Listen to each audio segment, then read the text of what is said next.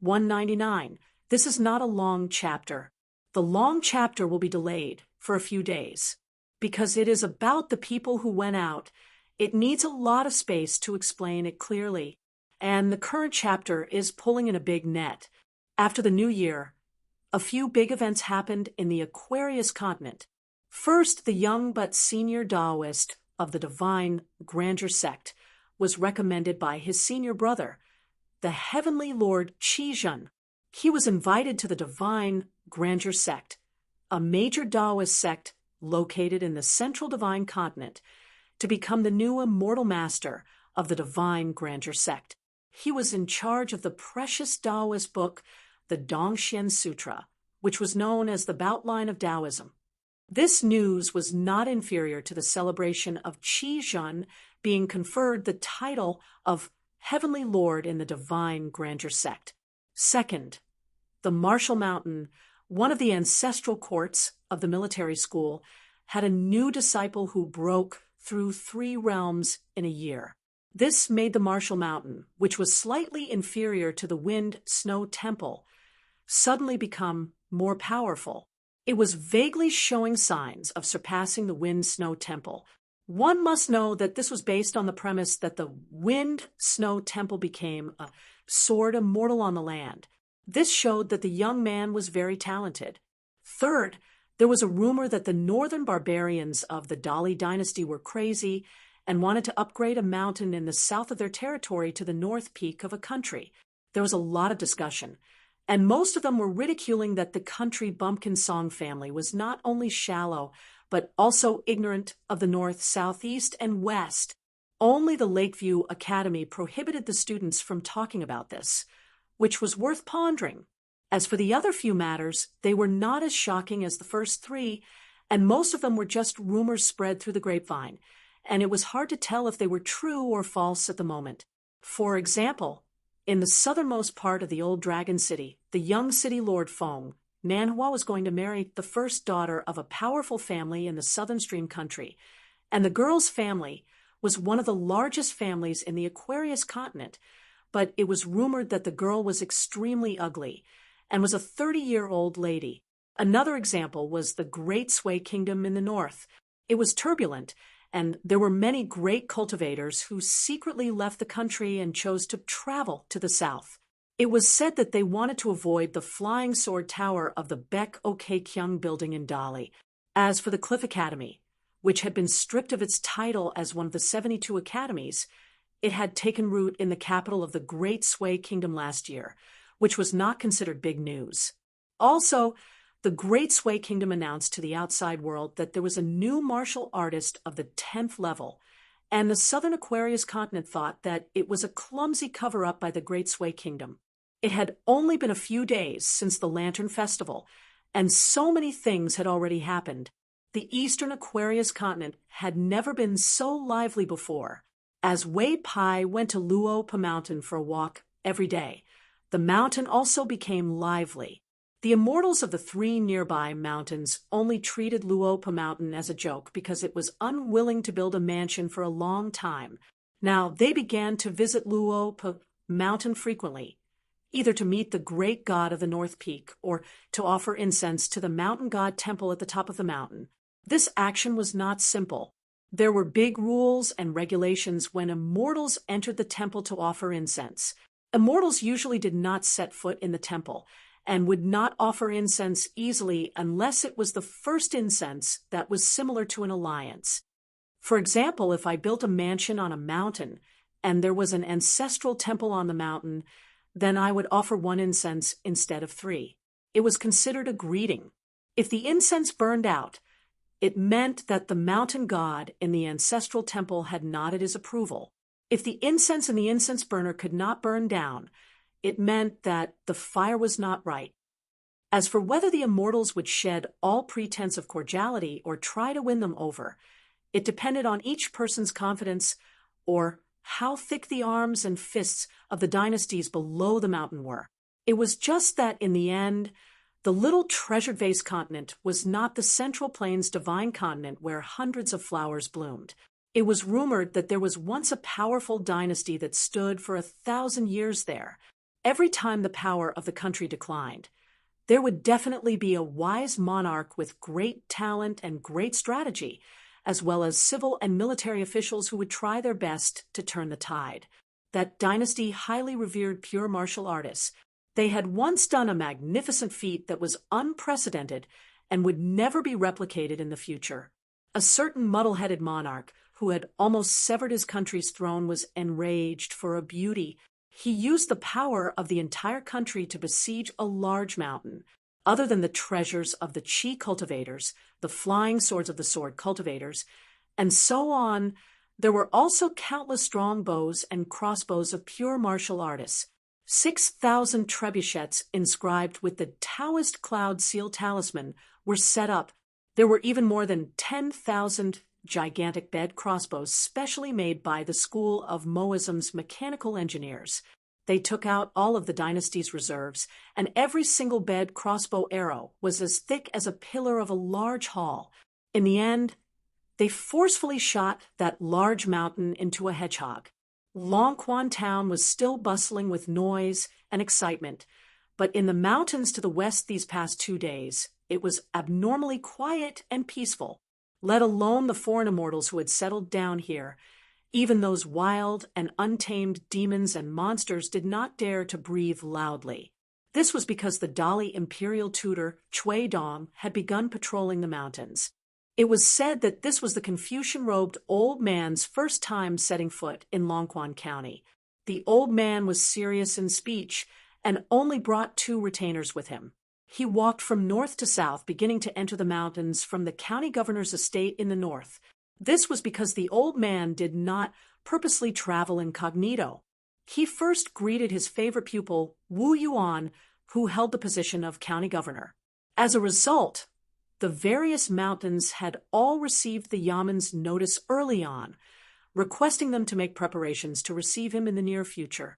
The imperial tutor could go up the mountain to view the scenery at any time. It was not that she wanted to make things difficult for him. She wanted to take out some dragon liver or phoenix marrow, or do some fancy sweeping of the streets. However, she had to give some face of the people in charge. At least one should stay on the mountain and not wander around randomly. Otherwise, after the imperial tutor went up the mountain, he could casually ask and say that he did not know anything. That would be inappropriate. Among this, the spiritual beauty mountain under Wan Jiao's name and the Oxhorn Mountain where the package house was located were definitely of the utmost importance. Wu Yuan had no choice but to let the 2 eldest sons, Yuan and Chao, who respectively held the positions of county magistrate and kiln supervisor, settle down in these 2 places first, so as to avoid any mistakes due to lack of hospitality. As for the cloud-splitting mountain, needless to say, His Majesty would soon arrive in person. As expected, the imperial tutor, Chui Dong, stayed at the cloud-splitting mountain for a short period of 2 days. He looked at the northern mountain ancestral temple and the location of the new academy. During this period, a face appeared and accompanied the imperial tutor the entire time, causing a huge uproar. It turned out to be the old assistant minister of the Huangting Kingdom, Cheng Shuidong. This caused a lot of speculation. Could it be that the Hong family of the Huangting Kingdom, a vassal state of the Great Sui Kingdom, had already betrayed the alliance? In the end, Chui Dong walked to the southernmost Luopa Mountain and climbed up the mountain god temple. Song Yuzhong's golden body appeared. When Song Yuzhong was young and studying, he greatly admired this imperial tutor. Now, not only could he see his real face up close, but he could also talk about moral knowledge.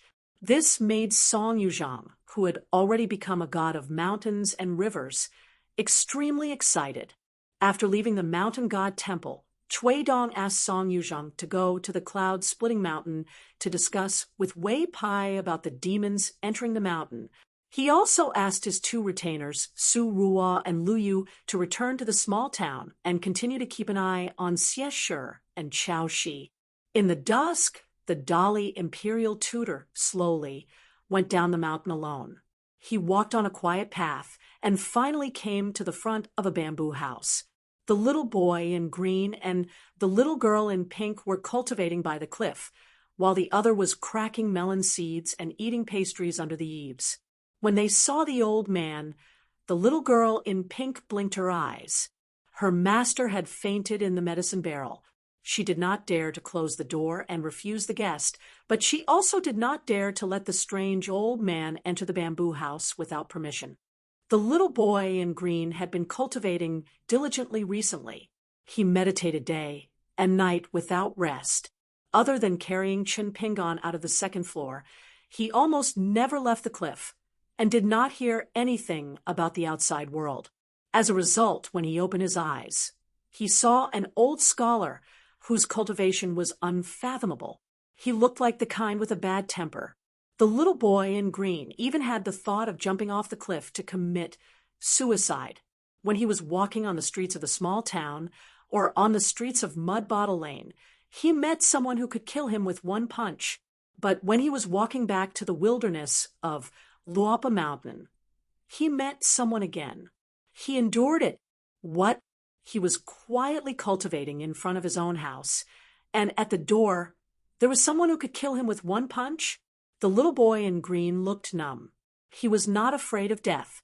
He said to the old man, "My master is not receiving guests recently. If you are not happy, you can kill me with one punch. Anyway, you have to step over my dead body first." The old man nodded and looked indifferent. "You want to die, right?" The little boy in green was about to speak when the little girl in pink asked in a childish voice, "Old mister, who are you looking for?" Chui Dong turned his head and smiled. "My name is Chui Dong. I am the Dali Imperial Tutor. I am not looking for your master. I am looking for the person on the second floor." The little boy in green looked as if he had been struck by lightning. Then he rolled his eyes. He held his head with one hand and waved the other. What did I say just now? Why can't I remember? Why is it like this? There was an old man standing by the railing on the second floor. He said to the little girl in pink, "Let him come up. Take that little water snake and go somewhere else to play. Don't worry, it has nothing to do with your master, Chun Pingon."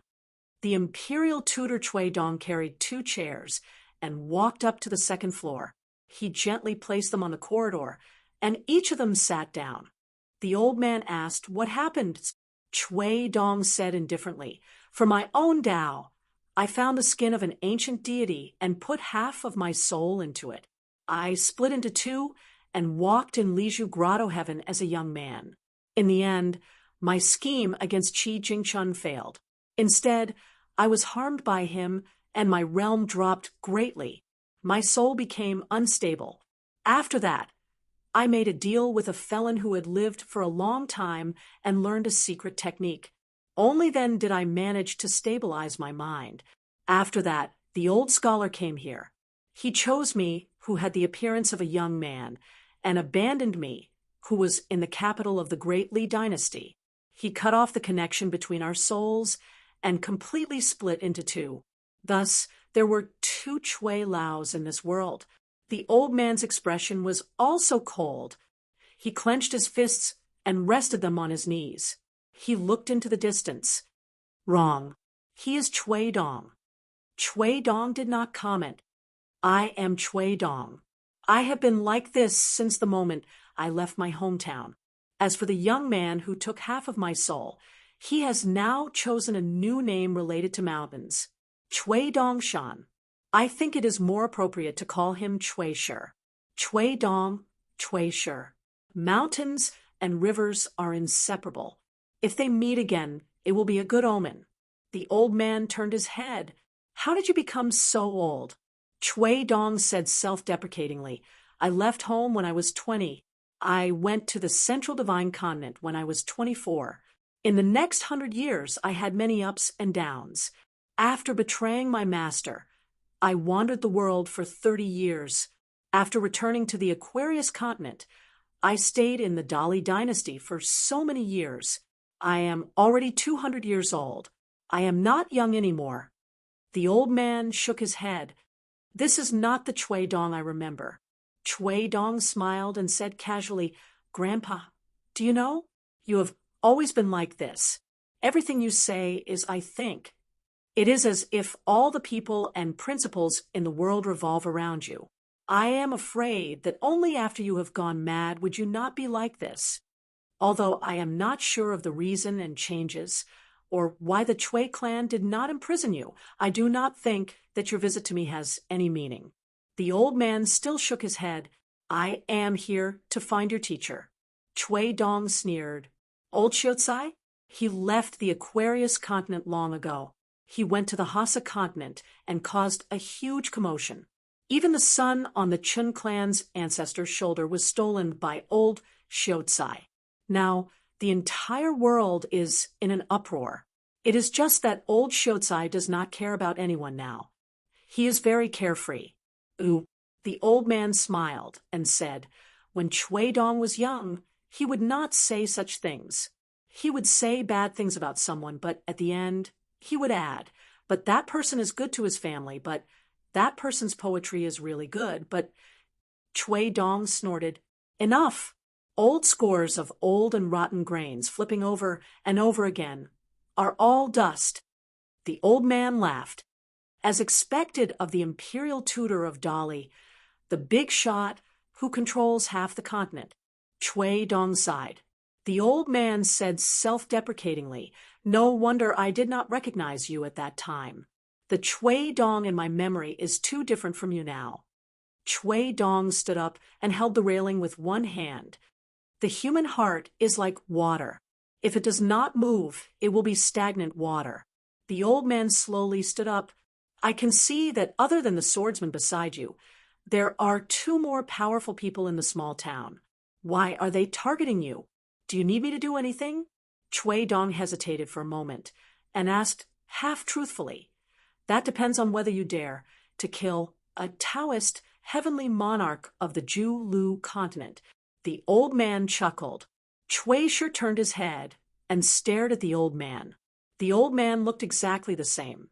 His memories from when he was young were completely different. At that time, the old ancestor of the Chui clan was leaning on a walking stick and had a doddering appearance. Moreover, he exuded a scholarly air. The old man closed his eyes. He began to search for the aura of someone in the small town. In the Xie family's old house in the small town's peach leaf alley, Chao Shi came to visit. Xie Shi was too lazy to introduce himself, and Chao Shi did not want to boast.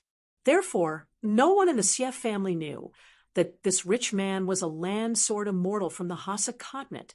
Xie Shi had been waiting for Emperor Dali's definite news. Out of the three people, he Xiaoyang from the divine grandeur sect, Ma Kuxuan from the Martial Mountain, and Li Shixing from the small town. Although they did not know Chao Shi's background, since he was Xie Shi's friend, the Xie family did not dare to slight him. In the hall, Chao Shi was drinking tea. He glanced sideways at a pair of cute little incense sticks. They were hiding in the horizontal board and poking their heads out at him. Xie Shi was impatient with Chao Shi's attitude. Just as he was about to chase him away, they both looked toward the southwest. Chao Shi narrowed his eyes and seemed to be gloating.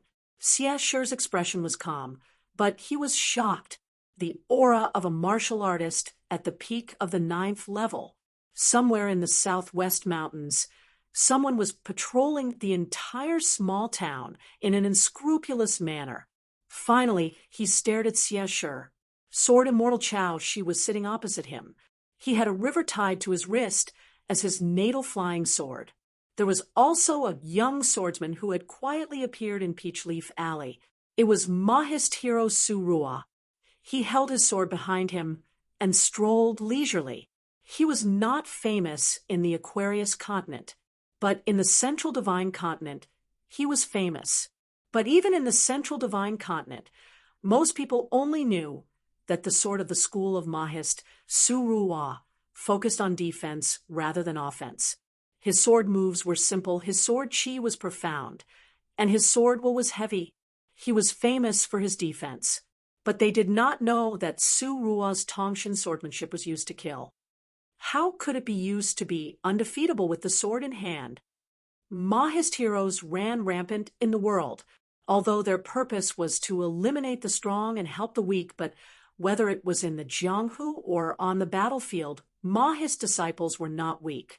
Therefore, other than the militarists, Mahist was one of the 100 schools of cultivators that the generals relied on the most. Now, a pure martial artist who was at least at the peak of level 9 suddenly appeared. He was restless and had ill intentions towards Xie. Plus, there was Sage Wanju, whose position was still unknown. Xie drank a mouthful of tea and looked around, just as Xie was about to put the teacup back on the table. From the courtyard, a small oriole flew through the air. The courtyard on the roof rippled, but it quickly returned to normal. The small and cute oriole stopped on Xie's shoulder and pecked at his clothes. Chun Pingan had seen this oriole before. Qi Jingchun had seen it before. In fact, many people in the small town had seen it before. Chao Shi's face was puzzled. Then his expression changed. Finally, his forehead was covered in sweat.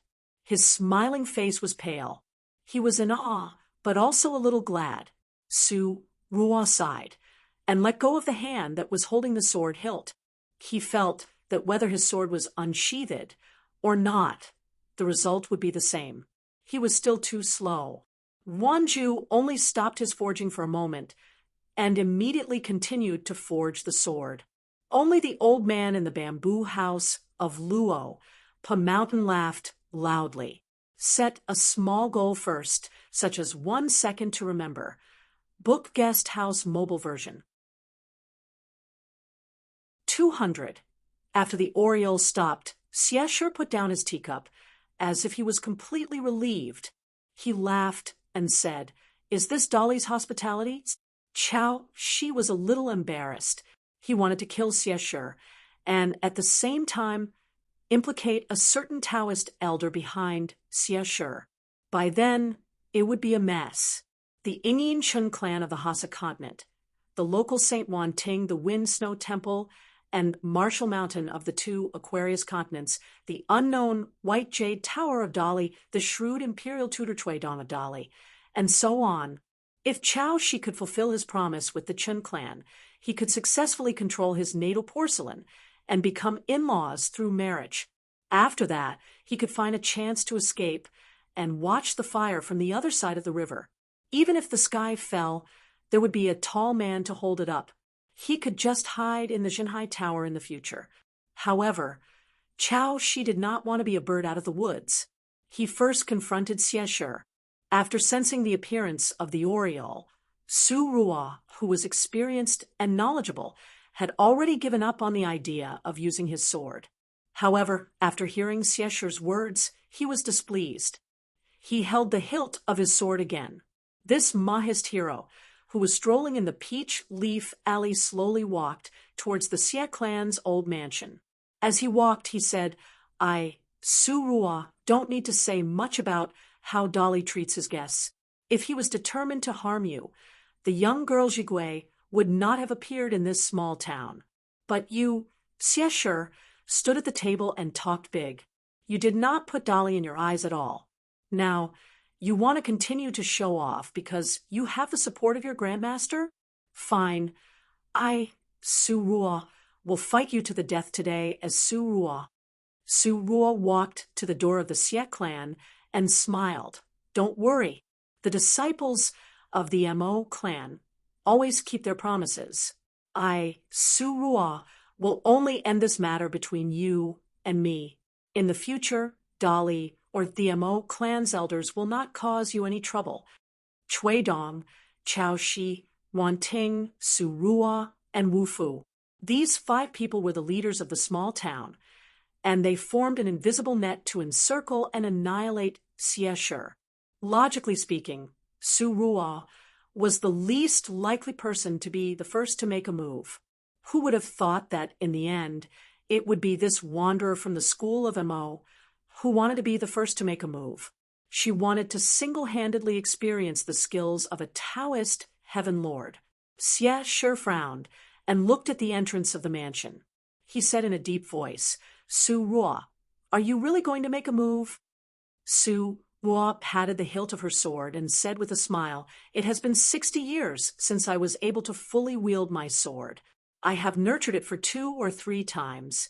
I believe it will not disappoint you, Master of Heaven."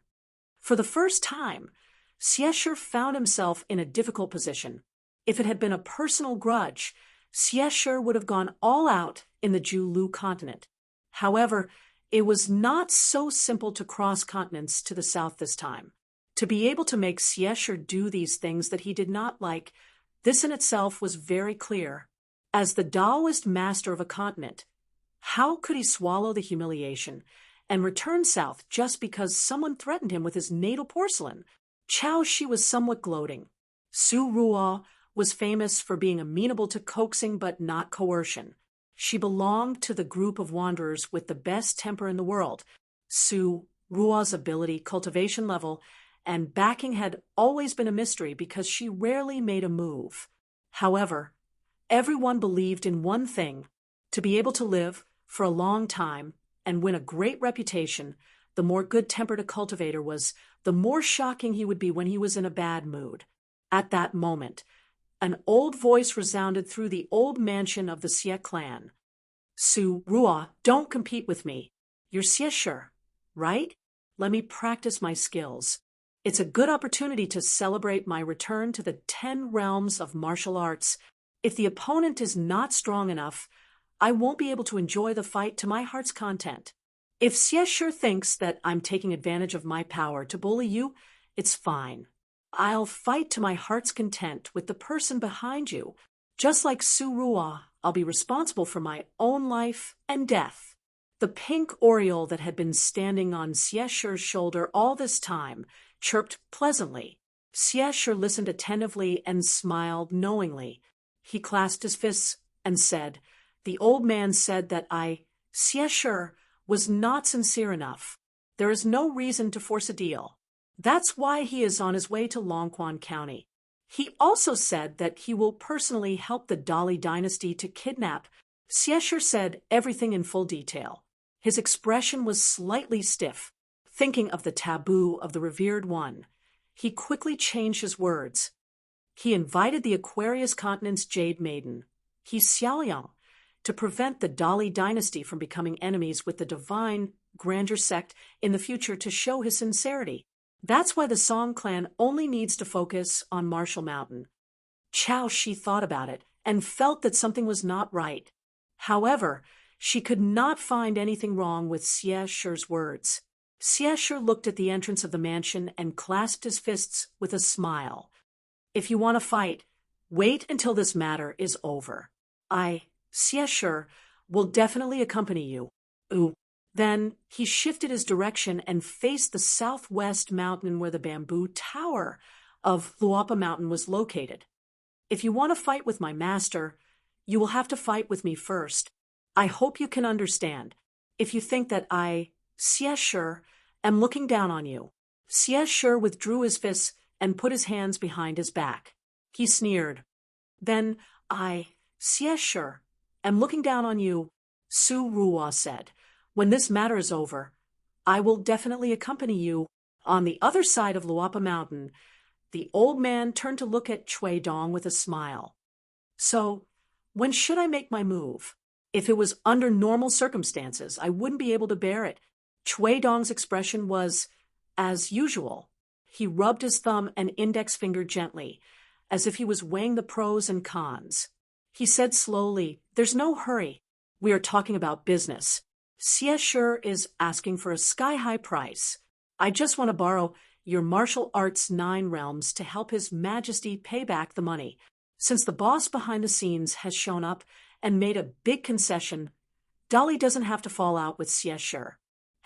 In the future, Xiesher will have to guard the mountain to the north of Lakeview Academy. He can't hurt this Lord of Heaven. After I leave the mountain, I have to persuade Su Ruo not to act on impulse for the time being. It's a bit of a headache. Su Ruo is a man without desires." The old man standing barefoot in the corridor looked at Chui Dong's side face and sighed. "Hey, you shouldn't have become like this." Chui Dong pointed to the distance and sneered. I am Chui Dong. Your grandson Chui Shi is in the Great Sui Kingdom. Not only does he look like a teenager, but he also has the childish temperament of a teenager. He should be as you like. Chui Dong was in a bad mood. Suddenly, he said sternly, "Come out." This angry shout scared the little boy in green and the girl in pink. The little boy in green was so scared that his legs trembled. What? Can't he secretly curse his mother? How can he hear that? When did the scholarly sage become so omnipotent? Fortunately, a man that was slender like jade quickly walked out from the secluded path outside the bamboo house. He was around 30 years old, had a vigorous, heroic spirit, wore black clothes, and his entire body emitted a stiff temperament that was like ice dregs. With a glance, it was obvious that he wasn't a person that was easy to get along with. He walked out of the bamboo building with firm steps, bowed his head, and cupped his fists towards the second floor. Sun Shujian, the last consecrator of the Chui family, greets the imperial advisor of the Great Li dynasty and the old ancestor. Chui Dong's eyes were unhappy.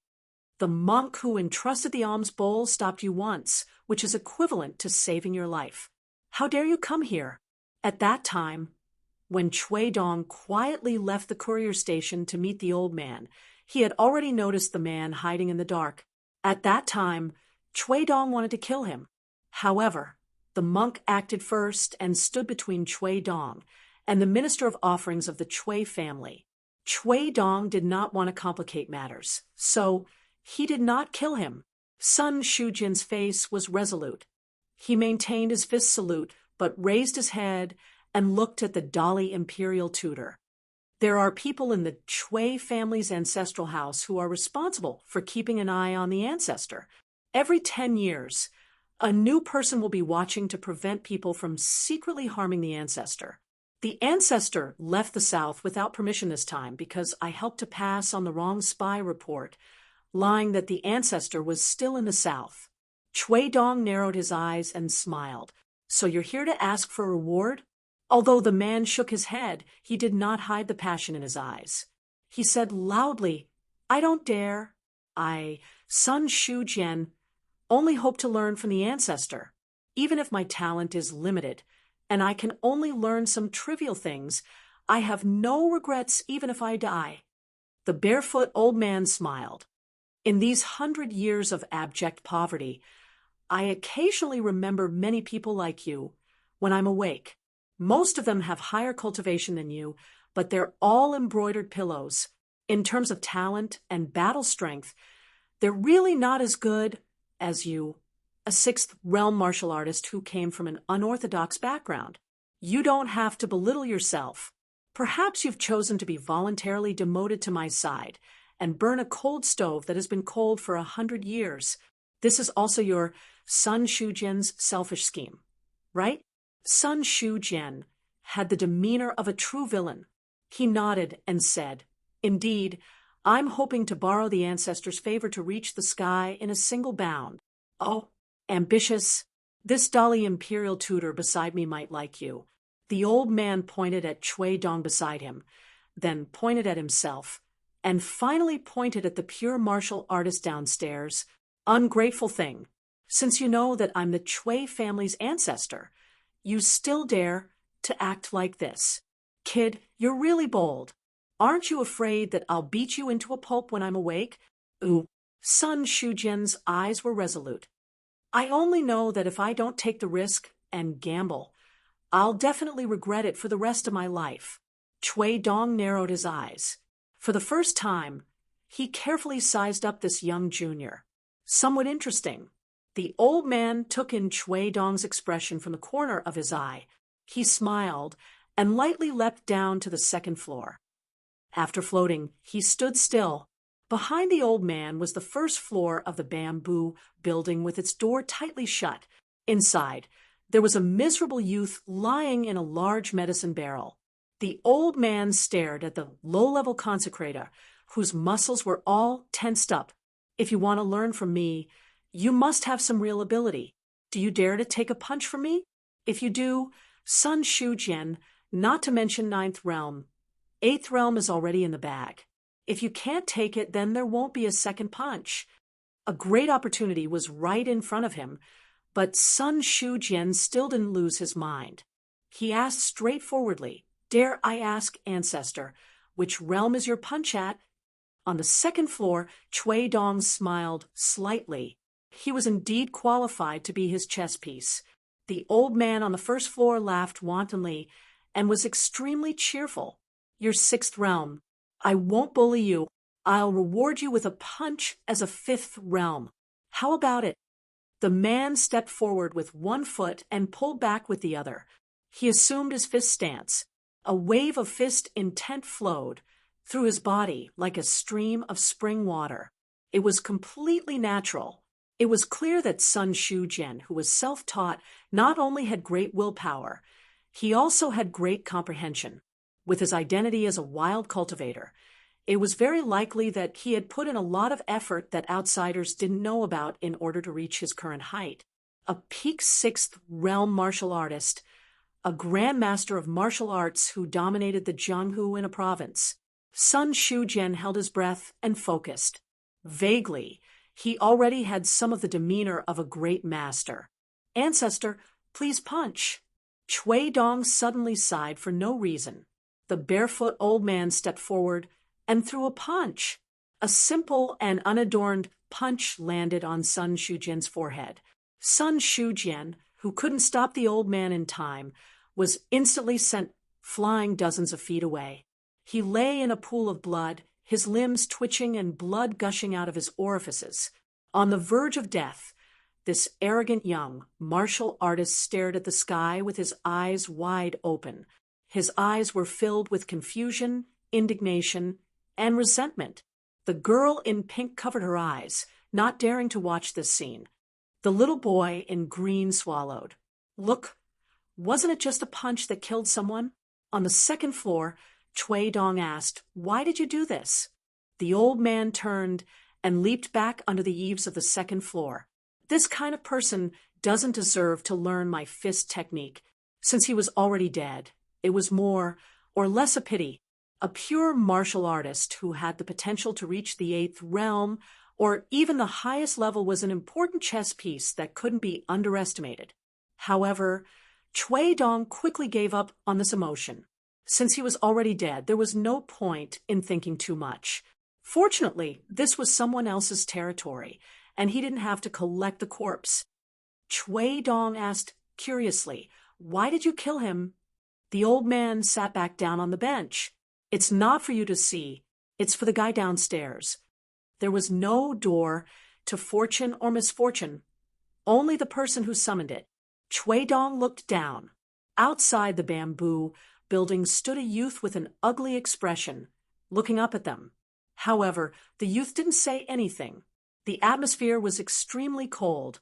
After a while, the old man didn't get up and the youth didn't leave.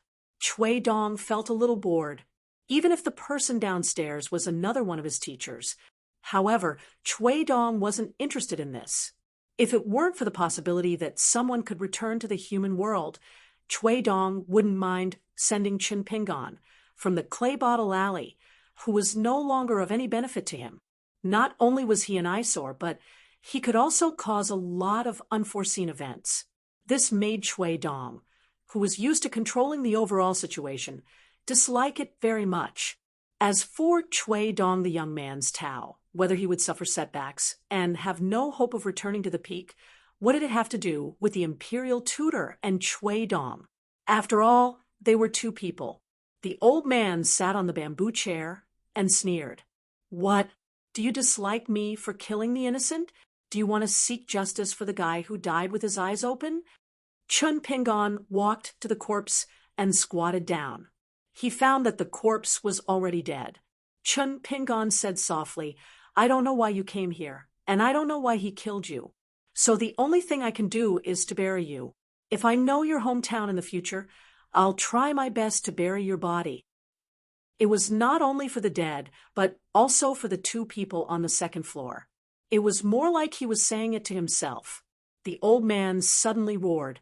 His face was full of anger, ferocious and terrifying. He said in an imposing manner, "There are thousands of good people in the world, but there are only a few pure martial artists like me in the world. There are so many practitioners in the world. Do you think those who reach the top can distinguish between good and evil? Chun Pingan, do you want to learn boxing from me or learn how to be a man?" Chun Pingan stood up and waved his hand to ask the little boy in green to help with the funeral.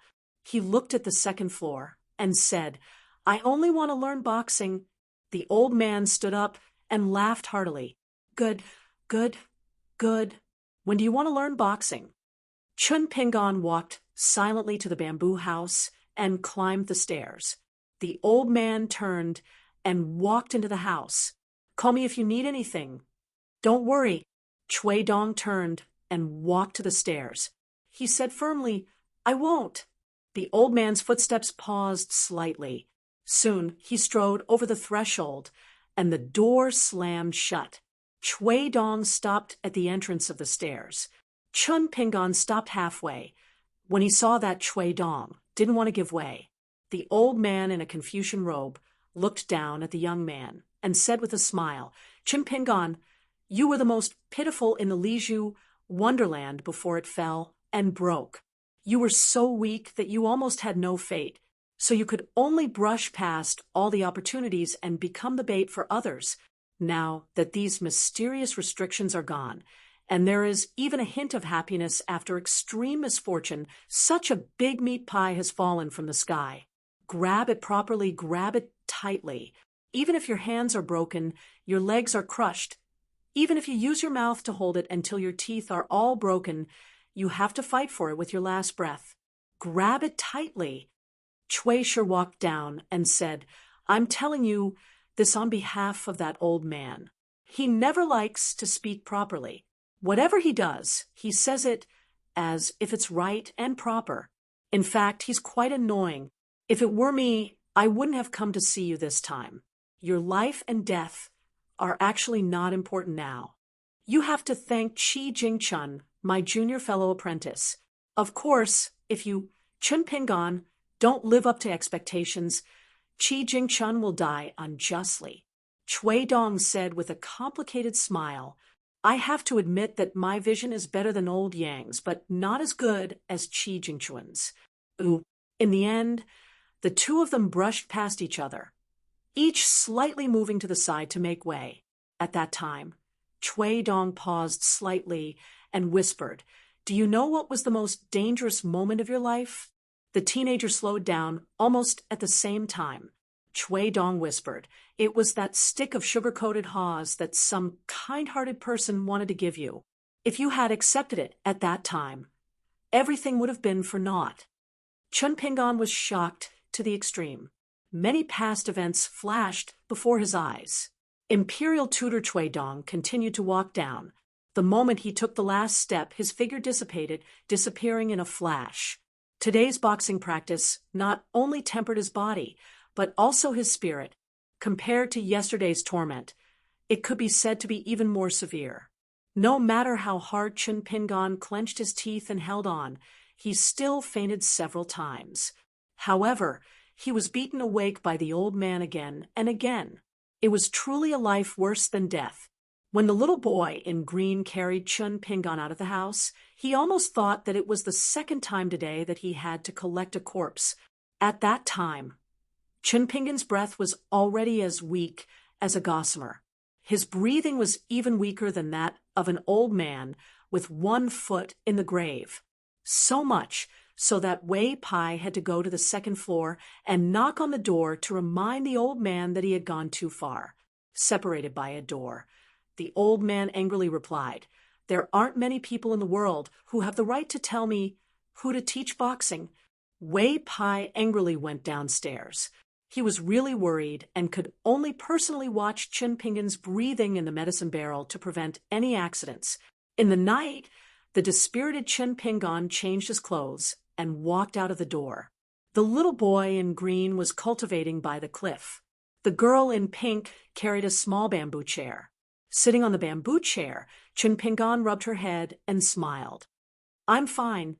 The girl in pink squeezed out a smile and learned from the little boy in green to suck up to him. Of course, my master is the best. Chun Pingon made a face at her. Finally, the little girl was amused. After that, Chun Pingon sat on the chair quietly and placed his hands casually on his legs. His sitting posture was lazy and unintentional. However, now, Chun Pingon finally had an indescribable sharpness. Even if he didn't speak, no matter if he was sitting or lying down, the true meaning of his fists that flowed out like a violent flood was enough to make a fist art expert feel dazzled and dazzled. The girl in pink would find it unfamiliar, and the same went for the little boy in green. That was the reason why he cultivated with all his might every day. The most commendable thing about this training session was that the old man was tempering Chun Pingon. No matter how ferocious and brutal he was, it did not change the young man's original temperament at all. Regardless of whether it was on or off the mountain, there was a rule that applied. When it came to imparting the Tao, teaching and dispelling doubts, the old man was undoubtedly the first class of martial arts master. A master might not necessarily be a top expert. For example, the Leaf family's patriarch felt that Zhu He, who was only a martial Realm 5 martial artist, was a worthy master. However, it would be strange if this old man who locked himself in the bamboo house every day was not a martial grandmaster. Who would be able to say that there was still great scenery beyond the 9 realms? For example, Zhu He even firmly believed that the peak of the 9 realms was the end of martial arts and the end of the path. The girl in pink asked secretly, "Master, are you unhappy today?" Chun Pingon asked, "Are you talking about the old senior's killing spree?" The girl in pink turned her head shyly to glance at the second floor, afraid that she would cause trouble for her master. Chun Pingon did not give a clear answer. Instead, he said softly, "When I was traveling the last time, I met a female ghost in a bridal dress. She liked a scholar very much. I don't know how to put it, but she killed many innocent scholars because of it. I felt that she was wrong, and it was not a small mistake. It was not the kind that could be made up for. However, what could I do? Back then, Bao Ping, Li Huai, and the rest were by my side. I couldn't just do as I wished. Furthermore, I was also thinking that I might have been thinking too lightly. I wasn't sure." The girl in pink asked curiously, "Master, what do you think now?" Chun Pingon clenched his fists and rested them on his knees. His eyes were clear as he smiled. "That was wrong. The next time we meet, I probably won't be able to reason with her. However, it doesn't matter. Next time, there will definitely be a chance." The girl in pink smiled. Such a master was different from the stuffy master of the past. However, it was better. Chun Pingon told himself silently. He had to survive first. The night was dark.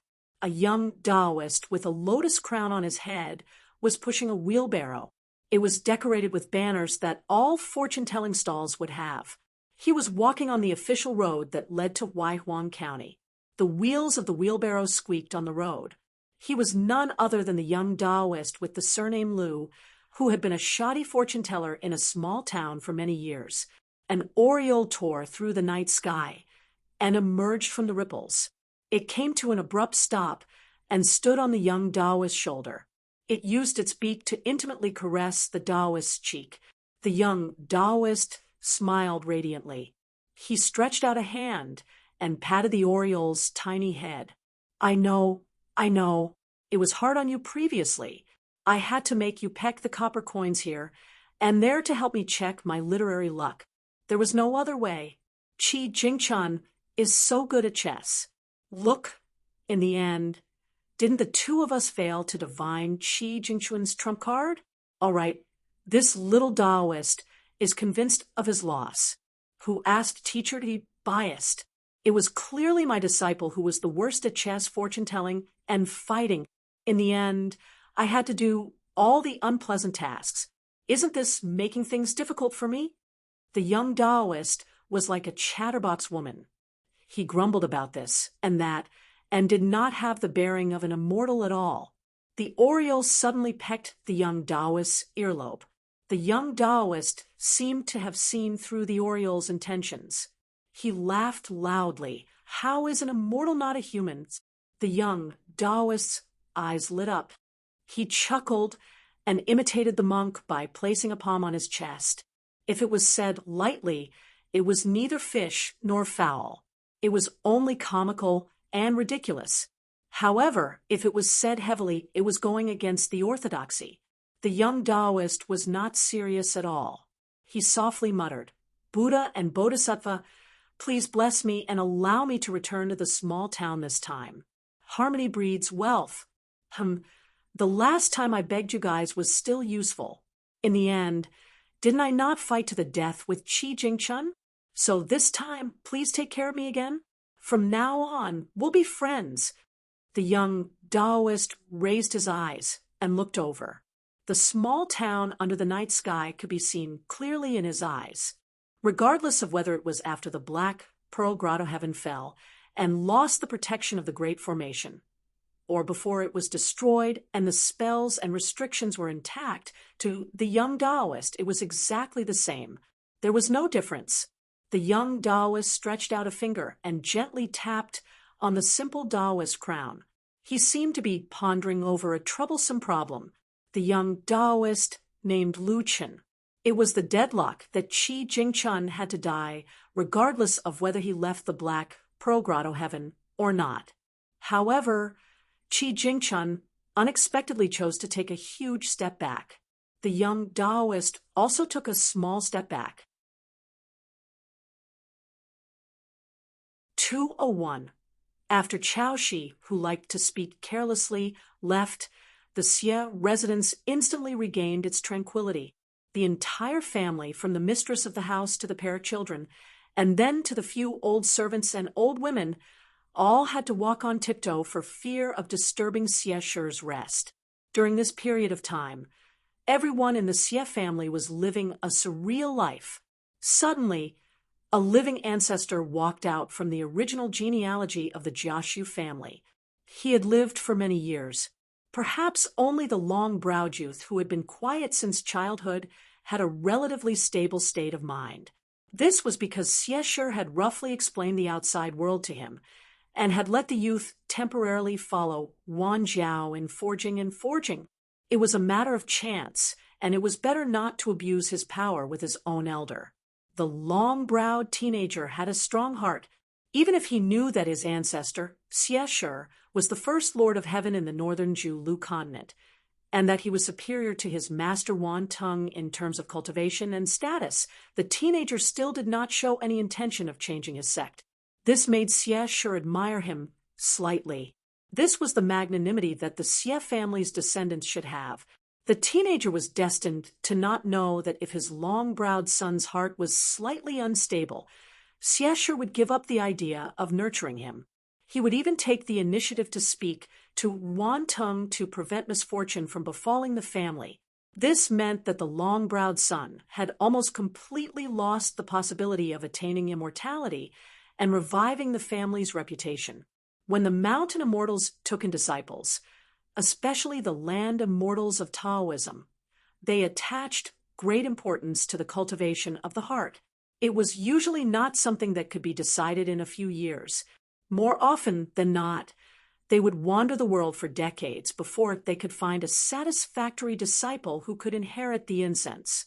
During this period, many immortals would give all kinds of tests: wealth, life and death, love, and many other things of the secular world were all obstacles in the cultivation of Taoism. Whether to continue to be a small fish in the river or a carp leaping over the dragon's gate, it could be a choice between a thought. The path of Taoism was long. Every Qi cultivator who had reached the 10th state, especially the 5th state, was without exception an outstanding person.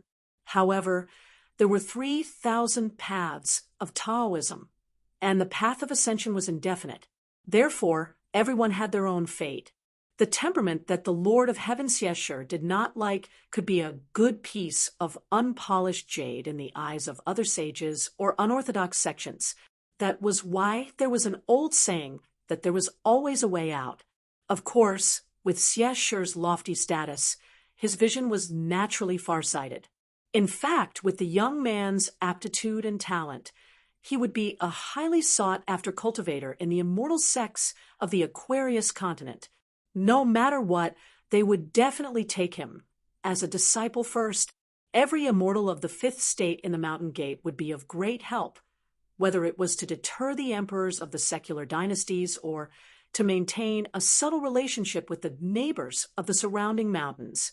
They would not nitpick like Heavenly Lord Sieh. Sieshur sipped his wine slowly with a worried expression. Ancestor, is there something on your mind? The young man with long eyebrows sat across the table. Seeing that there were no outsiders at home, a pair of small incense sticks jumped down from the plaque in the hall and played happily on the young man's shoulders and head. The long-browed teenager had long been accustomed to this. Sieshur drank his wine. I'm just feeling guilty, the long-browed youth said in astonishment. Old Ancestor is so powerful, yet he still needs to do things against his will. Sieshur smiled. You will still be unhappy in the future. There's no need to make a fuss. Your personality is more straightforward than smart. It's good for you to learn the sword. Taoism cultivates tranquility. It sounds like a pool of stagnant water, but in fact, it's not. You need to ask yourself the most. Every path is not easy. The young man with long eyebrows nodded. Sieshur looked at his slightly young face and sighed in his heart. Troubled times were coming, and heroes were fighting for supremacy. It was destined to be exciting, but there would also be many helpless parting of life and death. Sieshur waved his hand, indicating that the young man could leave. The pair of incense sticks jumped back to the plaque and stayed there, leaning against each other and whispering. Sieshur closed his eyes and rested. He was in a trance. After Chaoshi left the Peach Leaf Alley, he strolled casually. He walked in the streets and alleys. Outsiders didn't know his prominent identity, but Chaoshi could chat with anyone. If it weren't for the fact that all the treasures in Liju Cave had been plundered, Chaoshi would have turned the town upside down. Chaoshi hated it. He was angry that the Dali dynasty forced people to buy and sell treasures. According to the secret letter of Dali Chao's descendants, Dali's trip to collect treasures was really fruitful. Even Chaoshi, who had high personal ability, was a little envious. In the dragon-slaying battle, the sages of the three religions and hundreds of families fought a bloody battle here. They fought fiercely, and the corpses fell like snow. Then, the four sages descended from the sky and drew a circle. All the treasures were left in the small cave. Once every 60 years, the door was opened to welcome guests. Everyone relied on their own ability to enter the cave. They relied on their eyesight to pick up the treasures. Most of them were lucky enough to go out and suddenly improve their level. Chaoshi hesitated for a moment and said to himself, children and grandchildren have their own fortune. If I don't remind them, I think it's dangerous. When he arrived at the construction supervisor's office, the gatekeeper had poor eyesight and was not qualified to know about the Chao family's affairs and the mountain's affairs. He aggressively blocked Chaoshi outside the door. Chaoshi was not angry. He stood outside the office with a smile and chatted with the gatekeeper. After a while, they became quite friendly.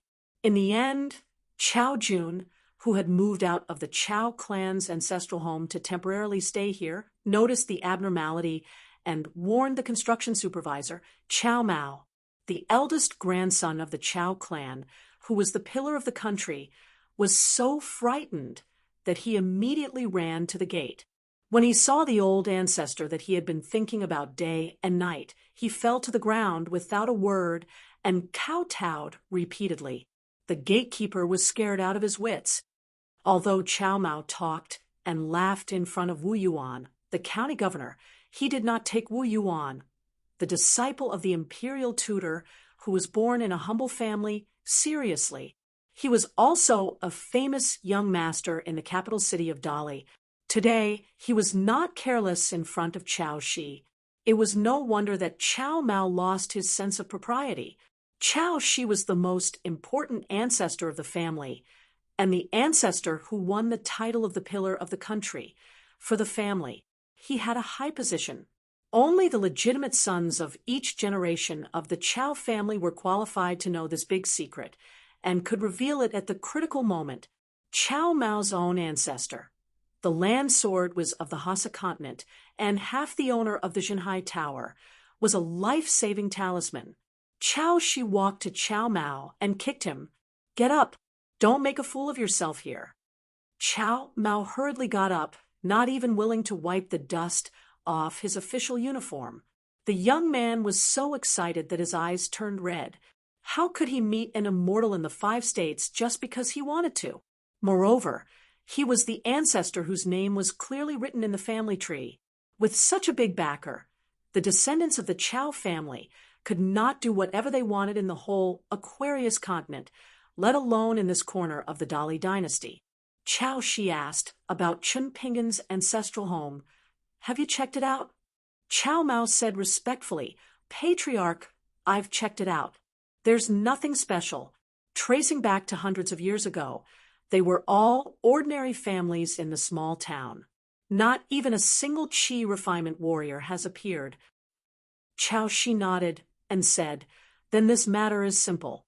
However, this was still a rather strange matter. Either the Chun family of the Dragon Tail stream did something, or some ancestor's luck is too unique. He took more than he could chew, and preempted the good fortune of dozens of generations of descendants. "Forget it. Don't worry about this. It's just a trivial matter." Qiao Mao bent over and wanted to lead the ancestor to the hall of the yamen. "Qiao," she said angrily, "what a big official. I feel ashamed sitting in the hall." Qiao Mao was at a loss. He had no experience in dealing with immortal ancestors. If his grandfather, the current family head of the Qiao family of Dali, was here, he would also be at a loss. Qiao Shi stood below the memorial arch in the Yamen Square and sneered. "Qiao Jun, get out here." Not long after, Qiao Jun, who was wearing a pair of long and short swords, lazily walked over. When he saw Qiao Shi, he didn't look serious either. He smiled and said, "What's wrong? You were bullied at the Xie residence and wanted to use me as a punching bag. You came all the way here just to drag me out and scold me?" Qiao Shi glanced at Qiao Jun, idiot. Qiao Jun laughed. "I have no choice but to follow my ancestor." Deep in Qiao Mao's heart, he was envious of the young swordsman who only knew his name and was from the same clan. He actually dared to use such a casual tone to speak to the ancestor. Qiao Shi was silent for a moment. He looked carefully at the layout of the yamen and asked without warning, "Was the yamen renovated just now? Who gave the idea?"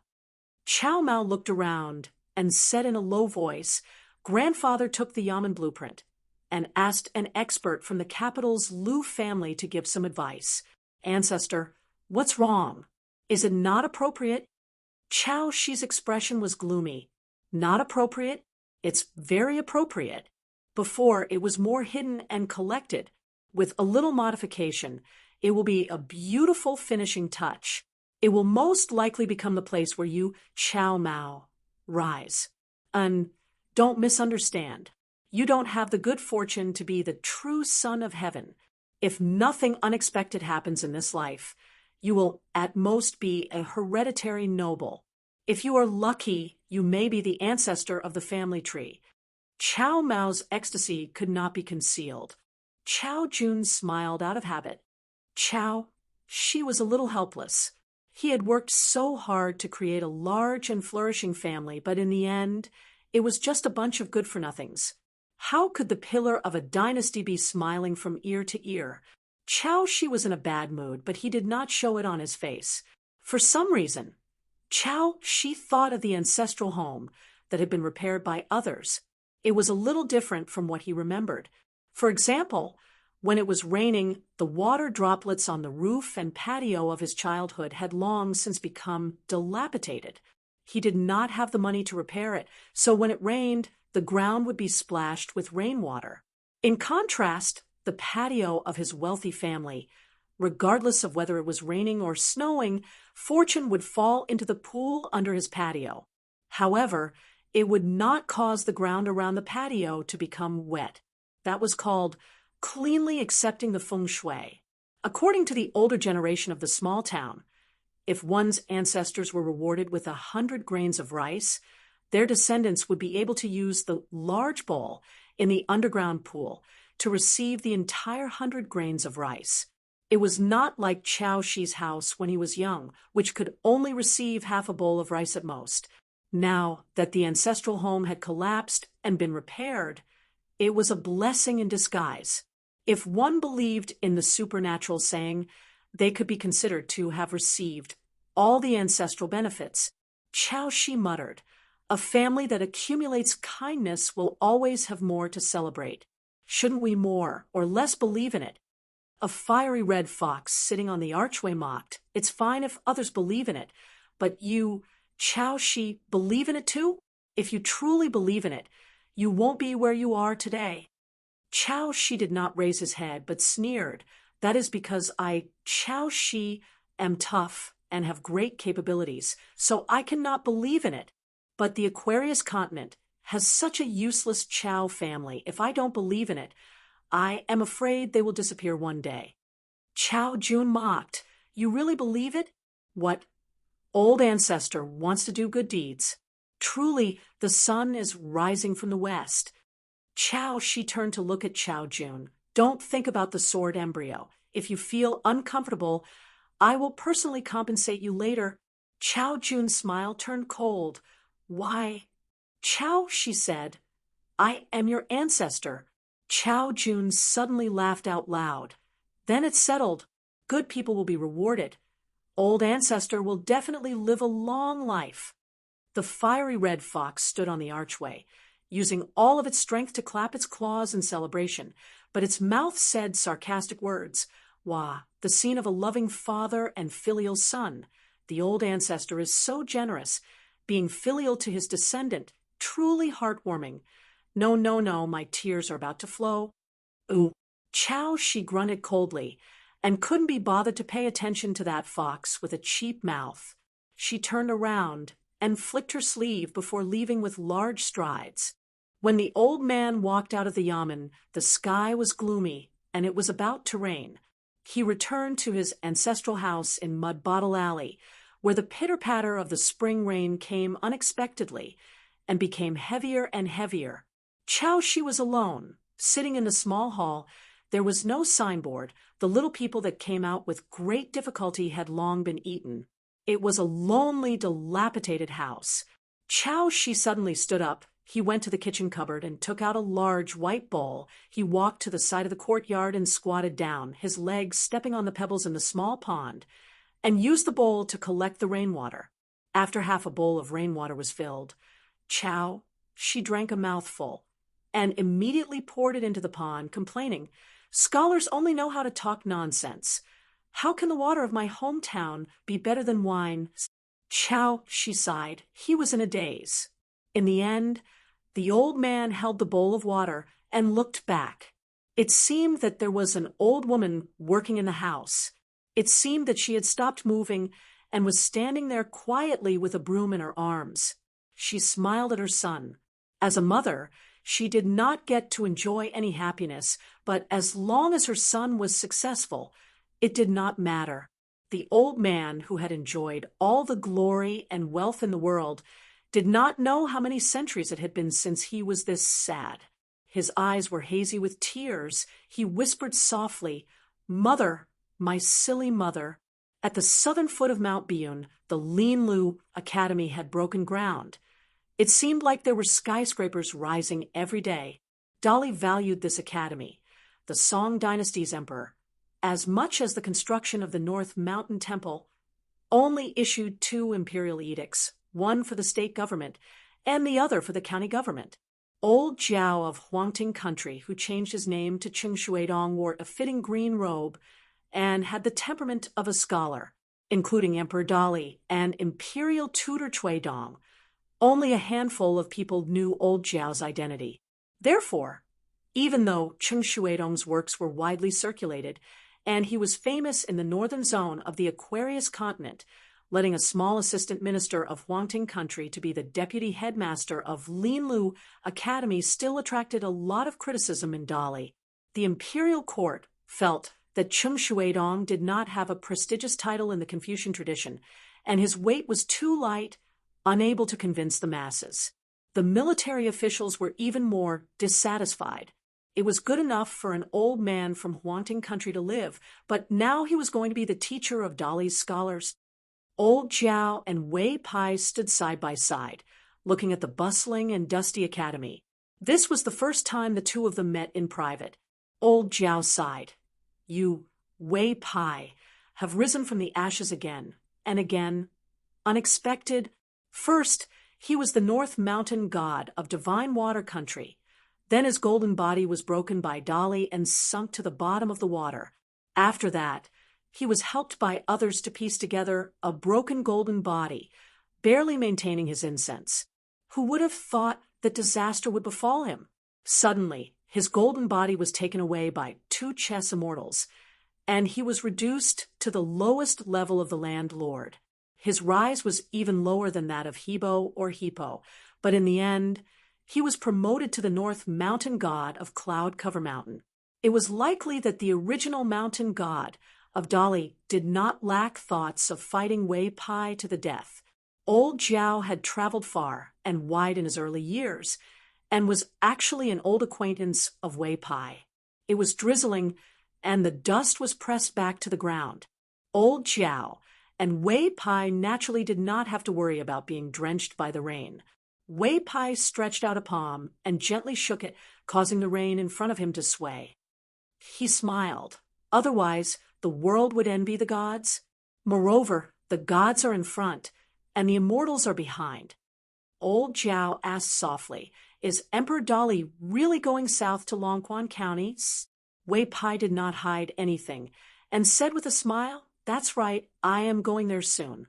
At that time, it will be fun for you, Old Jiao, to meet the true dragon son of heaven. How's the preparation of your meeting gift?" Old Jiao smiled. "It's ready. It's not worth mentioning." Wei Pai pointed at the town and asked, "Will they fight? If they fight, will you make a move?" Old Jiao hesitated for a moment, not willing to treat this future mountain god as a fool. "What else can I do?" Wei Pai had a headache. "Don't break my cloud cover mountain." Old Jiao laughed. "You've made this place your home so quickly?" Wei Pai laughed. "I am a person who likes the new and never gets tired of the old."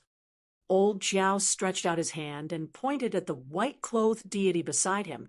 "It's rare to see someone like you who doesn't get tired of the old." Wei Pai laughed heartily. "That must be because you haven't seen enough." Old Jiao immediately stopped laughing and reminded him there are some things that others can do, but we can't say. Wei Pai nodded and remembered something.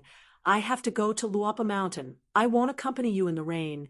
Raindrops pitter-pattered on the surface of the Dragon Whisker River. Under the stone arch bridge, a woman with hair as lush as water grass hovered at the bottom of the river, sobbing.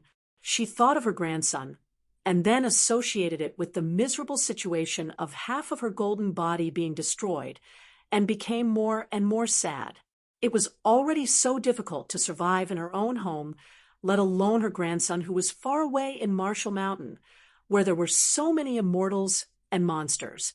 Previously, she happily patrolled the Dragon Whisker River every day, thinking about how she relied on the power of others to bully others, and how she shamelessly scared people to save up so many valuable and not so valuable treasures. She thought that one day she would give them all to her grandson so that he wouldn't have to worry about money on the road of cultivation. But now she suffered great pain and destroyed her golden body at the source of the river, making this river deity woman, who had no temple to burn incense, truly understand the unpredictability of the heavenly Tao and the difficulty of cultivation. Recently, she had been hiding under the stone arch bridge every day, washing her face with tears. Then, the woman suddenly stopped sobbing. Holding back the horror in her heart, she quickly swam to a place near the shore and obediently made way for a supervisor. Of course, the woman recognized the Tiefu river god. Her name was Yanghua, and she was most likely the youngest high-ranked river deity in the eastern vase continent. She had golden hair that was 10 feet long, and her face was covered with a mask. She held a long sword in her arms and had a very bad temper. Countless monsters passing by had died in her hands. The Dragon Whisker River was the swimming section of the Tiefu River, and of course, it belonged to the waters of the Tiefu River. Therefore, it was natural for Yanghua to patrol the river. However, after Yanghua was promoted to a river deity, she had never climbed the waterfall at the boundary of the river. Today was the first time. The river deity, who was called Malanhua, when she was alive, still behaved like a cowardly commoner even after becoming a deity. She lowered her head and said a few polite words. When she raised her head again, Yanghua had already swam more than 10 miles away. The woman was furious. She felt that this young woman did not know how to behave properly. Even if she was her superior, she did not even greet her. She was too rude. Therefore, the woman began to feel sorry for herself again, thinking that she was being bullied. In the end, the woman was afraid that her grandson would be treated the same way outside. The woman covered her chest with one hand and wiped her tears with the other. Then, like a carp swinging its tail, she swam quickly to her nest to take a look at her treasures. Thinking that they would all be her grandson's generous betrothal gifts in the future, she felt a little happier. Only then would she feel that there was still something to look forward to when she had to suffer after death.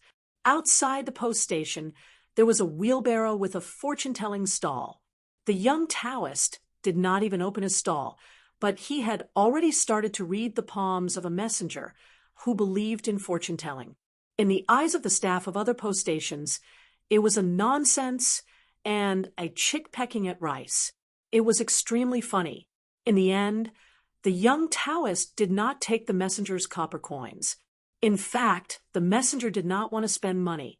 Fortunately, the Taoist was very tactful and only asked for a bowl of hot water. He stood beside the wheelbarrow and gulped down the water happily. The young Taoist wiped his mouth and waved goodbye to the post station with a bright smile. He continued to push the wheelbarrow forward. Over at the post station, someone rubbed his eyes hard.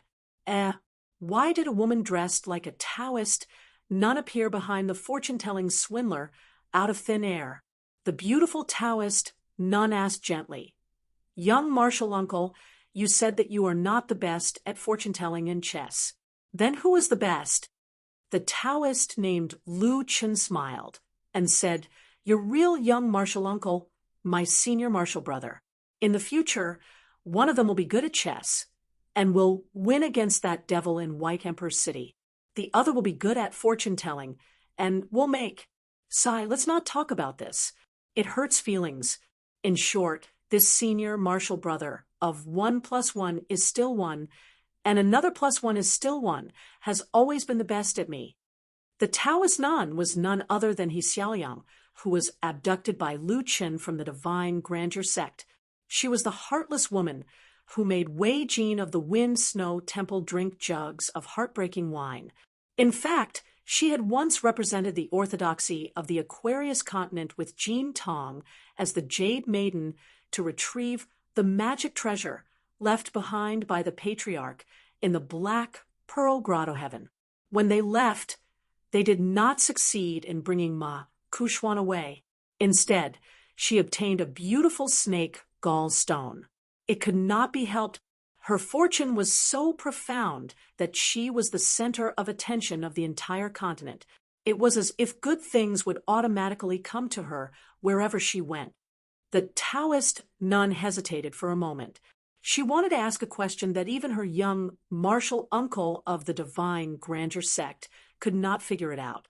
Why would the person beside her be the real crux of Qi Jingquan's predicament of certain death? Why?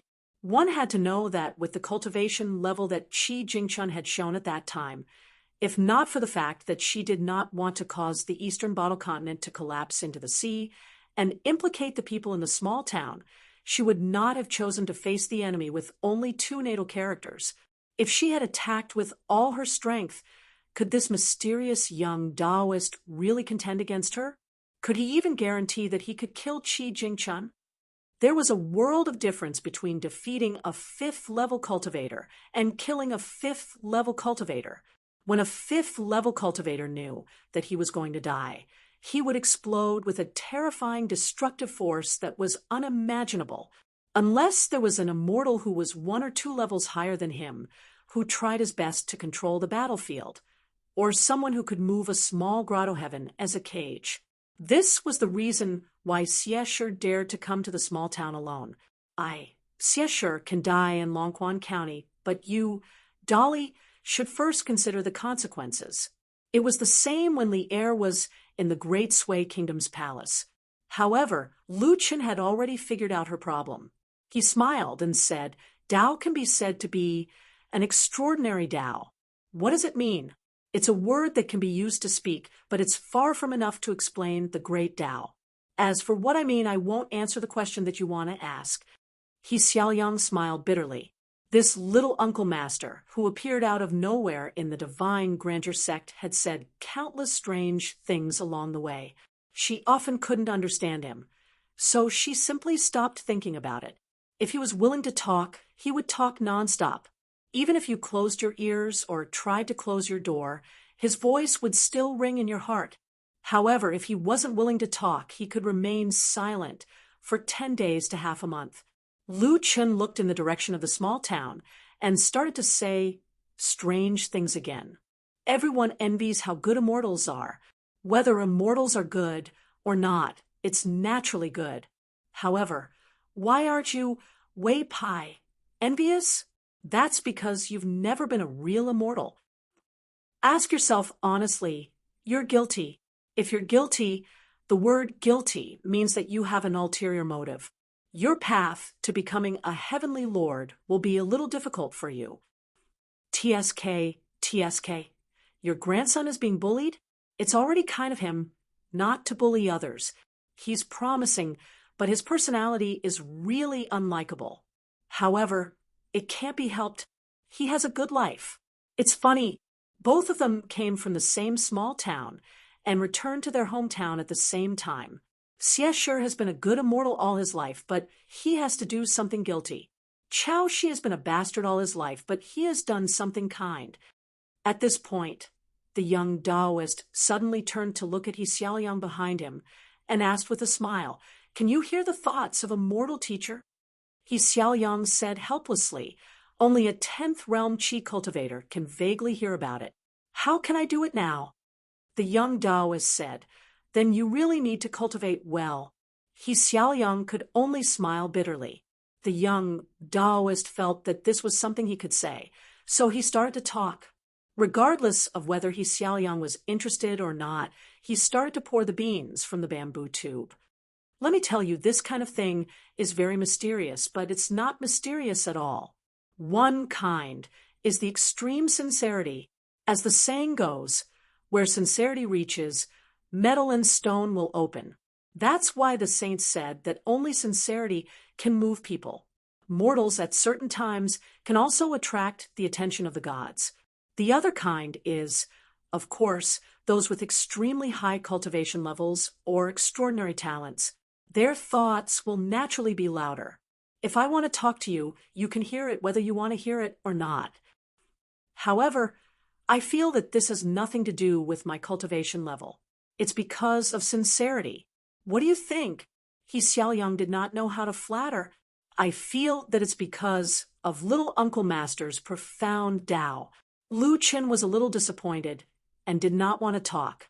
It was similar to when Li Shisheng called out by Zai's name on the way to the mountain. It could immediately be heard by Old Master Bai, who was far away in the Aquarius continent's West Ocean.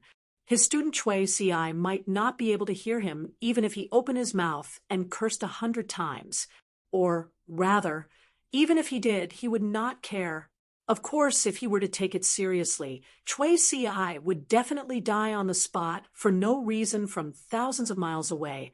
This kind of prodigy was like a bright star shining on the land. Of course, it was more eye-catching. Although the level 10 Qi refinement warriors in the secular world, who were used to being called saints, hid like 1,000-year-old tortoises. In fact, in the eyes of some big shots who had an exceedingly high level of cultivation, the ordinary people in the secular world could see everything clearly. Of course, it was not that simple for a deity to watch over the mountains and rivers. There was an invisible barrier in the land of a country and a continent that blocked the vision from other places. This was the root of the saying of the boundary of the blessed paradises. If one wanted to spy on the inside of the blessed paradises from across the world, the cultivation level required must be as high as the sky. In the south of the small town, the sound of metal striking could be heard from time to time. Ordinary people would not be able to hear the sound of metal striking. However, to the Qi refinement warriors, the commotion was not small. In fact, the sound of metal striking from Wan Jiao's sword furnace was like thunder in spring to the ears of the demons. The demons who were lucky enough to stay in the town showed their true forms one by one. Their sea of Qi shook violently, and they went crazy. Then, they were first subdued by the Dali Qi refinement warriors and pure martial artists who were already prepared, and then threw into the mountains. This favor was no different from a life-saving grace. At the same time, the scene of Wan Jiao's sword forging made others sigh with emotion. A saint was a saint. However, He Xiaoyang was a little surprised. The sword forging is nearing the end. Why is there still such a big commotion, causing the mountains and rivers in the boundary to shake a little? Could it be that the quality of this sword is so good that it can be famous in the world? Lu Chen smiled but did not say anything. The saints also had to do business. However, since Qi Jingchun and his master had reached an agreement, he would not interfere in this matter. This was not only to respect his master, but also to express his respect for that scholar. Thinking back to the past, the fortune teller Lu Chen had his back to the school, telling people's fortunes. Behind him was a scholarly sage who was teaching the Tao to the children. As for why Qi Jingchun had to die, it involved a very big Tao. Qi Jingchun had read the ancient books of the three sects in the Dragon Pearl Grotto Heaven. Qi Jingchun had said that he had the chance to establish a sect. What sect did he establish? No matter what it was, he thought of the same thing as someone else. Therefore, as that person's junior brother, Lu Chen had to come here personally. Lu Chen looked at the sky. There was once a scholar who sat there and fought against the immortals of the three sects alone. Admiration was admiration. Respect was respect. He still had to do things that went against his conscience. Later on, he took advantage of the situation and roughly deduced Qi Jingchun's real backup plan. He left 4 words for the young man, saying that he wanted him to practice calligraphy. This was true, but the biggest meaning was like flying a kite. He hoped that when the young man was copying those 4 words, he would be able to calculate the most crucial move one day. It was purely the good fortune of a chess expert. However, it was strange that the young man only gave Lu Chen 1 chance. Moreover, Lu Chen could not calculate much. Lu Chen did not mind this. After all, the situation had already been decided. He would not kick Qi Jingchun when he was down. The young Taoist had once said to the young man with a smile, "What seems like a good deed might not be a good deed." There was a deeper meaning behind it. It was not only referring to the 4 words of the prescription, but also the candied haws that had been planned for a long time. Lu Chen released the handle of the wheelbarrow and stretched. He smiled. "If you have nothing to worry about, what's the last sentence?" The young Taoist nun smiled. "It's a good time in the world." 202. In the past 2 days of training, the barefoot old man's attacks had become fiercer and fiercer. Although he no longer made Chinpingan do the cruel act of flaying his skin and pulling out his tendons, he used the deity-beating drum style to smash Chinpingan's body and spirit, layer by layer. It really made Chinpingan feel like he was in heaven. Outside the bamboo building, the girl in pink was eating melon seeds absent-mindedly. She did not even realize that she had bitten her lips until they bled. As for the little boy in green sitting on the edge of the cliff cultivating, he always had a serious expression. He not only had to rely on his innately strong body to desperately digest the high-quality snake gallstone in his stomach, but he also had to concentrate his spirit and try his best not to be disturbed by the frightening movements in the bamboo building. Even the Royal River Water Snake himself did not know that this was actually a great opportunity to cultivate both the mind and the body. The scene of the chi movement in his body was like a flood crashing against a pillar in the river. It could only be encountered but not sought. Occasionally, when the girl in pink was really restless, she would reach out and touch the bamboo building. Although the words written by the Confucian scholar Li Shixing did not appear on the walls of the bamboo building, she had firmly engraved them in her heart. The content of the words and even the outline of the strokes were clear as day.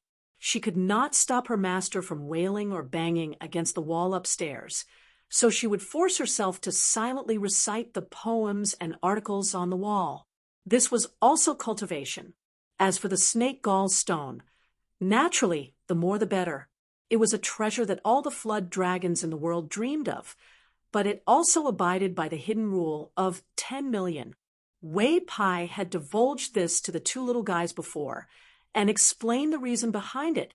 The first high-quality snake gallstone could be digested by the hybrid flood dragons in about a year.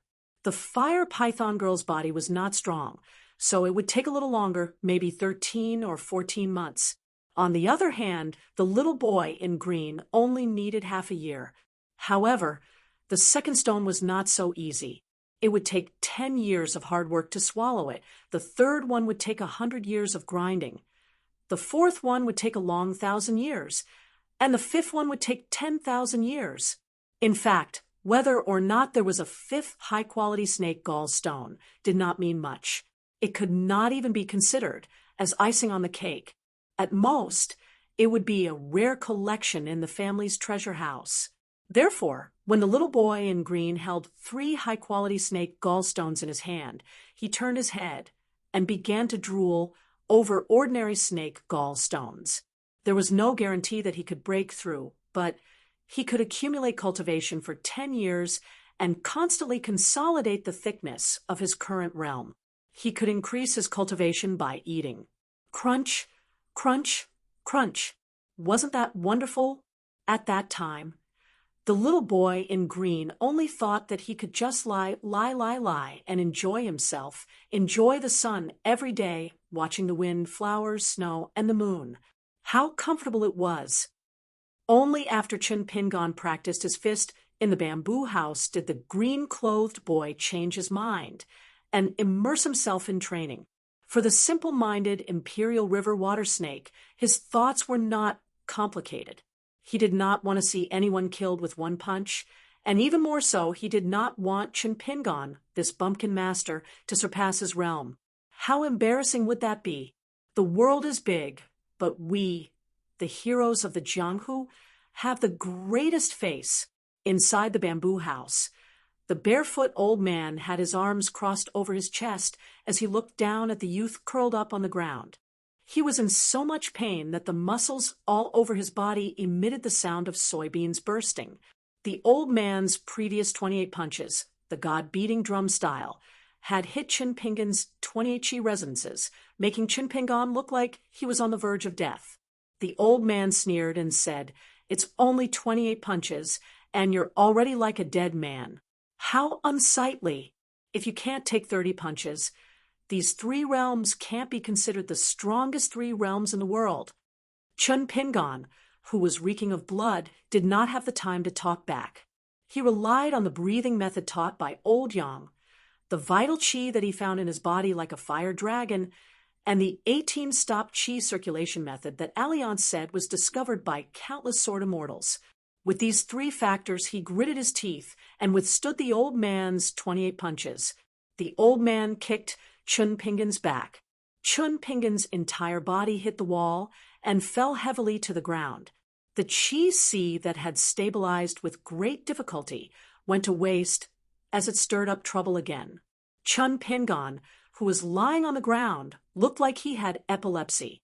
The old man laughed and said, "What does a pure martial artist rely on to stand at the peak of the mountains?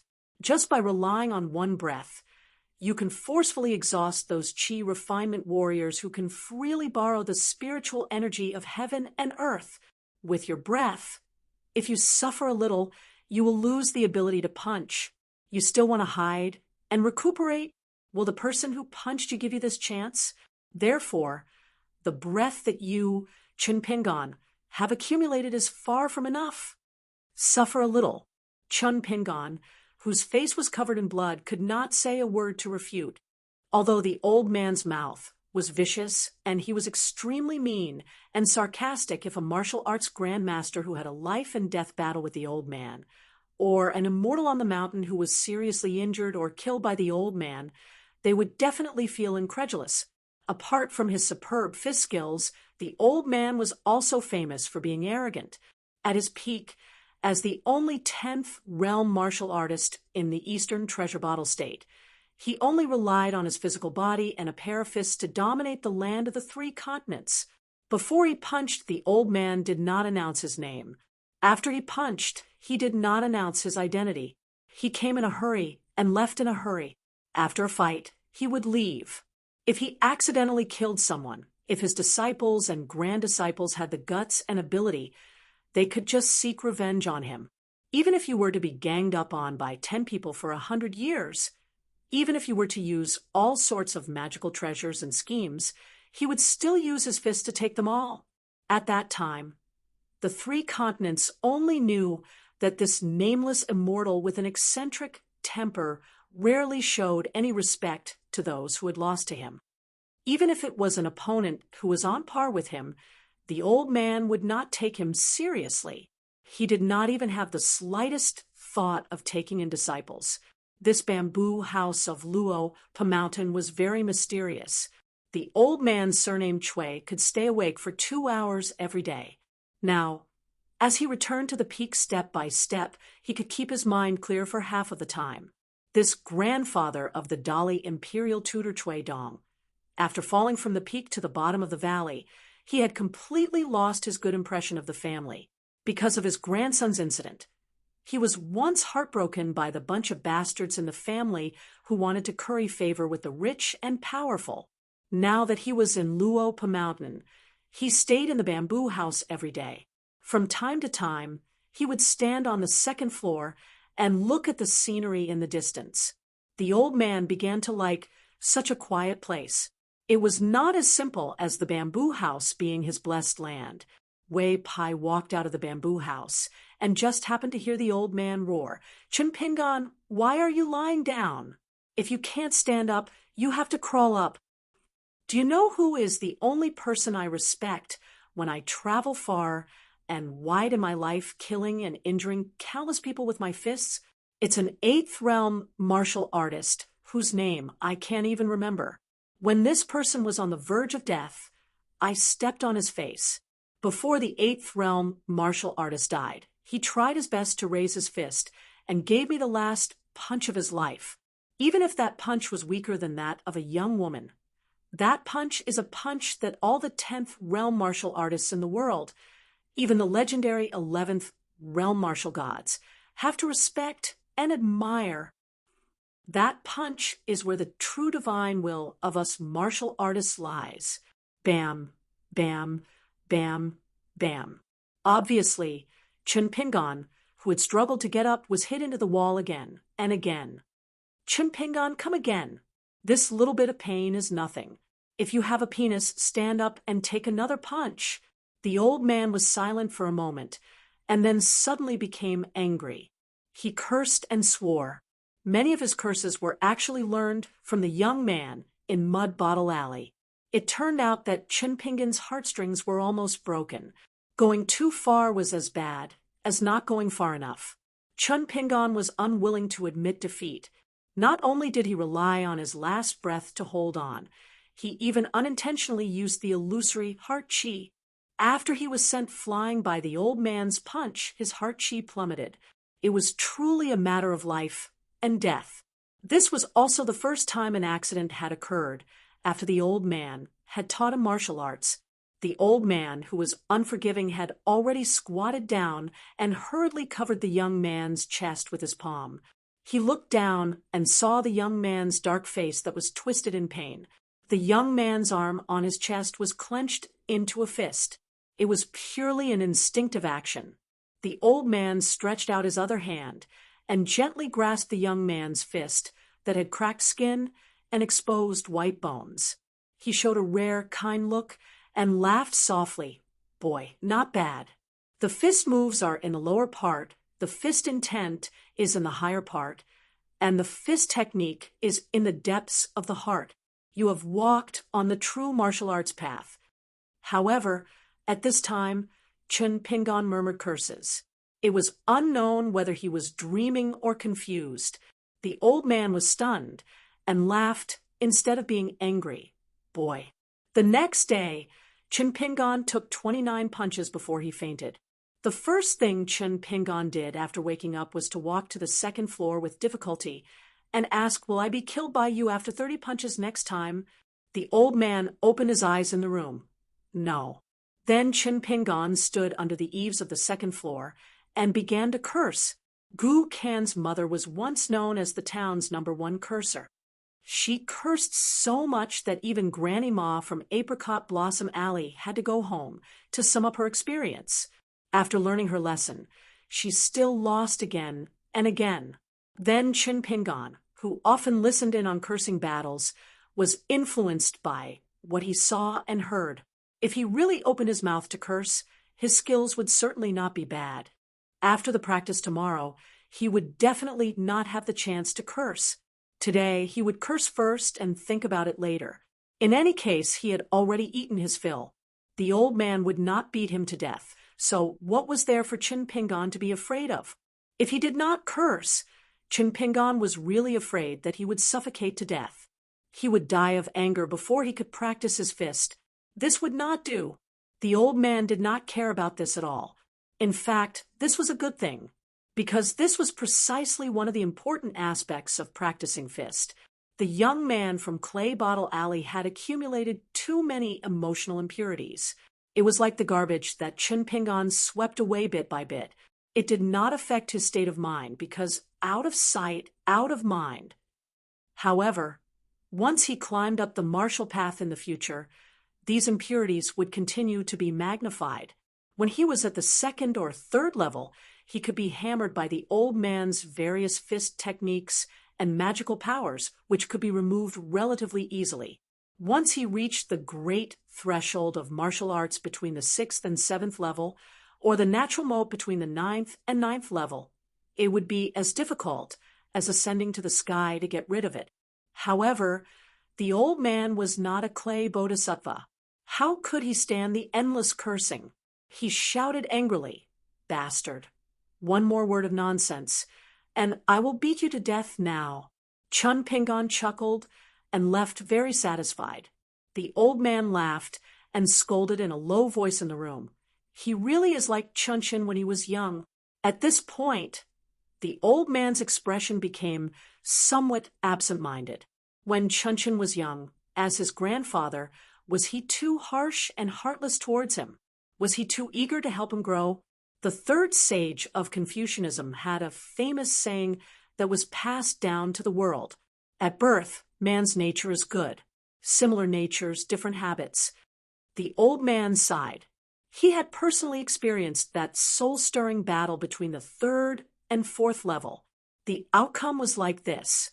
This was also because the old man did not dabble too deeply.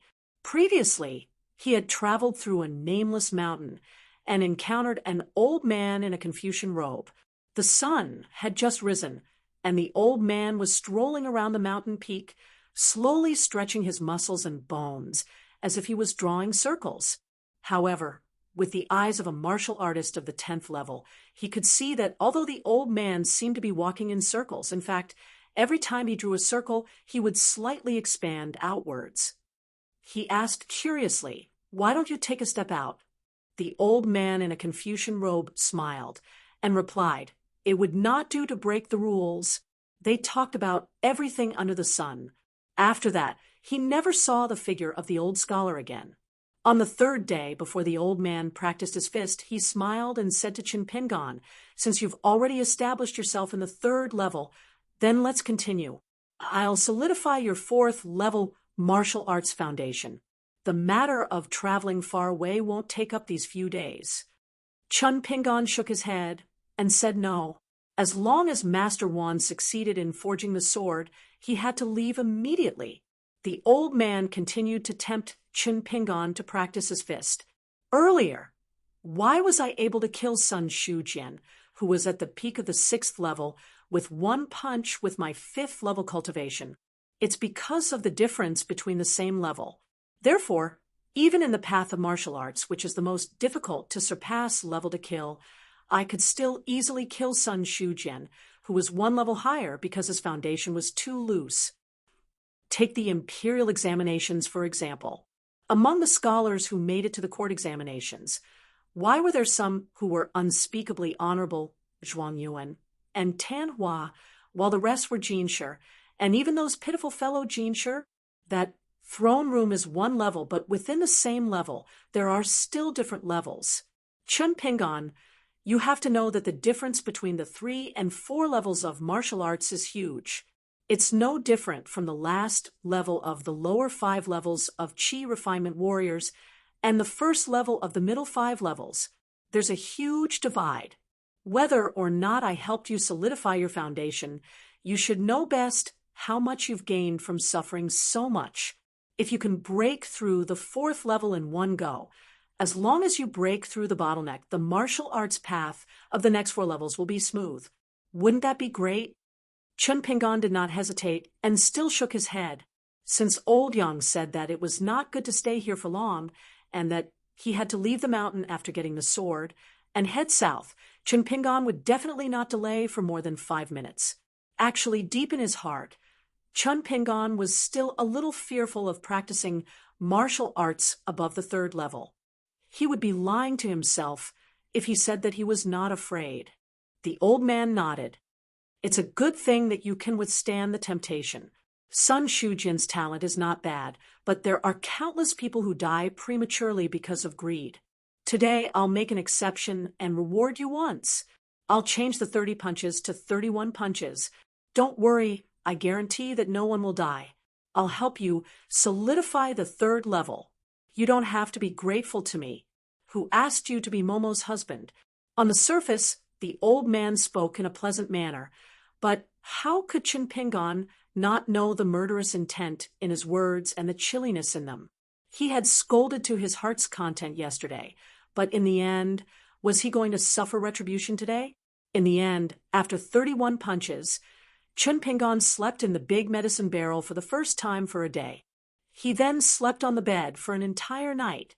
At dawn, Chinpingan walked out of the house. Wei Pai and the 2 little fellows were sitting under the roof. After seeing Chinpingan, Wei Pai sat on the bamboo chair and raised his head. He cupped his fists and said joyfully, "Congratulations, congratulations." Chinpingan cupped his fists and returned the greeting. He smiled bitterly and said, "It's a long story." The girl in pink gave the bamboo chair to her master. After Chinpingan lowered his voice, Wei Pai said, "Wanton will open the furnace in 2 days. Previously, when I was chatting with Little Snake, I heard that you wanted to buy a blade-strengthening gourd. Then I made the decision on my own and changed the original betrothal gift from Dali Imperial Court to a mountain. I didn't want 5 transcendent artifacts and only accepted 1 gourd. Chinpingan, if you feel that you've suffered a loss, you can change it and continue to accept the original 5 transcendent artifacts from Dali. The girl in pink and the boy in green exchanged glances with each other, persuading Chin Pingon not to be blinded by greed and to take the 5 transcendent artifacts. Chun Pingon smiled and said, "Of course, I want that blade-strengthening gourd." Wei Pai laughed heartily and waved his sleeve. In an instant, a small vermilion gourd was held in his palm. Compared to the small silver gourd hanging from Alliance's waist, it was slightly smaller. Its color was warm, and its style was simple and unadorned. It was easy to fall in love with it at first sight. Chun Pingon's face was full of surprise. He carefully held the vermilion gourd with both hands. He opened his eyes wide and looked at it carefully.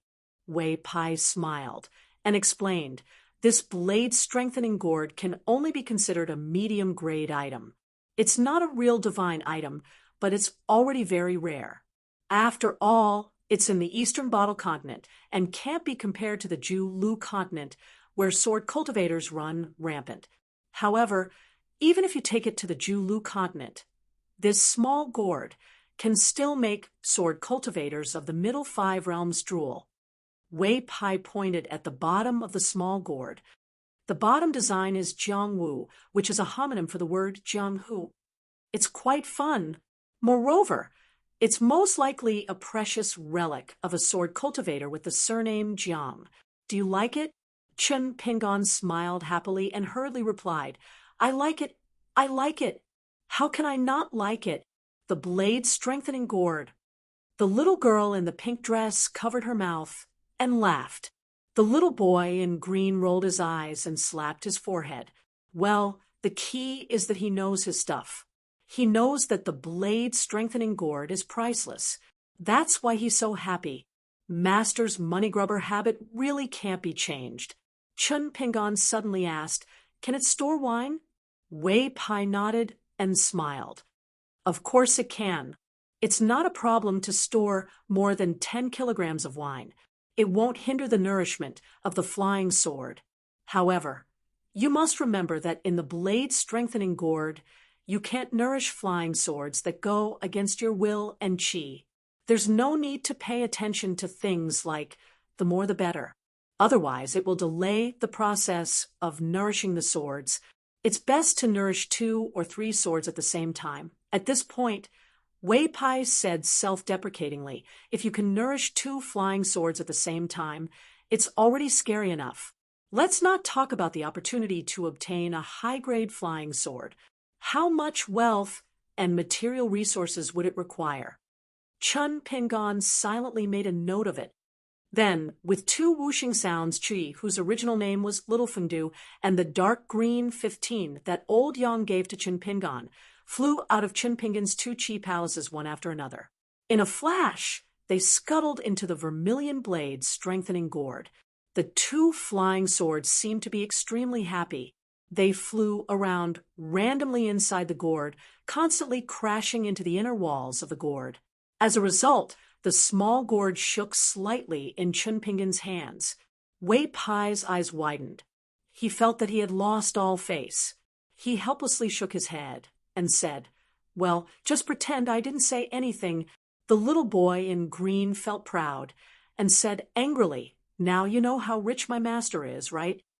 Wei Pai didn't argue with this little snake and said cheerfully, I know. In the end, Wei Pai smiled and said, "Oh, right, there's wine in the gourd. With Chun Pingon's alcohol tolerance, drink as much as you want." After Wei Pai left, Chun Pingon carried a bamboo chair and sat on the edge of the cliff, sipping wine by himself. The girl in pink wanted to follow him, but the little boy in green grabbed her arm and shook his head, indicating that she shouldn't join in the fun. Chun Pingon leaned comfortably against the back of the chair and stretched his legs. His hands held the small gourd that temporarily served as a wine pot. After a few mouthfuls of wine, he felt his cheeks and throat burning. His entire body warmed up. Chun Pingon looked toward the distant south, full of longing. It was as if the mountains and rivers there were homonyms for the blade-strengthening gourd in his hands. This was a life that Chun Pingon had never imagined. Living and being able to live well, it was really good. The orphans in Clay Bottle Alley after their parents passed away suffered the most from the age of 5 to 7. Sometimes when they were so hungry that their intestines were in knots, they were so hungry that they wanted to dig the soil to eat. Whenever it was time to eat, smoke rose from the chimneys of every household in the vicinity of Clay Bottle Alley. Even if they were just walking in the alley, the children could smell the tempting fragrance of rice and coriander. The children wore the clothes left behind by their parents. They cut them into the size that they could wear. They couldn't throw away the corners and accumulated them piece by piece. The first time the child ate someone else's food, it was after the family had used up all their money. Everything that could be sold had been sold. The 6-year-old child on a cold winter day could not go up the mountain to pick herbs to earn some copper coins. He had completely lost his livelihood, but he was unwilling to steal. He was hungry and cold. Like a little lonely ghost, he walked in the alley from one end to the other, all the way until dusk. When the smoke rose from the kitchen chimneys, the child did not know how to continue living. Previously, a kind-hearted person had asked little Ping and to come to my house for dinner. The child would always smile and say no, there was still rice at home.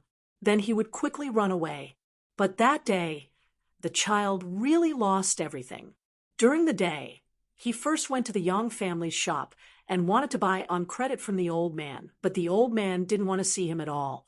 Then in the dusk, the child felt wronged and wondered if someone would see him and say with a smile, "Little Ping, and come in for dinner." But that day, no one opened the door. The door was closed.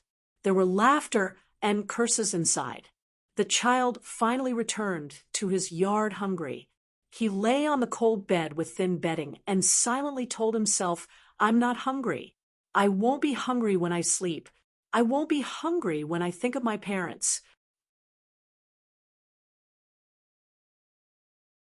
203. The barefoot old man walked out of the bamboo house and stood at the edge of the cliff. He came to Chunping inside and asked with a smile, "What's wrong? Are you reminiscing about the sweet after passing a big obstacle?" Chunpingin's thoughts were interrupted. When he came back to his senses, he took a sip of wine and turned his head with a smile. "Isn't this not very good?" The old man was wearing a plain white linen robe which looked particularly fresh and neat. "Not very good? Very good. It's so boring to live without hope. A real hero is to be able to bear the hardships and enjoy the blessings. When you're suffering, don't talk to people about how hard it's been like a little girl. When you're enjoying life, just accept it with a clear conscience. It's all a good life that you've earned with your own ability. Why should you hide in your bed and be happy?" Chunpingan nodded. "Perhaps you won't be too happy if I say some things, but they are indeed my heartfelt words. Senior, are you willing to listen? I've never told anyone about it, not even my best friend, Lu Xianyang." The barefoot old man squatted beside the bamboo chair, and the young man, "Oh, what happened to him when he was young? Sure, tell me about it, and make this old man happy." Chunpingan took a sip of wine and handed the red gourd to the old man. The old man waved his hand and said that the wine was not good enough. Chunpingan opened his heart and said slowly, "Even if I practiced martial arts, I would cry out in pain every day and secretly cry a few times. I felt like I was going to be beaten to death by the old man. But until now, I still feel that the worst time in my life was when I was young. One time was the first time I went into the mountains to pick herbs alone. I remember very clearly that the sun was very bright in the sky, and I was carrying a basket that was almost as tall as me. At that time, I thought that the basket would be able to hold a lot of herbs and my mother would recover faster. Then, as I walked, the skin on my shoulder was abraded, and I was exposed to the sun. I was sweating profusely and felt a burning pain. Most importantly, at that time, I had just left the small town. When I thought of the pain for half a day, for a whole day, I really wanted to die." The old man sneered. He wasn't laughing at Chunpingan. Instead, he was thinking about the extravagant lifestyle of the Chui family's descendants. They were the top tycoons of the Aquarius continent for generations. Then, when the little brats were practicing their boxing, they were just practicing their stances, and all of them acted as if they had been wronged. When they returned home, they would complain to their parents. Or in the cold of spring and winter, they would wrap themselves in fox for like dumplings and go to private lessons. They felt that they had suffered the most in the world. On New Year's Eve, they wanted to ask their ancestors for a large sum of money. The old man didn't like this, but the other brothers of the same generation really liked it. Chun Pingon continued. The second time, it was because I was hungry. The rice jar at home was almost empty. I sold everything that could be sold. After starving for an entire day, I didn't have the face to ask for help. So I walked around the alley, hoping that someone would take the initiative to greet me and ask if I wanted to have a meal.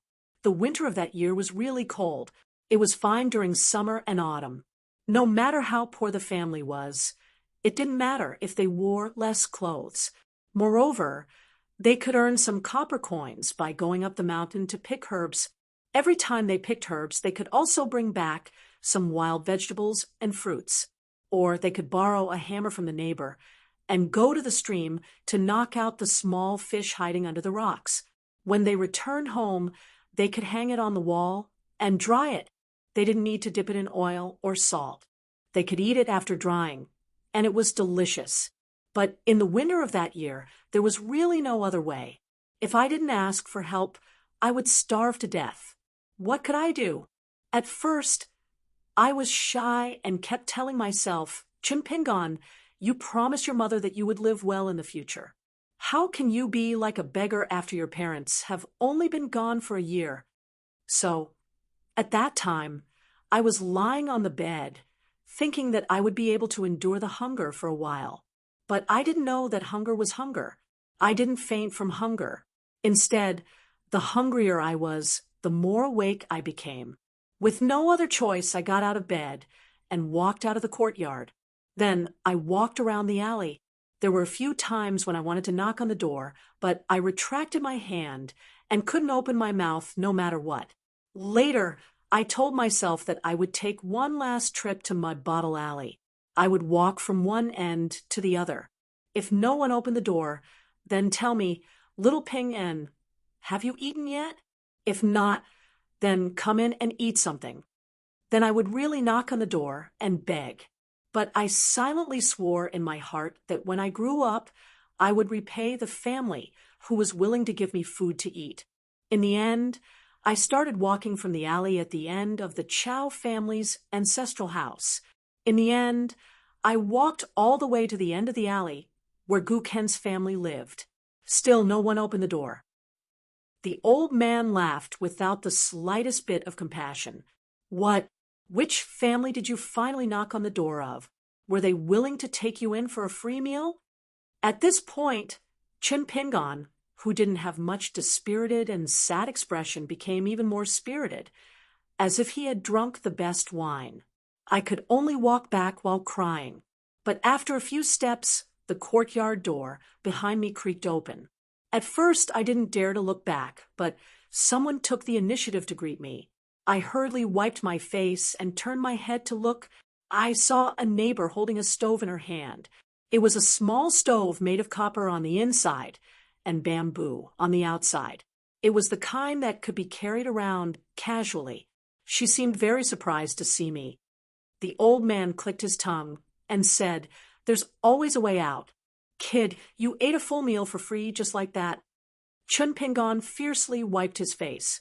It was full of tears, but his face was full of smiles. No, that neighbor thought about it and asked me with a smile, "Little Pingon, do you really know how to go into the mountains to pick herbs?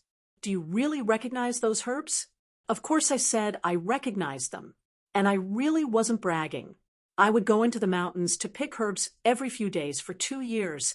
I was almost more familiar with the roads than Clay Bottle Alley. She smiled and waved at me, saying loudly, "That's fine. Little Pingon, come here. I want to ask you a favor. My bones can't stand the cold, and I need a few herbs to make a soup to nourish my body. but the Yang family shop is too black-hearted and expensive. I can't afford it. Little Pingon, can you go into the mountains to pick herbs after spring? I'll give you copper coins, but the price has to be lower. Chun Pingon said softly. I walked over and discussed with her. She handed her fire dragon to me. After we finished talking, she saw that I didn't move. She smiled and asked, What? You haven't eaten yet, and you still want to cheat me of my food? No. Unless it's included in the price of the herbs, I won't let you enter this door. Chun Pingon smiled and looked into the distance. After my parents passed away, I saw all kinds of eyes. Many people of the same age called me the scourge that killed my parents. Even if I watched them flying kites from afar and fishing in the river, some people would throw stones at me. There were also some adults who liked to call me a bastard. They said that a lowly person like me would be dirty even if I worked for a rich family. They said that I was more of a hindrance than the broken pieces of porcelain in the old porcelain mountain. But that day, that woman chatted with me and said that I had to spend money to eat. Senior, you definitely don't know how happy I was at that time. When I entered the house to eat, my face was full of tears again. She joked and said, Oh, little Pingon, is my cooking too good or too bad? How can I make people cry from eating? At that time, I only dared to lower my head and eat, saying that it was delicious. Ooh, the old man grunted and reminded him, Then have you ever thought that the neighbor actually wanted to help you? But she changed to a better method. Chun Pingon nodded and said, I didn't think of it at first. Later on, after eating and paying the bill more often, I quickly understood. That neighbor was later Gu Ken's mother. So every time Gu Ken's mother quarreled with others, Chun Pingon would watch from the side. There were a few times when the quarrel became fierce and a group of women would rush up to her and scratch her face and hair. At that time, Chun Pingon would run up and protect her. He wouldn't fight back and let the women vent their anger on him. So Chun Pingon never thought of himself as a good person. If Gu Ken's mother was such a good person, no matter how bad her reputation was in Mud Bottle Alley and Apricot Blossom Alley, to him, Chun Pingon, she was his savior. If he didn't think of repaying her, Chun Pingon felt that he wasn't human. So what if he gave Gu Ken a little loach? So what if he knew that it was a great opportunity? Chun Pingon didn't feel bad at all. When the world gave him kindness, he must cherish it, no matter how big or small. So when Old Man Yao said that he was half a master in the kiln, Chun Pingon felt that it was the best principle in the world. If it was yours, then grab it. If it wasn't, then don't think too much about it. No one in the world owed you, but if you owed someone, then don't take it lightly. Later, Chun Pingon treated Lu Xianyang in the same way. After all, going up the mountain to pick herbs wasn't a long-term plan. It was Lu Xianyang who taught Chun Pingon how to set traps to catch game, how to make earthen bows, how to fish, and how to burn porcelain in the dragon kiln. It was Lu Xianyang, who was slightly older, who protected Chun Pingon. Chun Pingon lived so bitterly from a child to a teenager until he could support himself. Although he was willing to reason, if it involved Gu Ken or Lu Xianyang, for example, that time with the mountain-moving ape, Chun Pingon wouldn't reason at all. As long as he was capable enough, then he would fight to the death. Chun Pingon once said to a girl who didn't belong to his hometown that if he found a girl as good as his mother in the future, even if she was bullied by some Dao ancestor, he would still roll up his sleeves and fight. Whether he could win or not was one thing, but whether he was willing to fight for his wife was another. After marrying such a good wife, Chun Pingon felt guilty that he didn't know how to feel sorry for her. Of course, Chun Pingon felt that he had found such a good girl, but he hadn't said it yet. So he had to go to the Jianghu next. He had to carry the 2 swords that he secretly named Subdue Demons and Exorcise Demons. He had to walk in front of her and muster up the courage to tell her loudly, Miss Ning Yao, whether you like me or not, I like you. I like you very much. As for whether he would be slapped or not even be able to be friends, he had to be thick-skinned and tell her. The old man snatched the blade-strengthening gourd from Chun Pingan's hand and raised his head to take a big gulp, but he didn't immediately throw it back to Chun Pingan. He said angrily, "This wine is really not good. Go on. Trivial pickles can only be used as a side dish with this pot of bad wine." Chun Pingan thought for a while and put his hands in his sleeves. After the winter of that year, I seemed to be enlightened. I became thick-skinned. When I was really hungry, I would beg people to eat. Then I remembered it again and again. I thought that after the freezer was opened, I could go to the mountain and earn copper coins to pay them back. There were also kind old people who took the initiative to give me old clothes. I didn't feel embarrassed anymore. I said that I didn't lack anything at home and accepted it honestly. In those few years, I risked my life to go into the mountains to gather herbs, but the money I earned was still very little. I was too weak. Many of the herbs in the Yang family's shop were hard to find. This was normal. How could I earn money from easily found herbs, right? In the morning, I would go to the Iron Lock well to fetch water for them. Whenever there was farm work, I would go to the fields to help. At night, I would squat there and help them snatch water so that others wouldn't cut off the canal. I didn't dare to do it by force, so I needed to hide far away and wait until those young and strong men left before I dared to secretly dig the canal and lead the water to the neighbor's paddy field. I would wait until the paddy field was full of water before I went to fill up the small dam of the ditch. For this reason, I was chased and beaten many times. Fortunately, I was young, but I ran fast, so I didn't really suffer much. The barefoot old man leisurely drank his wine. Although he said that the wine wasn't good, in fact, he drank quite a bit. His ears were listening to the old man talking about trivial matters in the marketplace, but the old man didn't feel annoyed. Chun Pingan felt much better after speaking his mind. He reached out to take the wine jug, but the old man raised his elbow and slapped the young man's hand away. He said bluntly, "Wait a moment." The old man pinched the wine jug between two fingers and slowly said, "Chun Pingan, you've said so many trivial things. Do you want to listen to this old man talk about some useless principles?" These were the words of this old man when he was at his peak, standing at the peak of martial arts in the world. What do you think of this old man's vision? It's high enough, right? But I still think it's worthless. Do you want to listen? Chun Pingan smiled and said, "Go ahead. I like to listen to people talk about principles." The old man stood up and said, "This old man once met a refined old scholar on a mountaintop in the Central Plains. At that time, I didn't know his identity.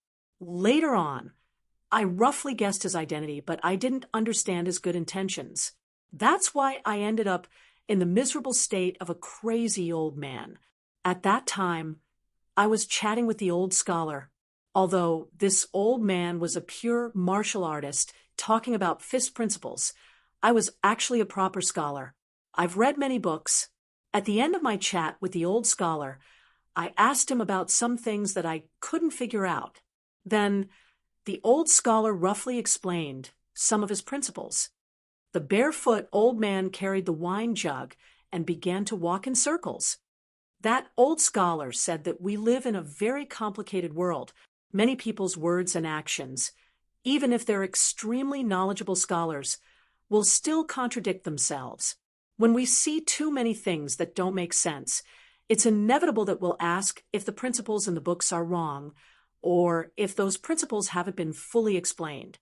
Then the question is, what should we do? How should we view this world where so many people talk about principles but do things without reason? There are ways. One is to live a pure life. My fists are hard, my swordsmanship is strong, my Tao is strong, and I use these to break things. Complex problems can be solved simply as long as I'm happy. If there are rules in the world that bind me, I'll break them with a punch. If there are great Taos in the world that suppress me, I'll break them with a sword. Even if I can temporarily do it to my heart's content, I'll always think this way. I'll be unwavering, and I'll always walk in this direction. There can be such people, but not everyone can be like this. Ooh. At this point, the old man stopped and looked at Chinpingan. He said self-deprecatingly, "This old man is such a person." The old scholar continued, "One is to live very intelligently, doing things that save effort and worry. The word rules is used to exploit loopholes. If a scholar is like this, he'll be a cynic, or he'll choose between reason and reason. He'll choose what suits his feelings and what doesn't suit the reason of the world. As a result, the world is bustling with activity for profit. If the word profit could be replaced with the word propriety, how good would the world be? The last kind is to live a very boring life. They think of complex problems in an even more complicated way. They break down the reason, carefully sort it out, and slowly think about it. Finally, they figure out a reason. It's possible that after doing things in a big circle, they'll realize that they're back to where they started. But is it really useless? There are still some. After thinking it through, they'll feel very comfortable in their hearts. It's like drinking a mouthful of old wine. It's warm and pleasant. The Confucian sages that we scholars worship are actually not as kind and beautiful as the world thinks. They're full of humanity. However, the true knowledge of Confucianism isn't that bad. Even if they don't agree with the 4 words human nature is good, it doesn't matter. They can still persuade people to be good. The barefoot old man strolled in a circle before finally stopping. This old man isn't sure if that old scholar is that person. But now that I think about it, if he really is that person, then it's not easy for the old scholar to be willing to talk to me about this calmly. After all, this old man ran to the central divine continent and smashed their place. The old man raised his arm and fiercely gulped down a mouthful of strong wine. He casually tossed the sword-nurturing gourd to the youth and laughed loudly into the distance. "In the past, I traveled far and wide. I have a belly full of bold words. I won't be happy if I don't spit them out." The old man stood at the edge of the cliff. He stepped out and looked at the sky. "When I walk between heaven and earth, the sun is blazing and the moon is bright in the sky. You have to ask me, is the world bright enough? Ooh." The old man turned his head and smiled. "Chinpingan, do you think it's enough?" Chinpingan was just about to lower his head and take a sip of wine when he heard the question. He could only raise his head and say in a daze, "Not enough?" The old man laughed loudly and stretched out his hand to point into the distance. "When I walk in the pugilistic world, the river is surging and the river water is rolling. You have to ask me, is the river water enough to quench my thirst?" Chinpingan hurriedly took the time to drink a mouthful of wine. After hearing the old man's bold words, he also felt a little heroic. He held the wine gourd in one hand and punched his knee with the other. He joined in the fun and said loudly, "It's not enough." The old man said again, "When I walk on the peak of the mountains, the immortals in the sea of clouds have to ask me, is the wind at the peak cool enough?" Chinpingan, whose face was flushed red, drank another mouthful of wine. With the strong aftertaste of the wine, his face was full of radiance. He laughed impudently for the first time. "Not enough, not enough. Far from enough. Not enough wine. Not enough wind. Not enough." Over at the bamboo house, the 2 little fellows looked at each other. The girl in pink was a little worried about her master. Would he turn into a little drunkard just like that? The little boy in green was full of doubts. Had the master gone mad? Had he become stupid from practicing martial arts?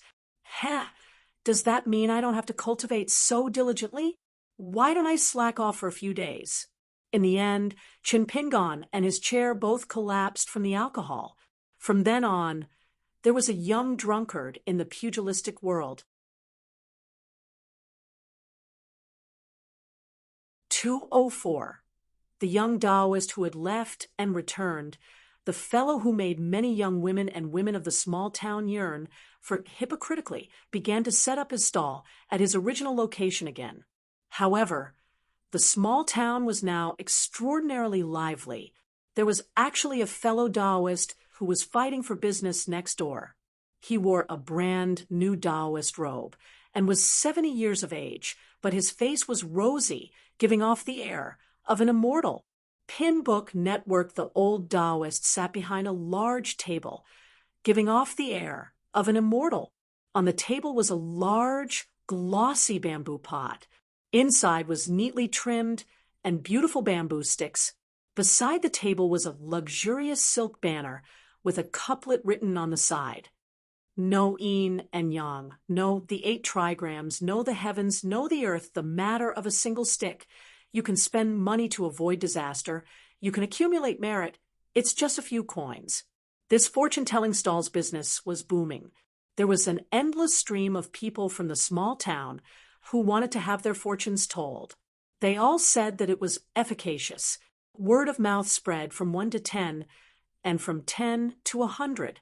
In addition, the fortune teller who had just arrived had set up a good business. Now that Longquan County had seen and heard with their own eyes and confirmed that there really were immortals in the world, they became even more sincere. It was said that a stick was a few coins, but no matter how poor a family was, they were still willing to take out a large handful of copper coins to share in the old immortal's auspicious air. The young Taoist stall's business was cold and cheerless. It was truly deserted. When the stall was set up, an oriole flew over from afar, then circled around and left. The young Taoist was a little sad. He looked pitifully at a few young women. They were all familiar faces that he had once chatted with. However, those young women who had come after hearing the news mostly gathered in 2s and 3s, whispering to each other. They purposely watched the handsome Taoist's embarrassed state, but they instead became happier. This made the young Taoist a little sad. In the end, he was really bored. Seeing that the stall next door didn't have any fortune tellers for the time being, he just shamelessly went and sat down on a stool. Although the old Taoist's face was full of righteousness and his eyes looked straight ahead, he was actually rather weak inside. Fists feared the young and strong. If they really fought for business, his old arms and legs wouldn't be able to withstand 2 or 3 punches from this young man before him. The old Taoist had learned some superficial skills in fortune-telling. He was very good at verbal fights, but if they really fought, he would definitely kneel and beg for mercy. The young Taoist with the lotus crown sat down and smiled without saying a word. The old Taoist glanced at it from the corner of his eyes. It was a lotus crown that he had never seen before. In the Aquarius continent and the Southeast continent, other than a few large Taoist temples, almost all the Taoists on the mountain and the foot of the mountain wore a fishtail crown. This could not be messed up. Who would dare to wear it casually when it was a matter that concerned the orthodoxy of a sect? There was no need for the Taoist temple to step in. They would be arrested by the authorities and thrown into jail. The old Taoist was reassured. He was most likely a fledgling who did not even know the rules of entering the sect. He had heard of some superficial rituals and got himself such a nondescript Taoist crown. He might even be proud of himself, thinking that he stood out from the crowd and was different from the rest. The old Taoist calculated the distance between the stall and the county government and felt that he was sure to win. His momentum suddenly changed and his eyes lit up. In an instant, he regained the style of an otherworldly master and stared at the good-looking young Taoist. He was very good at scaring people. As expected, the young Taoist revealed an uneasy expression. Old immortal, could it be that you've discovered that my journey this time was not smooth just by looking at my face? Damn, I met a simple-minded person. This was good. If he was really a hothead, it would not be good. With his glib tongue, he was sure that he could win over this junior, who had just entered the trade in 3 sentences. The old Taoist was secretly happy. He thought to himself, how could the business of the stall next to yours be smooth? The old Taoist pretended to be profound. Since you're a junior, I'll draw a stick. I won't take any copper coins, and will help you read your fortune for free.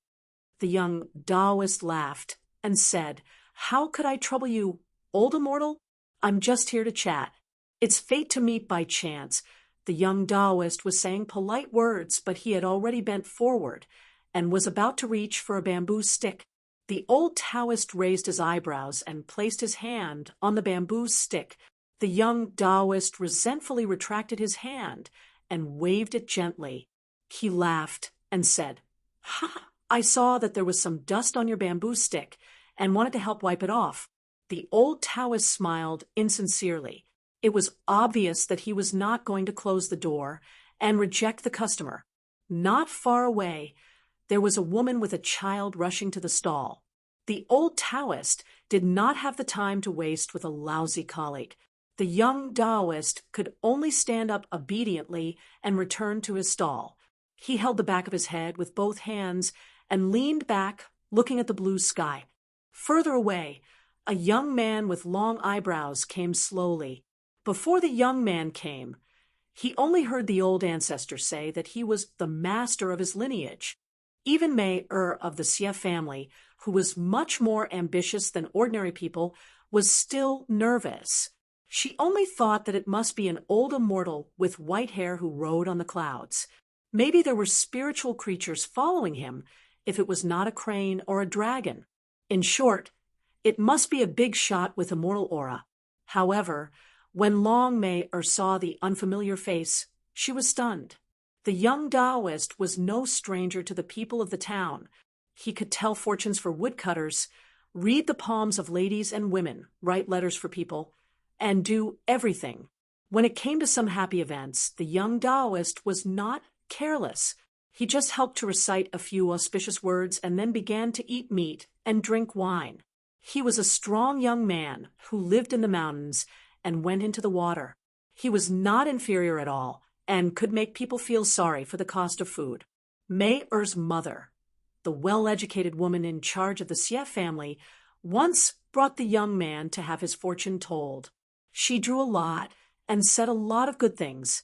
The young Taoist was so happy that she turned her head and wiped her tears away. However, the young Taoist went overboard and said that he wanted to read his mother's palms with a sneaky smile. Mei-er was so angry that she pulled her mother home on the spot. How could there be such a shameless pervert? After holding her mother's hand and leaving, the young Taoist turned his head and glared at the young Taoist. Just as Xie was about to bow respectfully, the young Taoist shook his head slightly and gestured for Xie to sit down. Xie sat on the bench obediently. The young man with long eyebrows swallowed his saliva and stood beside Xie with his head lowered. His mind was a mess. The old Taoist glanced and found that someone went to the stall next door. He almost rolled his eyes. There was someone who was blind enough to look for that young man, to have his fortune told. What else could it be if it was not a waste of money? Xie did not know what to say. The title of Heavenly Lord was already in his bag, but he could not sit still. The young Taoist ignored Xie and raised his head slightly to look at Mei-er. He joked, "I didn't lie to you back then, did I? Your lot was genuine and honest." The young Taoist did not know why he wanted to kneel and kowtow, but he could not. The young Taoist who called himself Lu Chen at Chenpingan's stall laughed. "Don't be so nervous. You didn't do anything wrong back then. It's unreasonable for you to feel guilty. Why? Do you think you're wrong just because your ancestor seniority is higher? Then you'll have a lot to worry about in this lifetime. The further you go, the more you'll feel that you're wrong. Why bother? You wasted my lot." The young Taoist used to be a smart and sensible child in front of him. How could he be so timid at such a crucial moment? This made Xie a little angry. However, just as he was about to scold him, the young Taoist glared at him. Xie was so scared that he kept quiet and did not speak. Xie smiled bitterly. It turned out that raising eyebrows was not good for him. Lu Chen chuckled. "You really don't plan to keep him by your side?" Xie sat upright and took a deep breath. He used his supernatural powers to straighten his heart and was no longer as timid as before. He replied, Under the protection of a big tree, it's both a blessing and a bad thing. It's hard for a second tree to grow. Lu Chen nodded. That's right. After that, Lu Chen rubbed his chin and chuckled. When I return, I can tell my master about this. I'll ask him to stop nagging about how his disciples are useless and that his master is at least half in the wrong. Xie Shi finally calmed down his emotions and was immediately in a mess. He did not say a word with a bitter face. If he wanted to become a heavenly monarch, he might not even be able to keep his title as a Taoist. Of course, his master's master would not be angry over this. However, everyone knew that his master's second senior apprentice brother had an unpredictable temper. If that person were to get angry, who could withstand it? Lu Chen waved to the young Taoist. Come. Help me look after the stall. I'm going to walk around and meet some acquaintances. How would Long Mei dare to take over his place? He would not move even if he was beaten to death. Xie Shi was relieved. He was really afraid that Long Mei would stupidly sit down. Lu Chen did not mind. Lu Chen did not take it to heart. As he instructed Xie Shi, who had hurriedly stood up, I am not going to meet the others. Go and greet them and tell them not to stick their warm faces to cold buttocks. I am not in a good mood recently, and I am afraid that I will not be able to hold back when the time comes. He. Also, if I want to meet your grandson in the future, there is no need for you to go through the trouble of bringing him here. Even if he is hiding in the blessed land below, I can still meet him. Xie Shi lowered his voice and nodded. I'll follow your orders. Lu Chen coughed and asked with a smile, Where's the child's mother? Why didn't she come? I haven't even had the time to read her palm. Xie Shi, who saw the master of his lineage for the first time, stammered and could not say a word. The rumors that were secretly spread among the heavenly monarchs and Taoist masters were all lies. Long Mei was completely stunned. Lu Chen swaggered away. When he passed by the stall next door, he said enviously, Old immortal, you're really busy. The old Taoist nodded and smiled, but he cursed in his heart, Get out of here. Lu Chen wandered all the way and finally entered the mud bottle alley. When he passed by the Chao family's ancestral house, the door was tightly shut. Chao Shi, the land-sword immortal of the Hassa continent, was silently bowing in the house. The fiery red fox was lying on the ground in a pious posture, trembling. Lu Chen was indifferent to this. He walked straight to a courtyard and jumped to look at the scene in the courtyard. The girl who was sitting in the courtyard next door, basking in the sun, stood up and frowned. What are you doing? Lu Chen looked away and pointed at his own nose. He laughed and said, Girl, don't you recognize me? I stayed here last year. We know each other. Besides, you and your young master used to read fortunes at my stall. Don't you remember? The girl pretended to think carefully. Then she shook her head and said, I don't remember. Lu Chen walked to the courtyard wall next to Chen Pingan's. He tiptoed and leaned against the wall. He sniffed hard. Girl, you're cooking. It smells so good. I can smell the aroma of food from here. GQ still looked innocent. She shook her head and said, No. Lu Chen smiled and tilted his head slightly. He reached out and pointed at the girl. My nose is very sensitive. Girl, you can't fool me. The girl nodded and went to the kitchen. She took out all the firewood from the stove. The stove that was originally boiling hot was immediately extinguished, turning into a pot of half-cooked rice. The girl walked to the kitchen door and clapped her hands, asking, What about now? Lu Chen gave her a thumbs up. You win. The girl did not take it seriously and asked, You're looking for Chin Pingan? What's the matter? I can pass a message for you. Lu Chen smiled and said, I can find him myself. I don't dare to trouble you. Otherwise, I'm afraid that I can't continue with my stall tomorrow. GQ said, Say it. I'm very familiar with Chin Pingan. After saying this, she pointed at the Fu character on the door. Look, it's exactly the same as his. Chun Pingon gave it to me. Little girl, you can't lie through your teeth. Do you really think that I don't know how to read fortunes? Lu Chen could not help but twitch his mouth. He really did not know how Qi Jingchun could stand this girl back then. He was even willing to protect her. Lu Chen sighed. Actually, I'm not looking for Qin Pingon today. I'm looking for you, Wang Zhu. GQ looked at the young Taoist expressionlessly. Although my young master is not in the town at the moment, if you dare to bully me, Qin Pingon will avenge me. Also, I know Qi Jingchun. He's the scholarly sage. Aren't you afraid that he'll suddenly come back to life and beat you to death? Lu Chen stretched out his hands and rubbed his cheeks. He said helplessly, let's not talk about whether Qin Pingon will avenge you. Qi Jingchun is dead. He won't come back to life. GQ raised her eyebrows slightly, like a willow swaying in the spring breeze. Lu Chen placed his hands on the wall again and smiled. Wang Shu, I have an opportunity to give you. Do you dare to accept it? Two green Taoist robe sleeves gently laid on the yellow mud wall, like a dragon crouching and a tiger crouching. GQ crossed her arms in front of her chest as if to protect herself. She sneered, Lecher, scoundrel, lecher, debauchee. Lu Chen retracted his hands and laughed out loud. Thinking back to those days, there were still millions of true dragons in the world. After being rewarded based on merit, they were responsible for overseeing all the lakes, rivers, and seas under the heavens. Among them, there was the most famous female dragon, whose status was already indescribably noble. How infatuated was she with him? How heartless was he in the eyes of the world?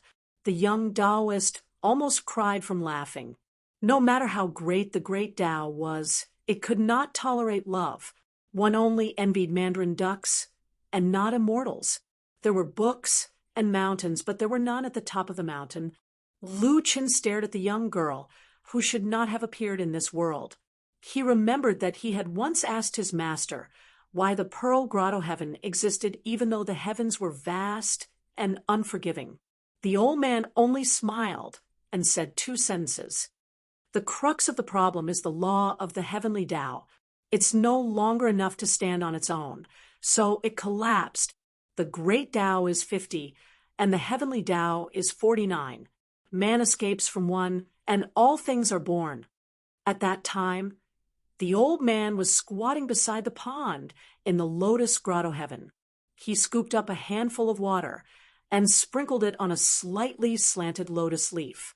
He sprinkled the water on a high spot, and it flowed down with the momentum. It gradually diverged and finally returned to the pond. Then the old man raised a palm towards Lu Chen. There was a water droplet in his palm. When his palm was slanted, the water droplet began to flow slowly along the fine lines on his palm. It was crooked and diverged continuously. Every time it paused and changed its direction, it meant that it was walking on a different path. If the inconspicuous water droplet was replaced by someone who walked on the river of time, it meant that they had become a different person, a slight difference in thought. A step away, there were 3 sects and hundreds of families. There were generals, ministers, peasants, and pawns. Lu Chen collected his thoughts. The young Taoist outside the wall smiled at the young lady inside the wall. You have to accept the opportunity that I've given you. The young lady laughed coldly. Do you know who I am? Lu Chen asked back. Do you know who I am? GQ's face darkened. You're just a stinky Taoist. Can you bear the responsibility? Lu Chen smiled. My secular name is Lu Chen. That's enough to explain everything. GQ really did not understand this time. What did you say? Lu Chen returned to his usual expression. He leaned against the wall and laughed. Miss, do you want me to read your palm? When you'll get married, whether you can give birth to a child early, whether you'll be a good couple, I can calculate all of that. GQ blinked her eyes and asked, Can we just eat? Don't you want to read my palm?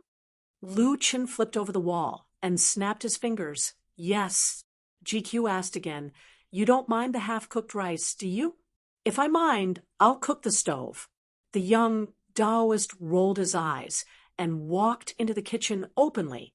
He began to add firewood again. He picked up the fire blower and began to blow with all his might. GQ stood at the entrance of the kitchen. She really wanted to smash the young Taoist's head with a broom. Inside a sword furnace in the blacksmith shop, Wan Jiao's forging did not stop. His momentum was even more shocking than before. Sparks flew in all directions again and again. The large room was dazzling and brilliant. The dense clusters of sparks continued to accumulate and did not dissipate at all. They also did not flow out of the room, making it so that there was almost no place to stand in the room. However, today not only had Wan Xiu entered the room, even Wei Ba was present. Due to the limited space, the man and the mountain deity could only stand side by side. Wan Xiu held a sheathless long sword in her arms. The blade was not sharpened, and it did not look conspicuous at all. In the eyes of a fifth realm sword cultivator, it was probably just a brand new sword. As Wan Chen hammered, he turned to Wei Pai and said in a low voice, "I'll have to trouble you to send Xiu Xiu to Luo Pa Mountain. Elder Yang has already concealed the secrets of heaven. There shouldn't be any accidents." Wan Chen then reminded Wan Xiu, "When we reach Luo Pa Mountain, after giving him the sword, don't say anything. Just ask him to quickly follow Wei Pai to Oxhorn Mountain and take that ferry to the south. Before this sword is sharpened by the dragon beheading platform, it won't show any signs. But if he encounters a big demon, it will still reveal itself. So ask that kid surnamed Chen not to court death on the way south. With his current martial arts realm, as long as he doesn't court death, he will have a chance to walk to inverted hanging mountain alive." Wei Pai was more considerate. "I still have a thick locust tree branch. When we reach Luo Pa Mountain, I'll send Chen Pingon to Oxhorn Mountain and make 2 scabbards for him." Wan Chen wanted to say something but stopped. Wei Pai smiled knowingly. "Don't worry. I've already used a camouflage on that sword cultivating gourd. Usually, only a 10th realm chi cultivator can see through it. It's not a big problem." Wan Chen continued to bury himself in his work, hammering the iron like thunder. This military saint was already full of anger. He couldn't wait for that little bastard to pack up and get lost. Wei Pai didn't dare to be careless this time. Not only did he recite in his heart, but he also made a gesture with his fingers and secretly operated the fate of the mountains and rivers in his territory.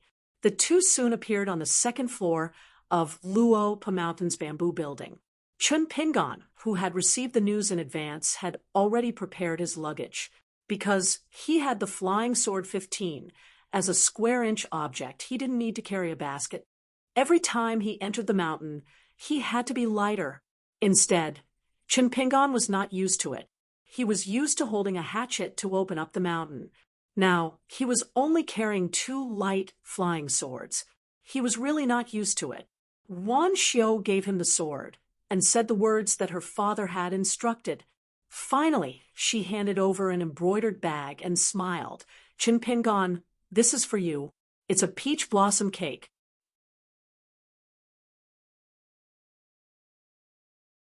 "205. The sword furnace on the banks of the Dragon Whisker River rumbled in the ears of the demons, making them feel like their guts were about to explode. Recently, almost all the cultivators in Longquan County could not help but cast their eyes on the blacksmith's shop, the newly built pavilions on the mountaintop, and the dangerously high chain bridge between the 2 mountains. Chi trainers often gathered to watch the scene of the sword being forged in the sword furnace outside the mountain.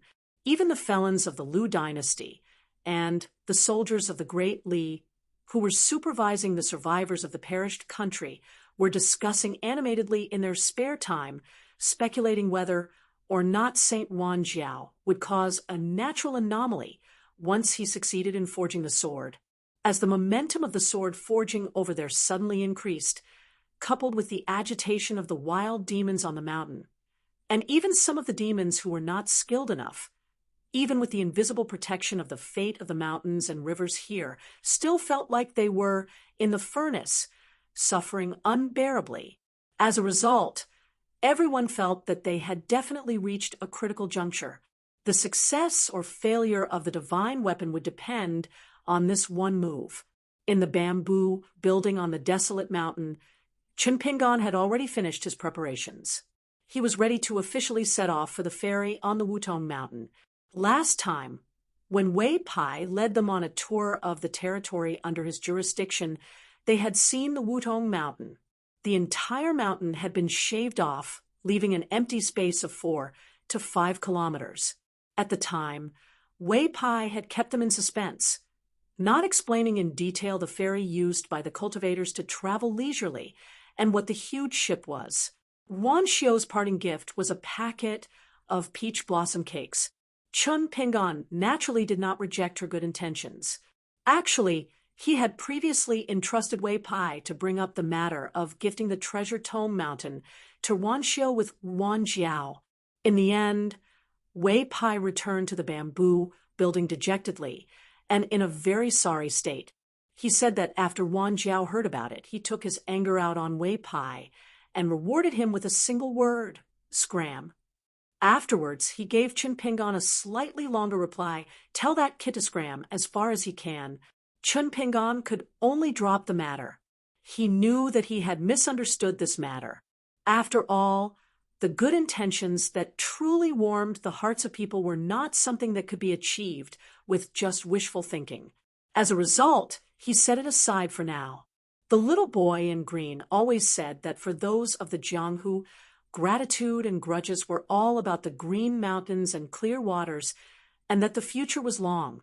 Chunpingan felt that these words were truly charming and reasonable, thinking that there would be a time when he would repay the Wan Xiu and Wan family in the future.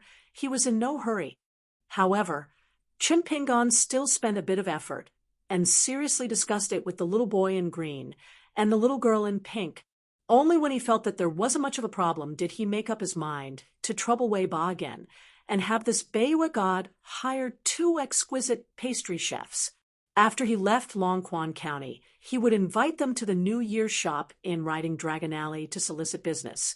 Finally, he had the 2 little fellows inform Miss Wan Xiu that, in the future, if they wanted to eat the pastries from his shop, they would all be free of charge. As for the trip south, the little boy in green and the girl in pink both wanted to follow. One was afraid that without Chunpingan's protection, someone's head would explode with a single punch tomorrow.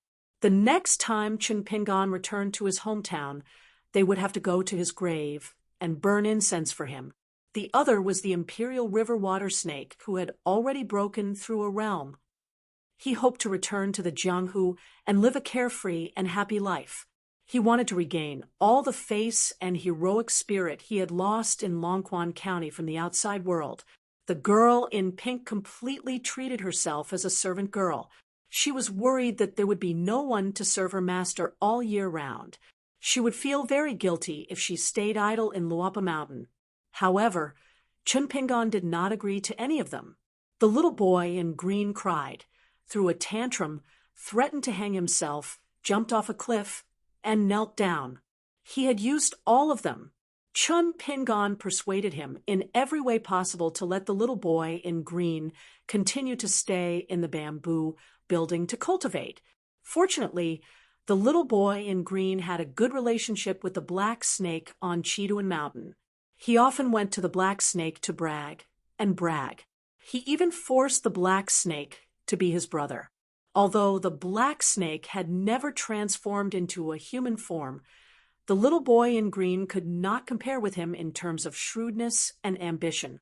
After all, the imperial river water snake who had left his hometown was only a teenager among the flood dragons. He did not have any upbringing and was more mischievous. He had never received guidance from a wise master or the cultivation of a sect. In the eyes of the girl in pink who had read thousands of books, even the Jianghu Brotherhood that Chunpingan held in high esteem seemed a little childish and willful. However, after getting along for so long, The little boy in green had worn out many of his edges and corners. In addition, he was not a bad person. Chun Pingon was still at ease with him.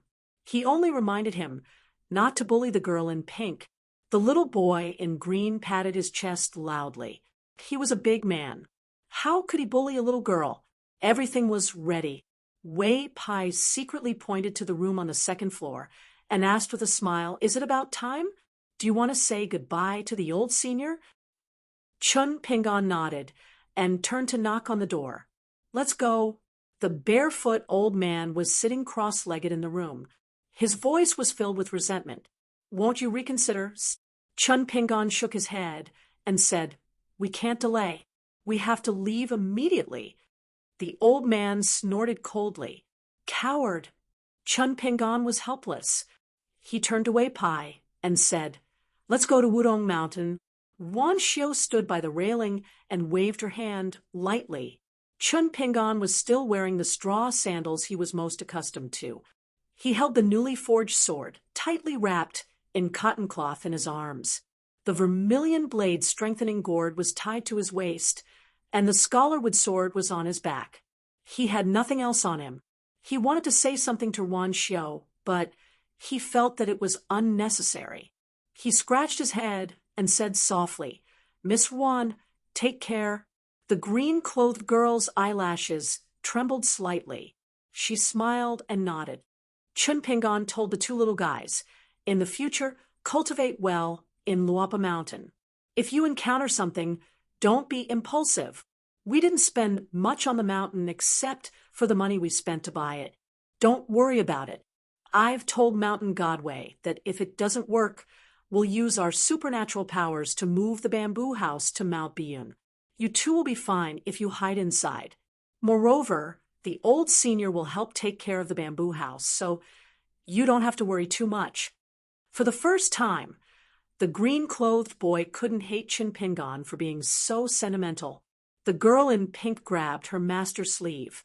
Tears streamed down her pink face. She was reluctant to part with him. Chun Pingon turned his head. They left in a hurry this time. They couldn't go to their ancestral home in Mud Bottle Alley.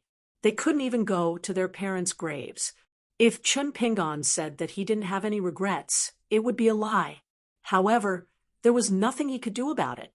Chun Pingon knew his priorities. It should be known that his trip to the south this time to deliver the sword could be considered a joint scheme by Old Man Yang, Wantung, and Wei Ba. Among them, Old Man Yang was the golden-jawed flame little person. He made a deal with Chun Pingon, or more accurately with Mr. Chi, to help Chun Pingon stay away from trouble. As for the reason, what was trouble? It was because Li Shixing had previously said that this place is not suitable to stay for long. Chun Pingon firmly believed this without a doubt. Wei Pai reached out and pressed Chun Pingon's shoulder. "You might feel a little dizzy." Chun Pingon smiled and said, "Okay." After experiencing the tempering of the three realms, Chun Pingon was walking around the gates of hell every day. He was used to suffering. When he thought about not having to practice martial arts today, tomorrow, and in the future, he felt a sense of relief. However, he also felt empty inside. Chun Pingon looked at Wan Xiu and the two little guys. "Let's go." Wei Pai and Chun Pingon's figures suddenly disappeared without a sound. Not even a gust of wind appeared in the corridor under the eaves. Beside the railing, the girl in pink whispered, "Sister Wan, my master will definitely miss you." The green-clothed boy threw an ordinary snake gallstone into his mouth and chewed on it. He said seriously, "Of course, Master calls Miss Xiu Xiu every day in his dreams. It's so embarrassing." Wan Xiu naturally wouldn't take it seriously. However, she still smiled happily. Wei Pai and Chun Pingon appeared in a secluded forest at the foot of Wudong Mountain. Wei Pai had Chun Pingon wait for a moment. He quickly returned with a strange locust-wood scabbard. It could hold two swords at the same time. It was the style of a box with two swords. He had Chun Pingon put the long sword in his arms and the locust-wood sword on his back into the scabbard. Thus, Chun Pingan became a wanderer with 2 swords on his back and a wine gourd at his waist. He did indeed have the air of the Jianghu. Wei Pai walked around Chun Pingan and said with a smile, "Oh, you really look good." Chun Pingan grinned. He followed Wei Pai up the mountain, because the 30 punches godly man's drumming style had become 31 punches. The extra punch caused Chun Pingan's fist intent to gradually become more restrained and steady. It was the same principle as putting the sword back into the scabbard. Wei Pai was still dressed in a white robe with large sleeves. Chun Pingan carried a sword on his back and a gourd on his back. One was elegant like an immortal, while the other was young and chivalrous. Chun Pingan tried to hold it in, but eventually couldn't. "Wei Pai, is the town very dangerous?" Wei Pai nodded and said, "Think about it. Many flood dragons are surging into a small pond at the same time. Of course, a casual movement of their heads and tails will cause huge waves. Any wave can crush a chi refinement warrior of the middle 5 realms into pieces. As for you, although you're not someone that some big shots pay attention to, as long as you're in this chess game, even if you're an insignificant chess piece on the chessboard, your life and death will still be beyond your control. Therefore, Old Yang is right to ask you to leave Longquan County immediately. It's very good that you can think it through and don't object." "Ooh." Chun Pingan smiled and said, "I originally wanted to go out for a walk. I can make use of this opportunity to hone my martial arts and strive to find the opportunity to break through by myself." Wei Pai asked curiously, "The old senior in the bamboo house is still sulking. Did you reject something?" Chun Pingan was unwilling to go into detail. After all, it involved the old man's privacy. However, Wei Pai had been running around and working hard during this period of time. In addition to his relationship with Alliance, as well as Wei Pai's honesty, Chun Pingan didn't mind being able to pick some things that could be said. He said softly, "I only know that an impressive Taoist immortal came to the town. The old senior said that he wanted to give me a great opportunity." He said softly, "I only know that an impressive Taoist immortal came to the town. The old senior said that he wanted to give me a great opportunity. I wanted to watch the battle between him and that immortal from the side and comprehend the true essence of the fist intent." Chun Pingan paused for a moment. "I asked the old senior what his chances of winning were. The old senior was very frank and said that there was no chance of survival and that he would definitely lose. This was because he had yet to return to the peak of martial arts. Even if he did, he wouldn't have any chances of winning. At the time, I was very curious. Since he was going to lose, why did he want to fight this battle? The old senior said that his greatest wish in this life was to find a Taoist who was known to be the best at fighting. Only then would he have no regrets in life. Since that uninvited guest was very close to that truly invincible Taoist, he wanted to fight him first. He wanted to know how big the gap between the two of them was. As for helping me reach the 4th realm and giving me the opportunity, the old senior also said that it was just in passing." Chun Pingan said self-deprecatingly, "Of course, I had my own selfish motives. I didn't want to cause too much trouble because of this battle and cause you, Old Yang, and Master Wan to work for nothing. I also didn't want Mr. Chi to be disappointed. So I also directly told the old senior my thoughts. Although the old senior was angry, he didn't beat me. He only scolded me for having guts smaller than a grain of rice. He scolded me, and I advised him, no matter what, it wouldn't be too late to fight after returning to the peak of martial arts. Otherwise, it wouldn't be fun. The old senior listened to me. Although he didn't say it, he probably felt that it would be a real pity if he couldn't punch with his full strength. So, in the end, he gave up on the idea of fighting. However, he didn't give me a good look. You heard it at the bamboo house before. He was still angry." "Ooh."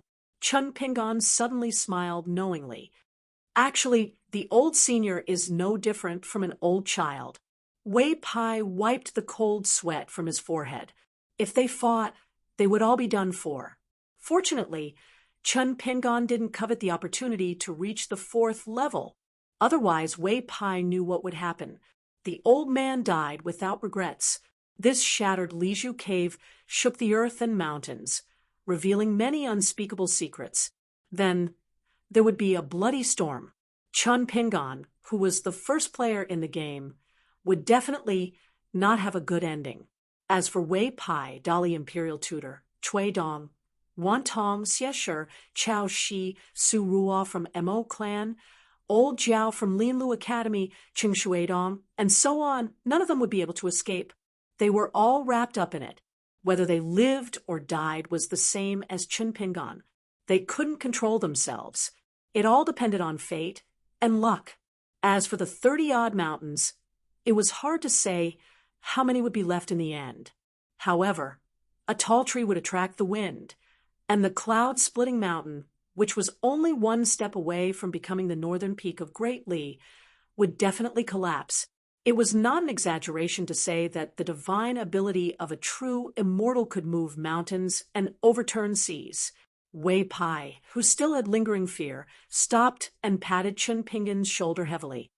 Chun Pingon, if I knew this would happen, I wouldn't have charged you a single cent for the herbs. Chun Pingon was stunned.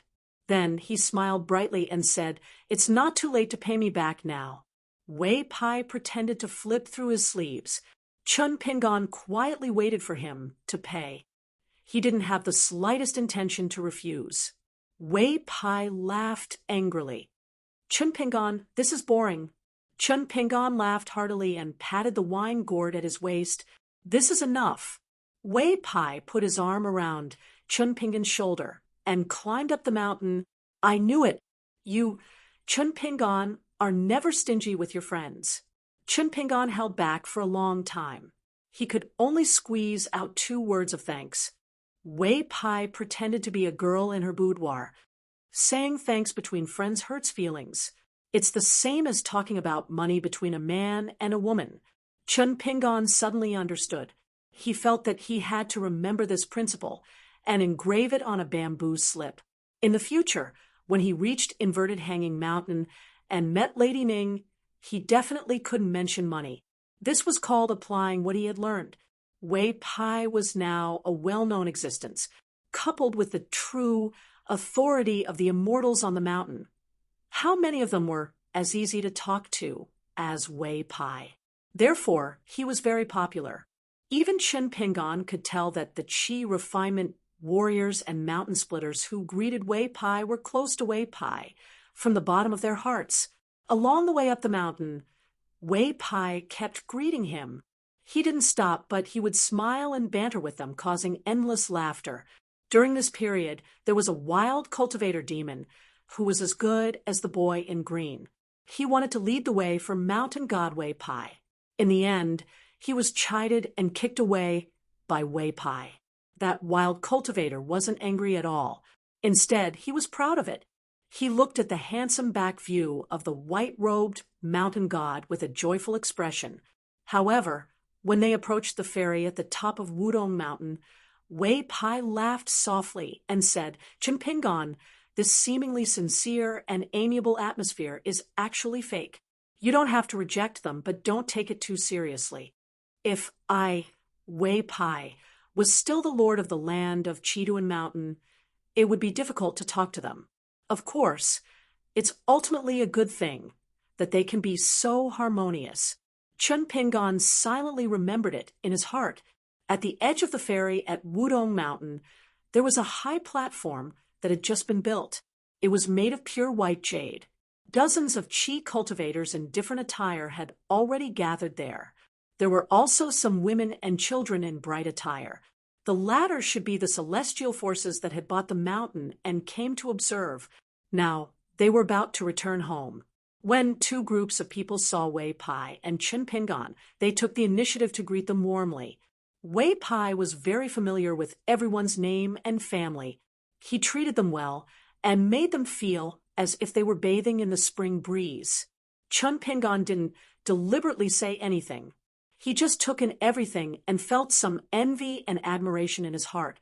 This kind of amiable conversation with others was definitely not something that could be explained by Wei Pai saying that he was the mountain god of the northern mountains. Regarding Chun Pingan's trip to the south, Wei Pai used a casual tone to skim over it. He said that Chun Pingan had a relative in the south, and that he was going to visit a few friends at the same time.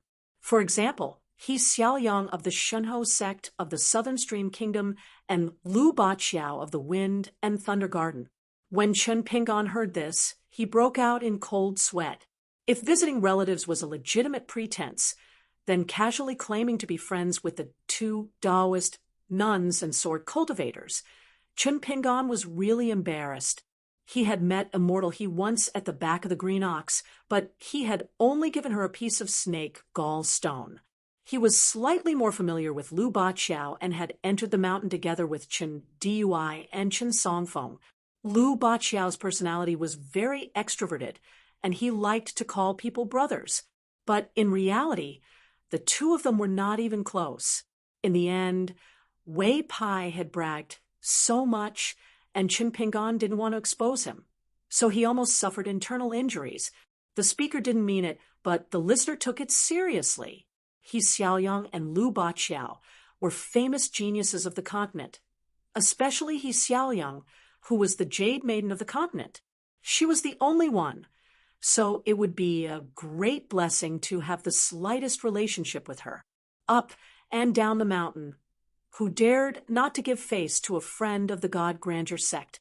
Moreover, there was also Lu Baqiao from the Wind and Thunder Garden.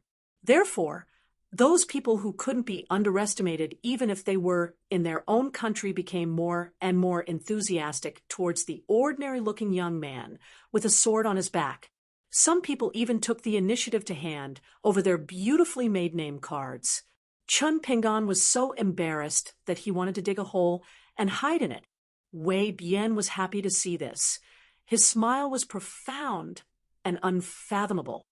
No one knew the exact relationship between Mountain God Wei and the young man who controlled the 5 mountains.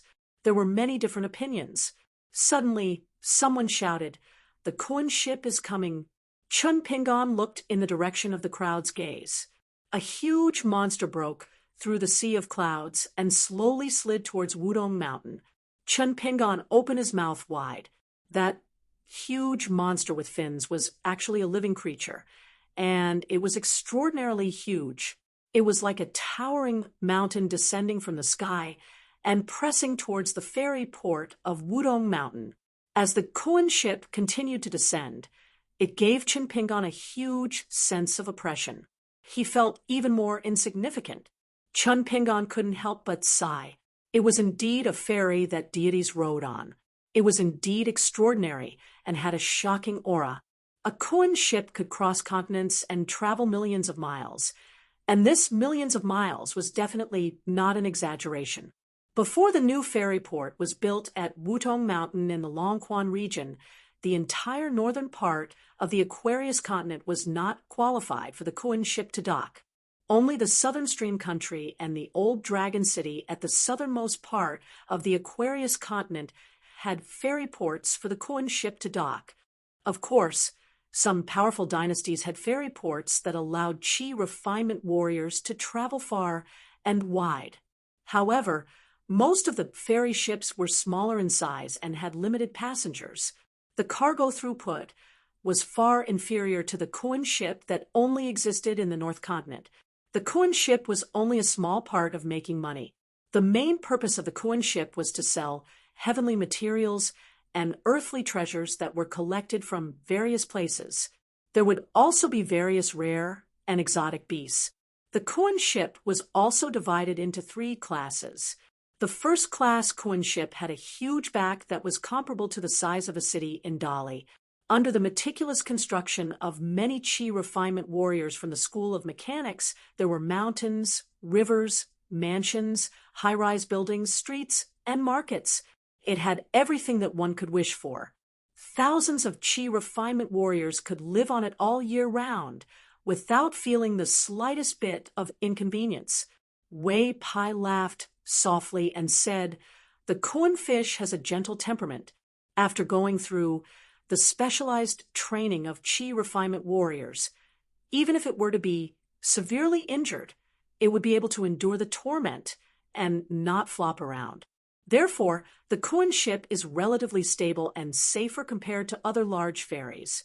Some mountain tortoises and treasure-swallowing whales are also good choices for ferries. It is just that there are very few of them, and secondly, they have their own temperament. Chun Pingan's mouth was wide open and he couldn't close it.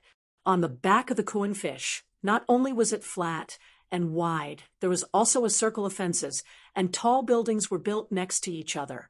This Kuan boat, which took up almost half of the ferry, was not stuck to the ground. Instead, it hovered in the air a few feet above the ground. Its fins swayed slightly, creating gusts of mountain wind and dust. Fortunately, the platform at the ferry was located between the fins, so there was nothing unusual about it. Naturally, it would not be blown to the foot of the mountain by the wind. After the Kuan boat stopped, a flight of stairs that was as wide as the streets of Peach Leaf Alley fell from the gap in the fence. The bottom of the flight of stairs was embedded in a concave mechanism on the high platform, making the flight of stairs feel as stable as a rock. A group of people walked down the flight of stairs and talked to the person in charge of the ferry on Wudong Mountain. After a while, he smiled at Wei Pai and the rest in the elegant language of the Aquarius continent. Everyone, after you board the boat, the goods from Oxhorn Mountains, Bao Shai, will take an hour to travel on the 2 flights of stairs on the Kuan boat. If there is a slight delay and the boat cannot be sent on time, we, Jiao Mountain, as a 1,000-year-old sect in the Julu continent, will refund all your expenses. After saying this, the old man looked at Wei Pai. Are you mountain god Wei? Wei Pai smiled and said, You flatter me. The old man laughed heartily and cupped his fists. The Kuan boat travels between the 3 continents once a year. I can only congratulate Mountain God Wei in advance. Next time, if we are unable to come on time to celebrate, we will definitely prepare some gifts. I hope Mountain God Wei will not decline. Wei Pai folded his hands and smiled widely. He joked, I won't decline.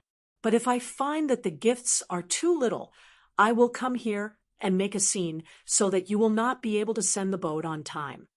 The old man laughed heartily. It won't be too little. Kowtow to the mountain, kowtow to the mountain. How can we not take such a big mountain seriously? Even if we take 10,000 steps back, if the sect is stingy with the gifts, this old man will make up for it myself. Wei Pai smiled and nodded. That's a good feeling. Then he patted Chun Pingan on the shoulder. My best friend is Chun Pingan. He is one of the richest people here. He has disembarked from the boat in Southern Stream Kingdom. I hope that the boat owner can help take care of him. All the expenses that Chun Pingan spends on this Kuan boat will be charged to me, Wei Pai. I will settle the bill with you next time. The old man waved his hand. What bill? Leave it to me. Wei Ba smiled and said, Why are you so polite? The old man still laughed. This scene made everyone envious. Before Chun Pingan followed the crowd to board the boat, he turned around and cupped his fist to Wei Pai at the staircase. He did not say anything. Wei Pai cupped his fists and bowed slightly. Everything was conveyed without words. This scene fell into the eyes of the old man in brocade clothes who was discussing serious business in the distance. He knew more about it. Chun Pingan was finally alone and slowly walked up the stairs. He carried 2 swords on his back to subdue demons. The sword-strengthening gourd hung on his waist, and Chu Yi and Chu Wu stayed in it. The flying sword Chu Wu, which was exchanged with an ordinary jade hairpin, was a rare item that could only be found by chance. The inconspicuous square inch was about the same length, width, and height as the scholarwood sword named Subduing Demons. Chun Pingan liked it a lot. Now that he was a little familiar with controlling the sword with his mind, he was already familiar with putting things in and out. The feeling of having more things in his palm made Chun Pingan, a country bumpkin and a drunkard, feel better than being drunk. The square-inch item now contained the seal of silence given by Mr. Chi and a pair of seal of landscape. A mountain-shaking fist manual was temporarily kept for Gu Ken. A few Confucian classics given by the old scholar Wen Sheng. The bamboo brush given by Li Shisheng was engraved with the words small wind and snow cone and pen with spirit. In addition to the brush, there was also a large number of blank talisman papers sent by Li Shisheng's disciple Cui Ci. There were roughly 3 types: the yellow talisman papers with the most quantity, the golden talisman papers with the cloud seal script drawn on it, and the talisman papers with the least quantity that looked like yellowed book pages. There was also an introductory talisman Taoist book, the few prescriptions left by the young Taoist priest Lu Chen. A large pile of maps of the territories of the Aquarius continent was given by Wei Pai as a small addition to Qin Pingan's compensation for the medicinal herbs with the snake gallstones. Hundreds of jade copper coins were exchanged by Qin Pingan with the remaining ordinary snake gallstones from the little boy in green clothes.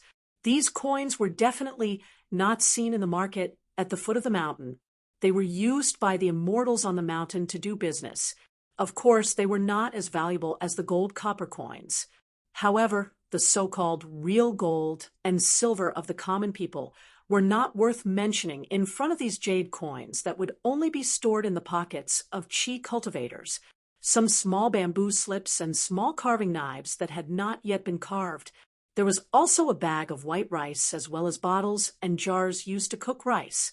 There were also oil and salt, a large number of fish hooks, a newly bought mountain-splitting machete, a change of clothes, 2 pairs of newly woven straw sandals, and other miscellaneous items. Of course, there were also pieces of silver and gold leaves. When traveling outside, a single coin could not kill a hero. Chun Pingan had deeply felt this during his first trip to the Great Sui Kingdom. Chun Pingan was halfway there when he could not help but turn back to look the white-clothed mountain god, who had been standing at the same spot all this while, smiled and waved his hand. Chun Pingan waved his hand in farewell and continued to walk up. He only took down the scarlet gourd and silently drank a mouthful of strong wine. The straw sandals youth hoped that the next time they met, his friends and the mountains and rivers of his hometown would be safe. They would all be safe and sound.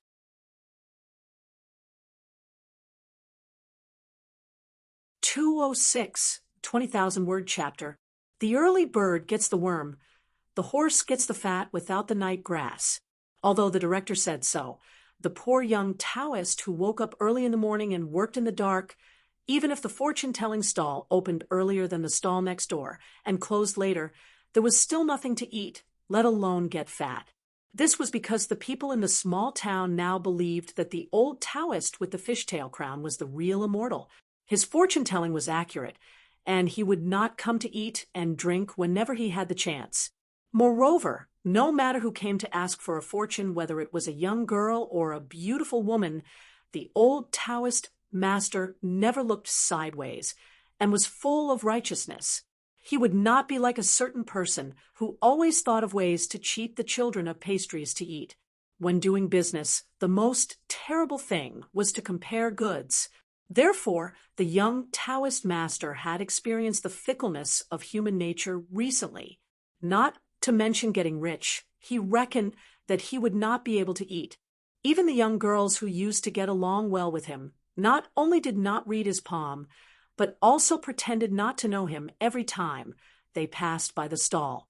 The young Taoist master could only comfort himself, these cute young girls with the fragrance of the countryside. Even if they were very distant to him on the surface, it was only because they were shy and embarrassed to greet him. In fact, they were full of love. Otherwise, every time they passed by, they would wear beautiful new clothes. The young Taoist master did not want to let down these young girls' feelings every time. With his sharp eyes, he would always praise them by their names, saying that today's hairpins were so beautiful and the clothes were so fitting. Most of the young girls' footsteps were a little flustered, and they walked away quickly. As for some bold women, they would either throw a flirtatious glance back or scold him. It was a pity that no one cared about the business of the fortune-telling stall. This made the young Taoist a little sad. Every day he would sit behind the stall, either wiping the bamboo tube with his sleeve, blowing a breath of hot air at the bamboo sticks, or holding the back of his head and shaking it back and forth. Or he would simply lie on the table and look sideways at the bustling stall next door. Comparisons are odious. Fortunately, the young Taoist had been sitting on the bench all day long, so he didn't get angry. From time to time, he would take the initiative to chat with the old Taoist. This made the old Taoist, who was wondering if he should change to a place with good feng shui, feel a little relieved. In the end, even the old Taoist felt a little sorry for such a simple-minded junior. Thinking that this trip to the small town was quite fruitful, which was almost enough to cover half a year's expenses, he wanted to give a few words of advice. When there was no business coming to him, he waved his hand and asked the lotus-crowned Taoist to sit over. The young Taoist ran over and sat on the bench, his face full of enthusiasm and anticipation. "Old immortal, what can you teach me? Do you have any plans to impart to me?" "Ooh." The old Taoist picked up the small teapot beside him and drank a mouthful of herbal tea. He sighed and went straight to the point. "Have you just entered the business not long ago?" The young Taoist frowned and said, "It's not considered short, but my business is not as good as others." The Taoist orthodoxy was divided into 3 sections. The Taoist ancestor had 3 disciples, and each of them was the leader of a sect. They came from the same source, but were different. Not only did they spread their branches and leaves in a certain continent, but their influence was so great that it was like the Confucian school that ruled the vast continent. Even in the vast continent where the Dali dynasty was located, the sects derived from the 3 sects of Taoism were deeply rooted. There were many Taoist temples in the world, and the incense was strong.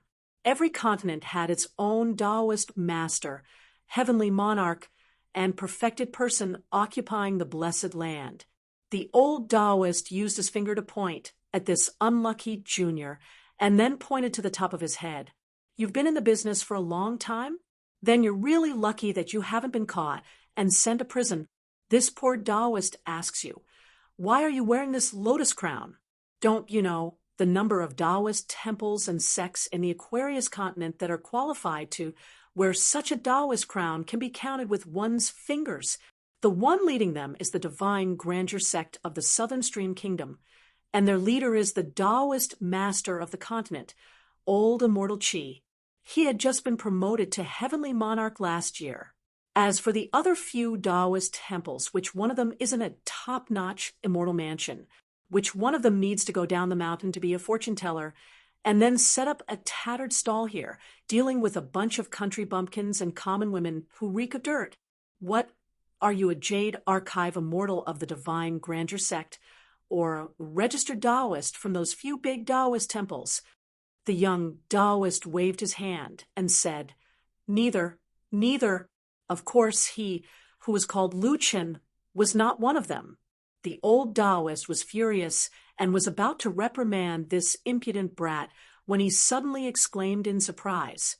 It turned out that there were 2 people standing at the stall next door, one old and one young.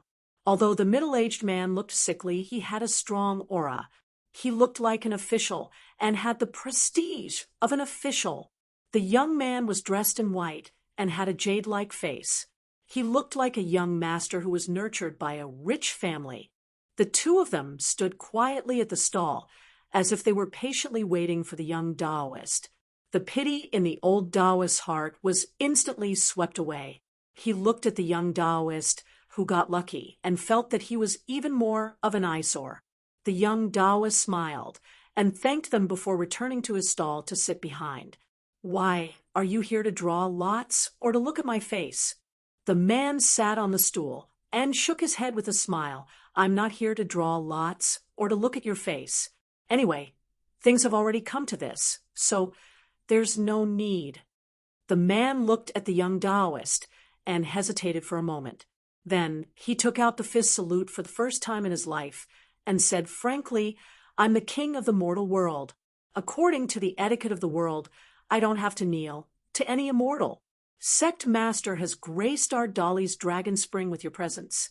I don't have to kneel and kowtow, nor can I use the Confucian salute to welcome you. I'll just treat it as a chance meeting in the Jianghu. I'll be bold enough to use the Jianghu's way to welcome Sect Master Lu. I hope Sect Master Lu won't take offense." Lu Chen smiled and asked, "That's strange. You're an emperor. Why don't you address yourself as I or I?" The man smiled bitterly. "I really don't dare to do that in front of you." Lu Chen joked, "I thought that the emperor of the Song clan in Dali was a hero who feared nothing. When Alliance killed his way to the White Jade Tower in your palace, you were very brave and refused to kneel. I was watching the show from afar in Nanjing Kingdom, and I couldn't help but break out in cold sweat for you." Emperor Dali said self-deprecatingly, "If I kneel, the spirit accumulated by the ancestors of the Song clan will all collapse. How can I kneel? That's why I can't kneel even if I die." Lu Chen nodded his head, then suddenly smiled and said, "Are you here to wag your tail and beg for mercy because of the White Jade Tower? Or are you here to denounce the sorcerers of Lu clan for tricking you?" Emperor Dali smiled. "Of course not. One is unwilling, and the other is cowardly. I need to show up in person to confer the title of Northern Peak to Dali. Actually, on the way here, Su Ruo of the Mo clan did not hesitate to send me a message through her natal flying sword, advising me not to appear in front of the sect master." Imperial Tutor had similar thoughts. Both of them were very direct and did not hold back. Especially our Dali Imperial Tutor. He knew my temper best and was afraid that I would offend the sect master.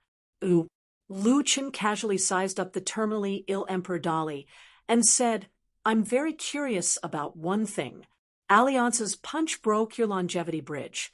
Not only did he help you escape the fate of being a puppet, but he also left you with a short life.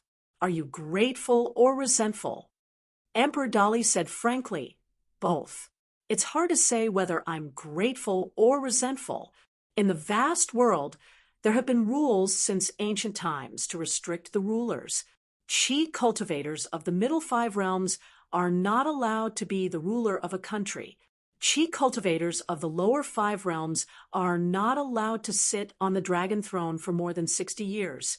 In addition, the people of the emperor are indeed congenitally unsuitable for cultivation.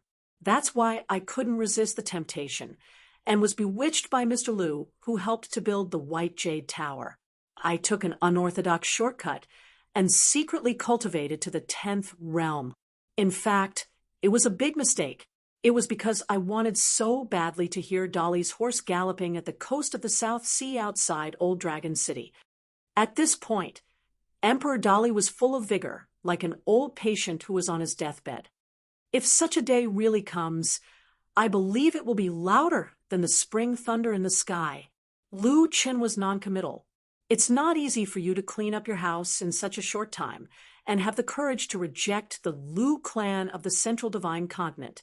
Of course, this has a lot to do with the fact that the main branch of the Mo clan suddenly chose the Dali dynasty. But no matter what, your position as an emperor is full of ups and downs. Emperor Dali was not surprised. Although immortals had to abide by the complicated rules set by the Sage of Rites when they came down, the young and handsome Taoist in front of him was not an ordinary Taoist.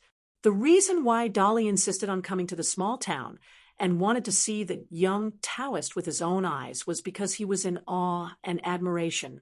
It was the simplest and purest of emotions. He looked up to the high mountain and looked up to it. Although he could not reach it, he yearned for it. If he could really walk up to it and see it with his own eyes, it would be a great blessing in life. Emperor Dali suddenly showed a hint of luck and anxiety. With the sect master here, will I be able to escape? Lu Chen smiled and shook his head. In the dazzling galaxy that flows in the human world, you belong to the brighter kind. Of course, I can extend your life, let alone 10 years, 100 years, or even 1,000 years is not difficult. But if I can change your fate, I'm afraid you will have to give up your ancestral property and follow me to another world. Only then can you live. Otherwise, do you really think that the Sage of Right's rules are just for show, and that the statues in the Confucian temple are all dead people? Emperor Dali sighed and did not speak for a long time. Lu Chun threw a sideways glance at the young man, who had an old-fashioned expression, and said smilingly, "Song Jisun, or should I call you Song Mu? What a coincidence we meet again. Then, do you know that Qi Jingchun thinks highly of you? Back then, you were the key person who inherited the heritage of the literary lineage. It's not as simple as Qi Jingchun casting a spell on me. Otherwise, my K would never have taken away the copper coin that you threw out. It's a pity that you are quite lucky.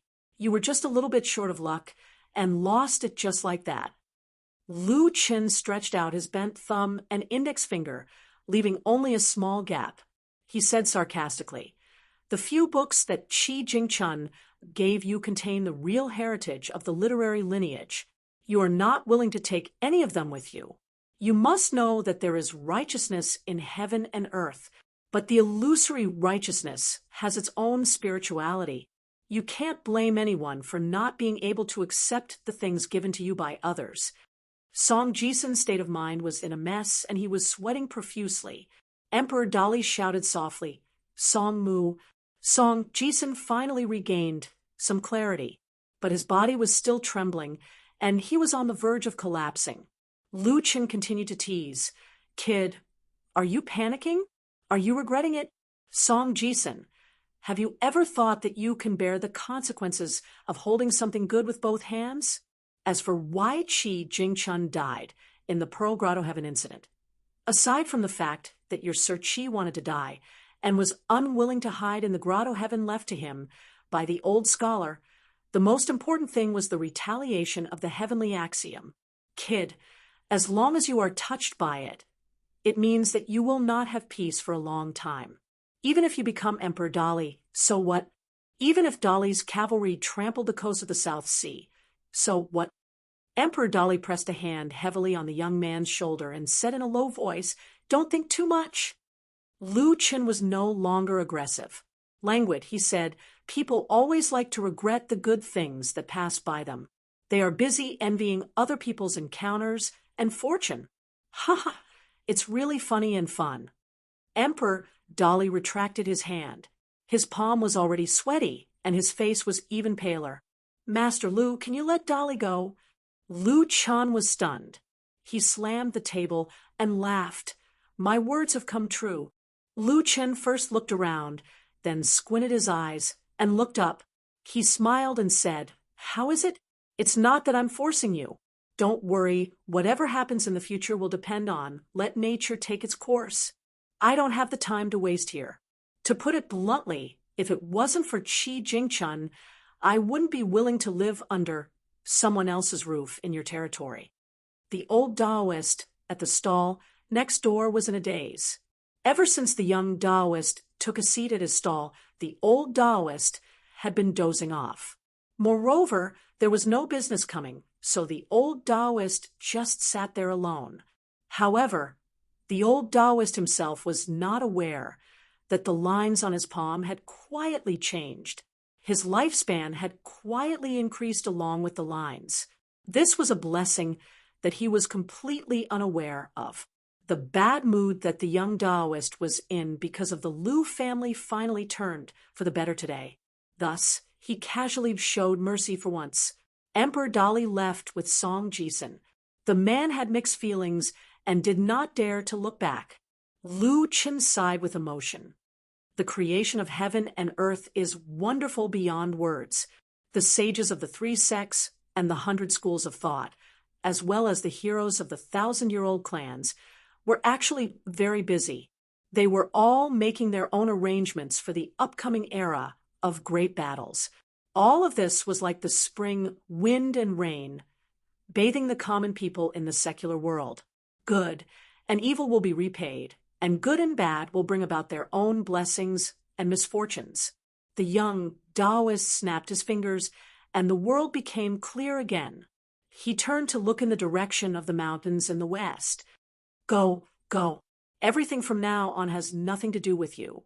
The old Taoist shuddered and wiped the saliva from the corner of his mouth. He looked around blankly and did not notice anything strange. He sighed. He was old after all. He had to admit that he was old. He could no longer withstand the bone-chilling cold of late spring.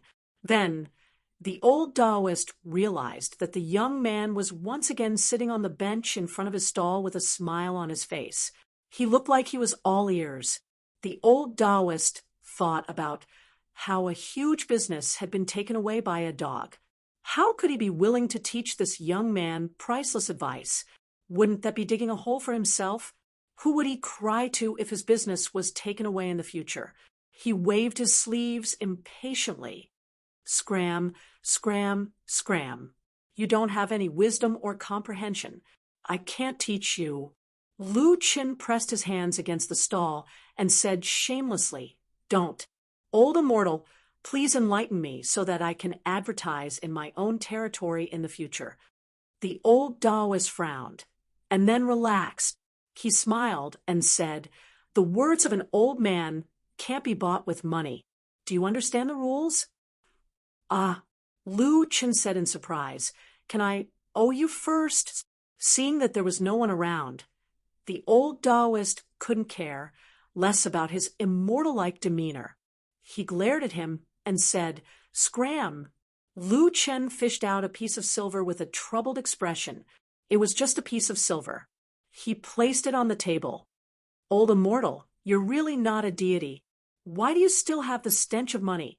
The old Taoist grabbed it and kept it in his sleeves. He coughed and began to talk about his experiences in the martial world. He only talked about the superficial things. It was useless even if one listened to it. He was determined not to talk about the words of an expert that one needed to be in the martial world. However, the young man sitting across the table didn't seem to understand at all. He listened to the old Taoist's boastful talk and was surprised. His face was full of respect as he deeply agreed with the old Taoist. From time to time, the young Taoist would suddenly slap his thigh and act like he had learned a lot. This scared the old Taoist quite a bit. Unknowingly, the old Taoist's changed palm lines were restored to their original state without a single difference. Gains and losses in the world one doesn't know nor feel. During the Lantern Festival in the capital of the Great Sui Kingdom, the city was filled with lights. It was as bright as day. Almost all the scholars of the Cliff Academy went down the mountain to join in the fun that night. The teachers of the academy didn't dislike this. If young people always stayed in the study room and shook their heads, they would lose their vitality. Without this kind of teaching, if they were too restrained and inflexible, the seeds of learning in the fertile fields would definitely not be able to grow into towering trees. Li Huai wanted to go, but after shouting here and there, only Yulu was willing to go. Li Baoping said that she had already gone to every nook and cranny of the Great Sui's capital. If she went to the foot of the mountain now, how could she be looking at the lanterns? She was clearly looking at people. It was boring. Furthermore, she still owed the teacher a few articles for her to copy as punishment. Lin Shuyi said that he, Xie Lingyue, had now become Xie Lingyue. He had also become Cui Dongshan's disciple and disciple's disciple. He had a lot of magic weapons that only immortals could use. Li Huai kept pestering him. So, Xie Lingyue took them out to show him. After Li Huai really saw them, he felt that they were not as cute as his painted puppets. He was not envious at all. Xie Lingyue said that night that he wanted to cultivate, so he couldn't accompany Li Huai to the Lantern Festival. In the end, only Yulu, who was easy to talk to and had the least to do, went down the mountain with Li Huai. At the foot of the mountain, they met the prince of the Great Sui Kingdom, Gao Xian. The three of them went together. Gao Xian often came to Cliff Academy to hang out and chat. Gao Xian really couldn't keep up with the thoughts of the girl in the red cotton-padded jacket. Lin Shuyi was also cold and cheerless. Xie Lingyue was often ordered around by the ancestor of the Kai family to serve tea, do the laundry, and sweep the floor. It was not the treatment that a cultivation genius should receive. It was worse than the treatment of a servant girl. Therefore, Gao Xian was the most familiar with Yulu. From time to time, he would accompany Yulu to fish by the lake. On this lantern festival in the Great Sui Kingdom, the emperor and his ministers rejoiced together. For this occasion, Li Huai specially put on the black jade hairpin engraved with the words Huayin. When he walked, he held his chest high and walked with his head held high. Yu Lu and Gao Xian guarded Li Huai on both sides. It was not that they were afraid that someone would bully Li Huai.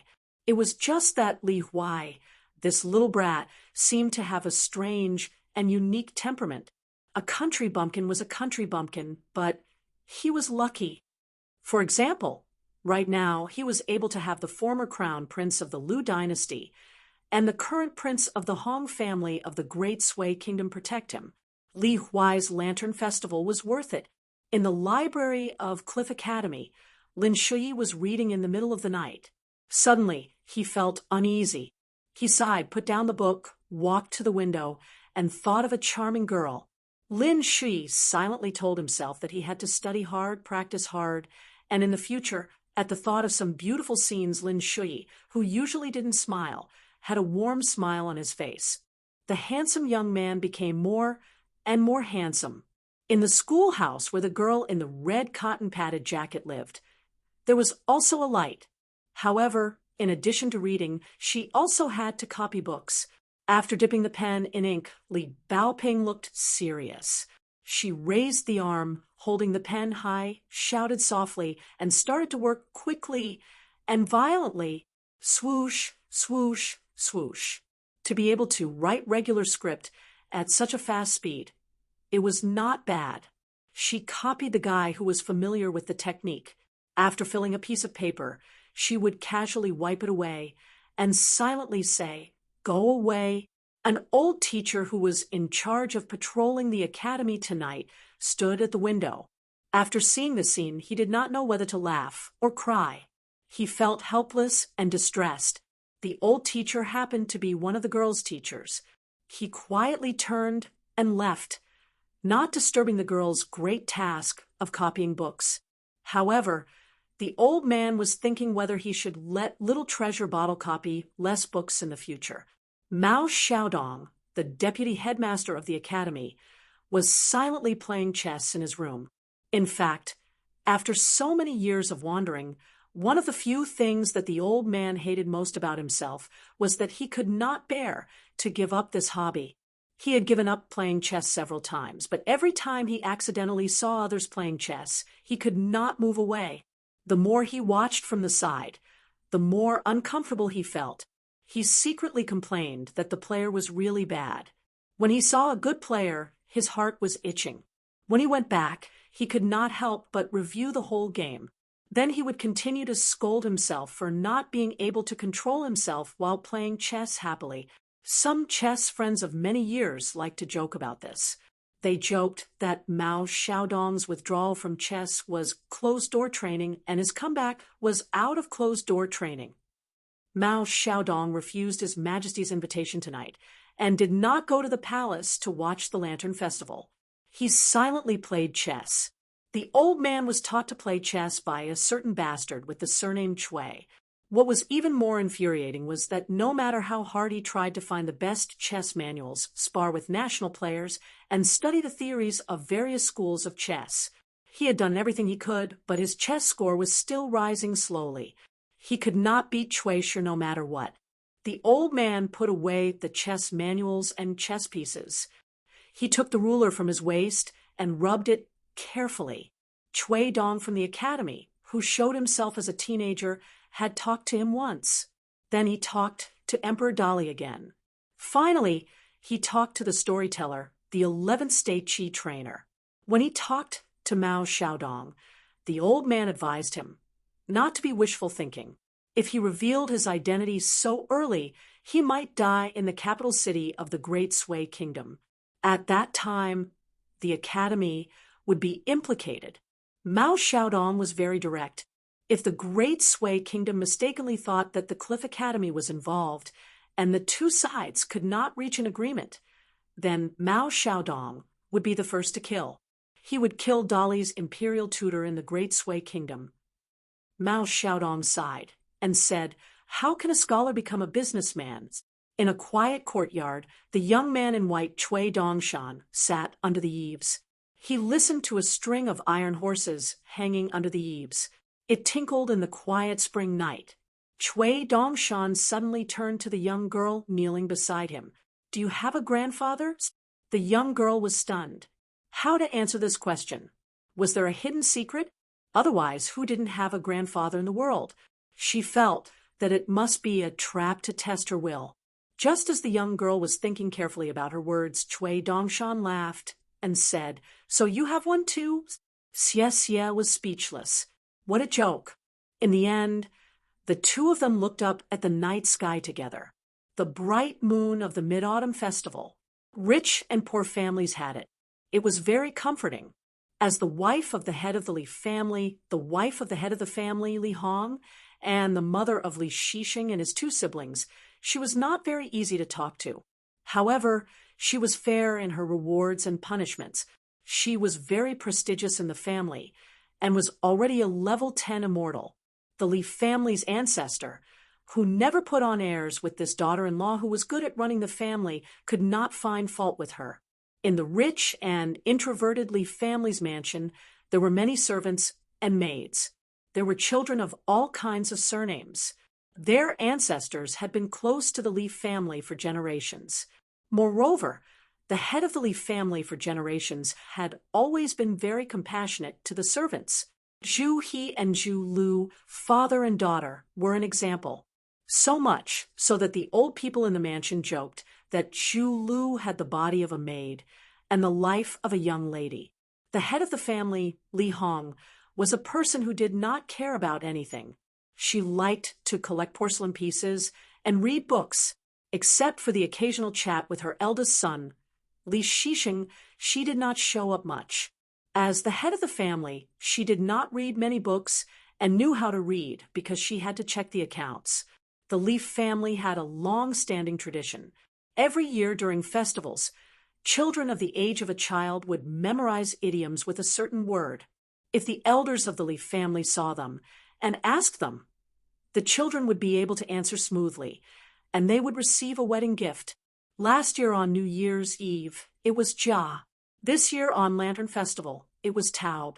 On the day of the Lantern Festival, the head of the family would let her personal maidservant carry a stack of red envelopes and money. On the way, she would meet children who were waiting for rabbits. She would open her mouth and ask them with a smile. Then, the children would have the answers that they had already prepared. Each and every one of their voices was childish, clear, and melodious, making the graceful head of the family smile endlessly. For example, peach blossoms and plums did not speak, but formed their own paths, peach blossoms and almond-shaped faces, and so on. These were all very beautiful sayings. Even if one of the children blurted out ordinary peach blossoms and ordinary plums, which was a very derogatory idiom, the head of the family was not angry. She still smiled and gave the child the wedding gift. It was just that when the head of the family heard that the child would return the favor, her smile seemed a little forced. When she heard that the child would return the favor, it was clearly a slightly positive statement. Although the meaning was not very good, it was still better than ordinary peach blossoms and ordinary plums. However, the head of the family was full of anger, which scared the child so much that he did not know what to do. After asking the child's surname in a stiff tone, the child's surname was Chun. Although the head of the family finally let the maidservant give the child the wedding gift, when she left, her face was as cold as ice, which was not common. Everyone in the Li family knew that the head of the family, Li Hong, favored the youngest daughter, Li Baoping, the most. The emperor loved the eldest son, and the people loved the youngest son. As for the eldest son, Li Shixing, and the second son, Li Baozhen, The servants could not see any obvious selfishness.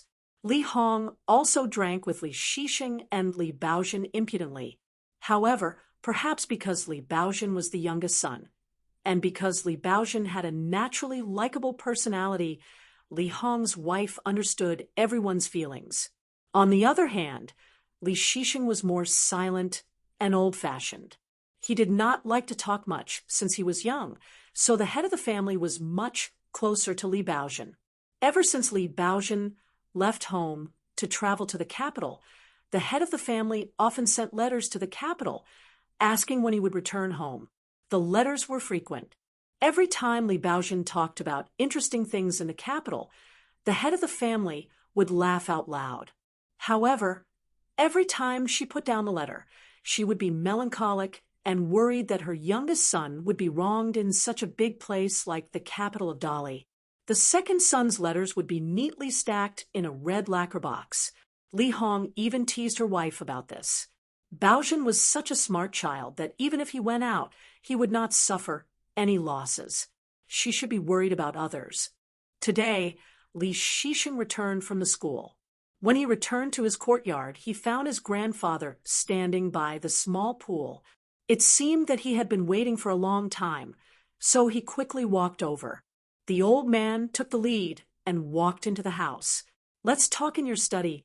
When they arrived at the small study room, the old man motioned for Li Shixing to sit down and talk. He smiled and said, "Baozhen's personality is too jumpy. He is so far away from home, and he is the youngest son. It is normal for your mother to be worried about him. Don't think that she is biased and feels sad about it." Li Shixing smiled and said, "Of course not." The old man said slowly, "Xie sure asked for 3 people, and I'm not surprised that you're one of them. Your father must be blind not to know your talent. I even think that you're no worse than he's Xiaoyang of the Divine Grandeur sect. So what if you're the Jade Maiden of a continent? What's so great about you? My grandson has no sect to cultivate you. Otherwise, you might be the golden boy. When the time comes, you will become a celestial couple." "Ha ha, this is not bad." At the end of his words, the old man laughed. Li Shixing was a little helpless. His grandfather's temper of competing with others could not be changed. In order to become the first cultivator of the 10 realms in the Liju Cave Heaven, the process of breaking the realm was actually quite dangerous. However, no one could persuade him. Li Shixing also could not persuade him. If he had not secretly divined a good divination, Li Shixing would not have dared to let his grandfather rush into the life and death closed-door training. The old man sneered and said, "As for Ma Kuxuan, I really don't want to speak ill of him behind his back. His family is originally a nest of thieves and evildoers. Humph, I don't think he will have a great future. The best is as good as water, and the toughest is easy to break. Since ancient times, he does not know how to hide his strength. So what if he broke 3 realms in 1 year? If he has the ability to break 3 realms after reaching the sea-viewing realm, he can do it again." Li Shixing was silent. The old man suddenly asked, "Why did you give the snow wind all and those talismans to Qin Pingan?" The old man laughed angrily and said, "You should have left half for yourself. Believe it or not, that kid does not know the value of those papers and brushes at all." Li Shixing smiled and said, "It seems that Grandpa does not care about the bottle." The old man was deflated and said angrily, "Who said so? If I don't care about the bottle, who will? All right, I gave it away. I just casually mentioned it. Do you think I will let you take it back?" Li Shixing smiled knowingly. The old man saw the smile on his grandson's face and stretched out his finger to point twice in the air. "You can give away the family heirloom as you wish. Grandpa will not stop you, nor will I force you to go back on your words. However, it will not stop me from scolding you for being a wastrel." Li Shixing's mouth was full of smiles. The old man put his hands on the armrests and said with a bit of fatigue, "Grandpa only has this little ability. Back then, I risked my life to reach the 10 realms. There is no hope for the 5 realms." Shisheng, Grandpa will not be able to do anything for you in the future. Li Shisheng quickly stood up and said softly, Grandpa, don't think like that. You can't do better than that. The old man stood up and walked around the table to help his eldest grandson straighten his lapel. Whether you go to the Lu continent or not, whether you will abandon Confucianism and follow Taoism in the future, you will always be my good grandson. There are countless reasons to be a person in this world, but I believe that my grandson will be righteous and always will be. Li Shisheng's eyes were a bit dry. He nodded vigorously and took 2 steps back. He bowed deeply and said loudly, teaching by example and teaching by word and deed, My Li family will not lose to anyone. The old man murmured, Of course you are, and so is the bottle. The only person he missed was Li Baozhen, who was recognized as the most intelligent. Dali Changchun Palace. This was the only top sect in the Dali dynasty, where female cultivators were the majority. Therefore, the once powerful Empress Dali chose to cultivate here. She lived in seclusion and was accompanied by Prince Songhe. Emperor Dali's number of children was not surprising.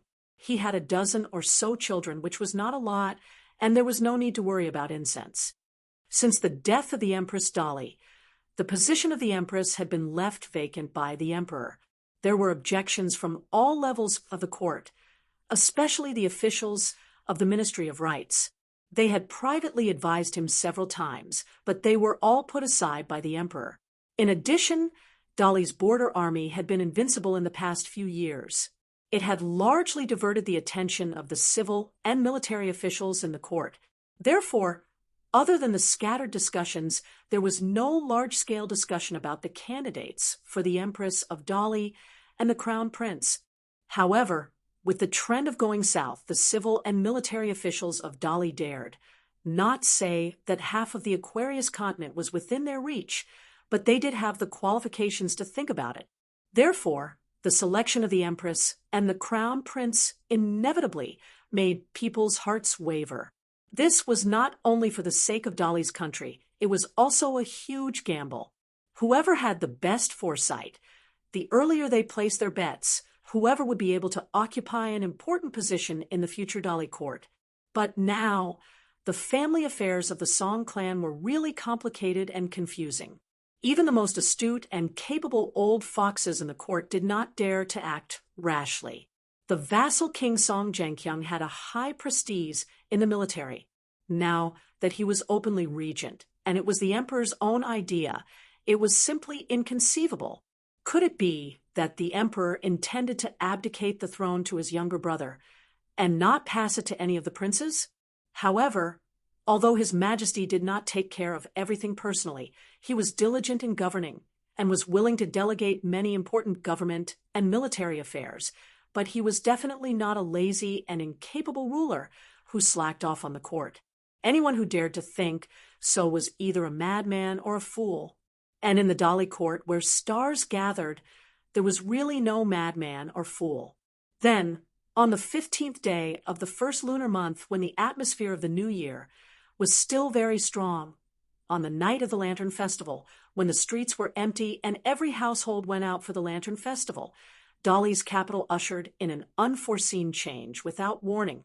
The palace city, the imperial city, the inner city, and the outer city, the entire capital of Dali, outside some rich and gorgeous houses, some inconspicuous common people's houses, and many time-honored restaurants, shops, and Taoist temples, almost at the same time, a group of Dali's elite soldiers, high-ranking military secretaries who were good at close combat, men of sacrifice secretly raised by the Yamen of the Ministry of Rights, and many Qi cultivators, including the Qinianjian, appeared together and forced their way in.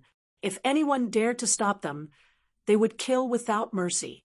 If no one showed up under the guidance of the Qinianjian officials, they began to dismantle all kinds of things, such as the towering memorial arch, the peach talisman hanging outside the door, the stone lion at the door, the plaque in the ancestral hall, the memorial tablet, and so on. There were all kinds of things. That night, Song Zhenqiang, the king of the vassal state, personally sat on the horse path in the outer city from nightfall to daybreak.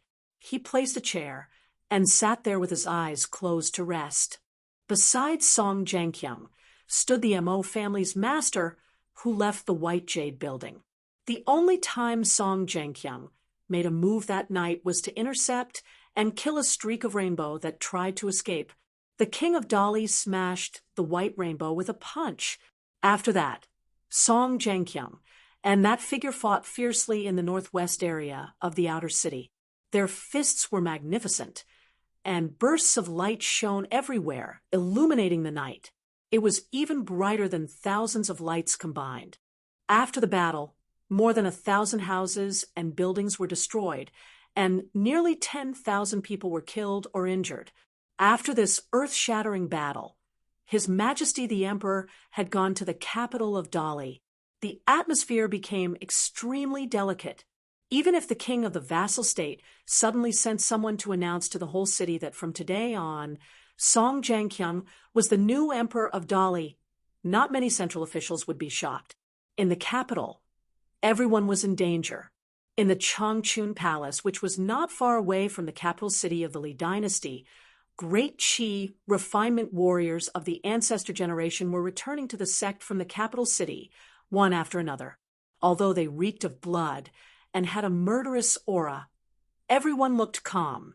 Therefore, the Changchun Palace was still as peaceful as before. In a hut halfway up a mountain, a woman who took off her luxurious palace dress looked at the flying figures landing in various places of the Changchun Palace.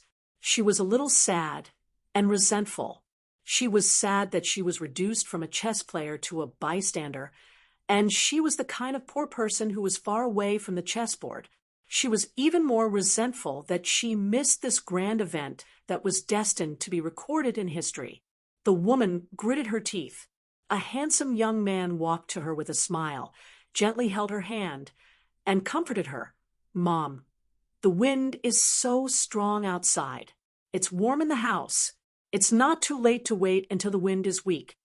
The woman held her son's hand tightly and narrowed her beautiful eyes that were filled with sharpness. She said in a low voice, Mother will definitely take back the things that should belong to you by double." The young man had a face that seemed to be born naive and pure. He looked innocent and said, "But Mom, didn't His Majesty tell us that no matter how big or small the thing is, it's up to him whether he wants to give it or not. And it's not up to us whether we want to take it or not." The woman's lips trembled slightly as if she was about to cry. Her long eyebrows raised, as if she was looking forward to joy. In the same Changchun Palace, in a tall building on another mountain, a humble girl from a boat family was listening to her master talk about the tragic battle that had just happened in the capital of Dali. The girl held her cheeks and leaned on the table, listening attentively. There was a porcelain bottle on the table containing 2 or 3 peach blossoms that the girl had just cut from the tree. But in the end, for some reason, the girl recalled the scholar in green that she had met in her hometown. He looked clean, like a spring leaf floating on the surface of the big swamp of Red Candle Town in the night of revelry and debauchery. But she also thought of the man in white who passed by her on the path of Chiduan Mountain. She only remembered that he seemed to be sad at that time. The girl was absent-minded. And then the supreme elder of the Changchun Palace gently knocked on her forehead. The woman smiled and said, "Miss your hometown?" The girl was a little guilty and blushed. Her face and peach blossoms were both red. In the vast sea between the Aquarius continent and the Julu continent, there was a big fish swimming north. The family of 3, who was originally the most inconspicuous in the streets, was now on the big fish crossing the sea that was piled up by immortals on the mountain. Even if they only lived in the most simple and crude inn, it was still quite eye-catching. In addition to the mother and daughter, one was a mature secular woman with a plump body. The girl was graceful and charming, and her eyes were full of spirit. Even if they couldn't be officially married and needed to swear an oath of eternal love, they were definitely more than enough to be a servant in an ordinary sect. Therefore, on the back of the big fish that was as vast as a small town. Even if the family of three almost never went out to enjoy the sea scenery, it still made some unorthodox and itinerant cultivators covet it. The journey across the two continents was quite long. If they could find something interesting to do, why not? Fortunately, there were many eyes and eyes. Because this big fish that carried countless goods across the continents was guarded by a ninth realm immortal master and a seventh realm martial artist. Therefore, some young and strong chi refinement warriors who were ready to make a move did not dare to be too unsightly. In the beginning, they thought that money could move people's hearts. No matter how they looked at it, the family of three did not seem to have any background. Even if they were the relatives and family of some immortal master, most of them were from unorthodox small sections. Otherwise, they would not have lived in the cheapest rooms. Therefore, someone took the opportunity of polite greetings and knocked on the door. When they sat down to drink tea, they revealed some subtle hints. In the end, the woman was so scared that her face turned pale. On the contrary, the woman's daughter sneered and said to wait for her father to come back. At that time, there were many people standing in the corridor outside the door. Among them, there was a senior chi refinement warrior of the middle 5 states. Moreover, he was a swordsman with a sword hanging at his waist. Of course, this kind of thing did not need to be done personally. It would be too cheap. As for the first bite of the 2 plates of wild vegetables, he would definitely be the one to taste it. As for what would happen after that, it would depend on his mood, whether he wanted to reward the lackeys around him. In the end, when the simple and honest man who went to buy food came back and heard this, he neither trembled in fear nor slammed the table and glared at them. After putting down the lunchbox with the simplest lunch, he only said that they would go out to talk. The woman wanted to cry, but had no tears. The girl held her mother's hand and said that it was fine. Father was here.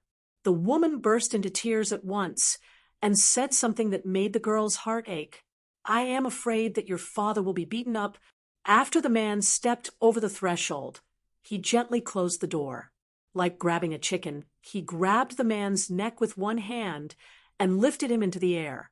He walked step by step towards the group of chi refinement warriors from the Julujo, whose expressions changed slightly, beside the swordsman of the 6th state, who was the most silent. Someone was just about to say something threatening when he realized that his throat was boiling hot, as if a piece of charcoal had been stuffed into it. His face was flushed red, and he covered his neck with both hands. He could not say a single word. The man casually threw away the dying chi refinement warrior in his hand and asked the swordsman, "What is the surname and given name of your ancestor? What is the name of your sect?" The swordsman sneered and said, "We didn't do anything. According to the rules of this ferry, you will be thrown into the sea without permission." The man simply could not be bothered to talk nonsense. He broke the swordsman's longevity bridge with a punch and forcibly uprooted the natal flying sword that did not even have time to make a move. He gently clenched his fist in the palm of his hand and instantly crushed it. The swordsman fell to the ground, bleeding from his 7 orifices. The rest of the cultivators knelt down almost simultaneously and begged for mercy. However, all movements and sounds had long been isolated outside the door of the house by the man's martial arts. The man said indifferently, "Tell me the origins of the swordsman and your respective names and sections. After taking a punch from me, I will naturally find trouble with your ancestor in the future." Someone had a slight thought and deliberately made up a name and sect. The man's martial arts cultivation was close to divinity. He could clearly see the ripples in the hearts of chi refinement warriors. He immediately shattered the foundation of the chi refinement warriors' longevity Tao with a punch on the spot. The man said angrily, "Since I can kill you with a punch and am still willing to talk to you nicely, then all of you should listen carefully." The rest of the people looked as if their parents had died. The cultivator of the 9th state and the martial artist of the 7th state, who were overseeing the ferry, rushed over quickly. The cultivator was an old man with a dignified aura. The ninth state was the Chi refinement warrior's golden core realm. There was a saying on the mountain, "Only by forming the golden core realm can one be considered one of our generation." He was a prodigy who had successfully broken through to the eighth state, the Dragon Gate realm. Therefore, the Golden Core realm was also known as the finishing touch that turned something rotten into something magical after the carp leaped over the Dragon Gate. The entire sea of Chi condensed into a golden core that revolved around the various parts of the Chi refinement warrior's body. The concept of forming the golden core differed between cultivators. Some genius cultivators had a majestic aura when they formed the golden core, even causing a phenomenon in the world. The size of the golden core realm cultivators' golden core rooms differed greatly. The quality of the rooms also differed greatly. However, there were also special situations such as big but empty and small but wonderful. The will of the heavens was unpredictable. Nothing more than this. The pure martial artist of the seventh state was a burly old man who was 8 feet tall. He had a large saber hanging from his waist. The old cultivator of the golden core realm was enraged when he saw the miserable state of the corridor. He was about to use the rules to suppress the other party. The martial artist of the seventh state reminded softly, "Elder Hong, this person is at least a martial artist of the eighth state." The burly old man did not forget to emphasize his tone, repeating the 2 words, "at least." The old cultivator quickly observed the distance between him and the man. In any case, it was definitely not more than 100 feet. This made him feel rather troubled. Fighting to the death with a pure martial artist of the eighth state, at least within 100 feet, was not interesting at all. Fortunately, the man was not overbearing. Instead, he roughly explained the situation. Afterwards, some ignorant fellow felt that he had a basis and shouted in grief and indignation, "Old immortal Hong, the sword cultivator on the ground is Tang Xiufeng of the Green Sprouts Peak." His life-bound flying sword was forcefully pulled out of Tang Xiufeng's body by that madman and completely crushed. This is a great enmity of life and death. The Green Sprouts Peak will not let him go. If not for this reminder, the old cultivator of the Golden Core realm would not have been able to make up his mind. In the end, when he heard this, he hurriedly sized up the miserable state of the sword cultivator on the ground. The old cultivator gulped. Now he could finally be sure that the ruthless man was not only a martial artist of the eighth state, at least of the far travel realm, but he was also at least of the eighth state's completion realm. It was very likely that he had touched the threshold of the peak state. Otherwise, he would not have been able to so easily destroy the life-bound flying sword of a middle 5 state sword cultivator. The old cultivator bowed and said, "Don't worry. We will handle this matter impartially. We will definitely give you justice." The man nodded. Then he thought for a moment and said to those dumbstruck fellows, "Then I owe you that punch for now. I'll go back and find your old ancestor to collect the debt." The man looked at the old cultivator and the martial artist of the same path. He frowned and said, "Don't kill me to silence me. I have my own plans for this matter." The old cultivator smiled helplessly and said, "We won't do that." The man did not say anything else. He walked back to his room and knocked on the door that his daughter had purposely locked to comfort her mother. He said, "Lu it's father." The girl opened the door. With light steps, the man entered the room and closed the door behind him. The woman quickly stepped forward with tears still on her face. "Li-er, how are you? You weren't bullied, right? Did you get hit anywhere? Do you need some ointment?" The man scratched his head and said with a silly smile, "No. The person in charge of the matters on the ship just happened to pass by. I hurriedly told him about it. Guess what? He was very reasonable and chased those people away. He even told them not to come close to the 3 of us in the future. So, it's fine. Like I said, there are still more good people out there." The girl Li Lu held back her laughter. Father's trip this time was not in vain. He has learned how to lie. Only then did the woman relax, slightly. She patted her chest with all her strength and trembled. Thank goodness! The man only smiled and stared quietly at his wife. The woman's thoughts went astray. She fiercely pinched the hard flesh on the man's waist and complained in a low voice, "Your daughter is still here. You can't control your dog eyes." The man was resentful and still scratched his head. At night, the bright moon shone above the sea. The girl Li Lu stood by the railing and looked at the full moon in the distance. Old Yang once said that she was talented. Li Huai was blessed. What is talent? That is something that Li Lu knows.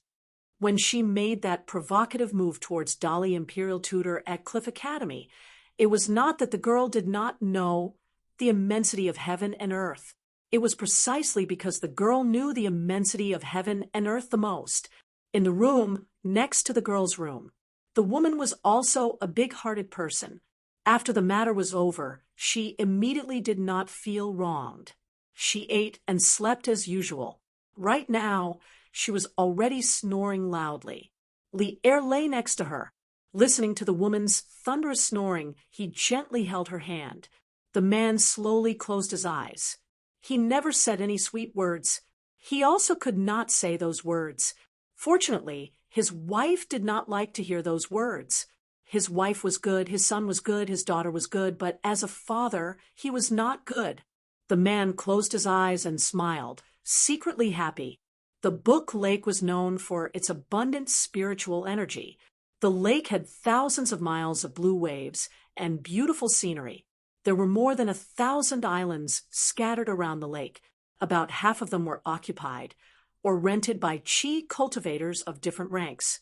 The largest island, Verdant Canyon Island, was the residence of Lu Jimao, the immortal of the river Severing. Lu Jimao cultivated an unorthodox Tao. Although his title of immortal was not officially bestowed by the dynasty, and was only flattered by his friends on the mountain, Lu Jimao's Tao was profound and had already been proven in numerous battles of life and death. Because Lu Jimao's reputation was terrible, the so-called friends in the Tao could only be considered as casual acquaintances. The disciples in the sect were mixed with good and bad. There were no young talents who could shoulder the burden. However, Lu Jimao was still able to occupy the verdant canyon island of the Book Lake. It could be said that he stood tall in the eyes of tigers and wolves with his own strength. After Lu Jimao's trip to the north, he was proud of his success. This was because he had brought back a little guy who was declared to be his last disciple. He was just a kid with a strong head and a strong head. At first, everyone thought that he was a little country bumpkin who had gotten lucky. The kid also laughed and laughed, as if he was completely unaware of those disdainful and gloomy gazes. Especially Lu Jimao's first disciple, who disliked the last disciple of his master the most. Later, after spending a long time with the kid in the verdant canyon island, he knew that the kid was a little bad guy. Not only was he good at pretending to be stupid at a young age, but he was also very vengeful, quite like his master Lu Jimao. He proved the old saying that if the upper beam is not straight, the lower beam will be crooked. At the end of last year, a big disaster happened on the verdant canyon island that shocked the whole Book Lake, and this kid was one of the culprits. Although Lu Jimao was the dominant force on the verdant gorge island, there were also a few small sects that were affiliated with him. In addition, Immortal Zhejiang had also invited some guests who shared the same tastes as him. He enjoyed himself all year round, but once he made a move, he would eliminate them completely. As for the masters of the nearby islands, they were also a group of ruthless people who were not sure whether they were good or evil. They were all wild and rogue cultivators who killed their way out. The kid named Gu Ken was accompanied by his mother, who was an ordinary woman who could not cultivate, but she was really attractive. Therefore, among Lu Jimao's guest ministers, some of them had the idea of taking the woman as a concubine. The old guest minister with a sharp mouth and a monkey's chin was very strong. After more than 100 years of management, he vaguely became a mountain of his own. Even Lu Jimao had to be patient with him. In his life, he liked to sleep with beautiful women. As a heating stove, his maidservants wore clothes different from the other maidservants. Their lapels and necklines were wide open, making it easier for him to reach inside. Those charming maidservants were jokingly referred to as open lapel ladies. Lu Jimao's performance was very subtle. He neither refused nor agreed, but pretended to be deaf and dumb. Then one day, under the influence of alcohol, he strode into the house where the woman lived. He kicked the door open, entered the house, and carried the woman home to have fun. He laughed wantonly, and no one dared to stop him. At that time, Lu Jimao's first disciple just found an excuse to send away the woman's only son, Gu Ken, and deceived him to go to the back mountain of Qingxia Island. He said that he was going to teach him a secret Taoist incantation at the waterfall. As a result, when the old guest just carried the beautiful woman back to the mansion and was about to throw the fleshy beauty on the bed and eat her alive, at that moment, not only him, even not only the Verdant Canyon Island, but all the great chi cultivators in the entire book lake felt something strange. For a time, the lake water was surging, the big waves hit the sky, and the chi was chaotic. It was extremely terrifying. It was to the extent that 2 cultivators of the 9th realm, who had been in seclusion for a long time, had no choice but to break out of seclusion to find out exactly who it was that dared to incite public anger and stir up trouble, disrupting the abnormally dense fortune of the mountains and rivers of Calligraphy Lake. Then all the chi cultivators looked at the Verdant Canyon Island with stunned and shocked hearts. A flood dragon, full of dragon chi, slowly raised its huge head near the Qingxia Island in the Book Slip Lake and stared at a certain house. On the top of the Verdant Canyon Island, a child with a face full of hostility stood side by side with the woman he should respectfully call second senior sister apprentice. The child's eyes were full of hatred. He looked at the horrible flood dragon that came out for the first time and ordered, "Little Loach, eat, eat, eat, eat all of them. Don't leave any one of them. Don't let any one of them escape. If my mother is wronged even a little bit, I will kill you." Then, on that day, the guest, along with dozens of flirtatious ladies, more than 100 people, were all swallowed into the stomach of the yellow flood dragon. The ground was covered in blood, and countless broken limbs and bones were scattered everywhere. It was simply purgatory on earth. At first, a dignified guest of the 9th realm cultivator did not believe in the supernatural. He fought desperately with the huge monster in the sky above the mansion, but he still could not defeat it. He used all his magic weapons, but he still could not shake the beast at all. It only made the beast more violent and murderous. Finally, it jumped out of the lake and flew into the sky, biting the guest, who tried to escape in half. The upper half of the guest's body was cut off at the waist and fell into the lake. It was then bitten by the yellow flood dragon that followed it. Finally, most of its body was submerged in the lake, and its head and neck came out of the water. It slowly chewed with its big mouth, making a terrifying sound. This action was full of provocation to the whole Verdant Canyon Island. Its pair of cold eyes, which were bigger than lanterns, emitted a mischievous smile that was similar to a human's. The child on the mountaintop grinned and said, "Good, good, good, little Loach, go and eat that bastard senior brother. Whoever dares to stop you, eat them together." Even the woman who tipped off Gu Ken, standing next to the child, felt a chill. She was really frightened by the murderous nature of her junior brother Gu. Can Lu Jimao, the immortal river Severing, suddenly appeared on the mountaintop and said with a pleasant face, "Although your senior brother is wrong, I will punish him well. Can you let him live?"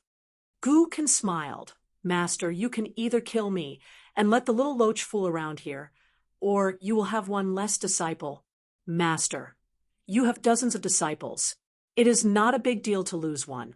In the future, I will help you make a name for yourself, not to mention the death of the senior brother. Even the death of the second senior sister is not important. The child, with a bright smile, raised his head high and looked straight at the old man. He asked with a smile, Master, what do you think? Lu Jimao's face was gloomy and uncertain. In the end, he suddenly laughed and patted the child's head with a kind face. Child, you have your master's style back then. Good, very good. Gu Kan smiled and narrowed his eyes. Don't worry, master. In the future, whoever you want to kill, I will be your last disciple. I will definitely listen to you. Anyway, the little loach also likes to eat people, especially the immortals on the mountain. They are very nutritious, and the little loach is very happy. Sigh. The little loach is really something. It grew so fast after leaving its hometown. Even your big white bowl can't hold it anymore. It can only be raised in the big lake. Master, do you have a bigger bowl? Lu Jimao smiled and shook his head. The child chuckled obediently. Only the second senior sister was creeped out. The giant creature, nicknamed Little Loach by Gu Kan, then ate the eldest senior brother of the Green Gorge Island, who was begging for his life. Its huge body plowed out many gullies on the island. Not only did the flood dragon eat the man, but it also ate the nearby onlookers who were not afraid of death, or the servants and maids who did not manage to escape in time. The flood dragon probably thought that some ordinary people were not tasty, so it tore their bodies apart and threw them aside. It returned to the Book-Slip Lake with its mouth full of blood dripping on the ground. That night, the child accompanied the frightened woman to admire the moon in the yard. Gu Kan ate the mooncake and said vaguely, Mother, don't be afraid.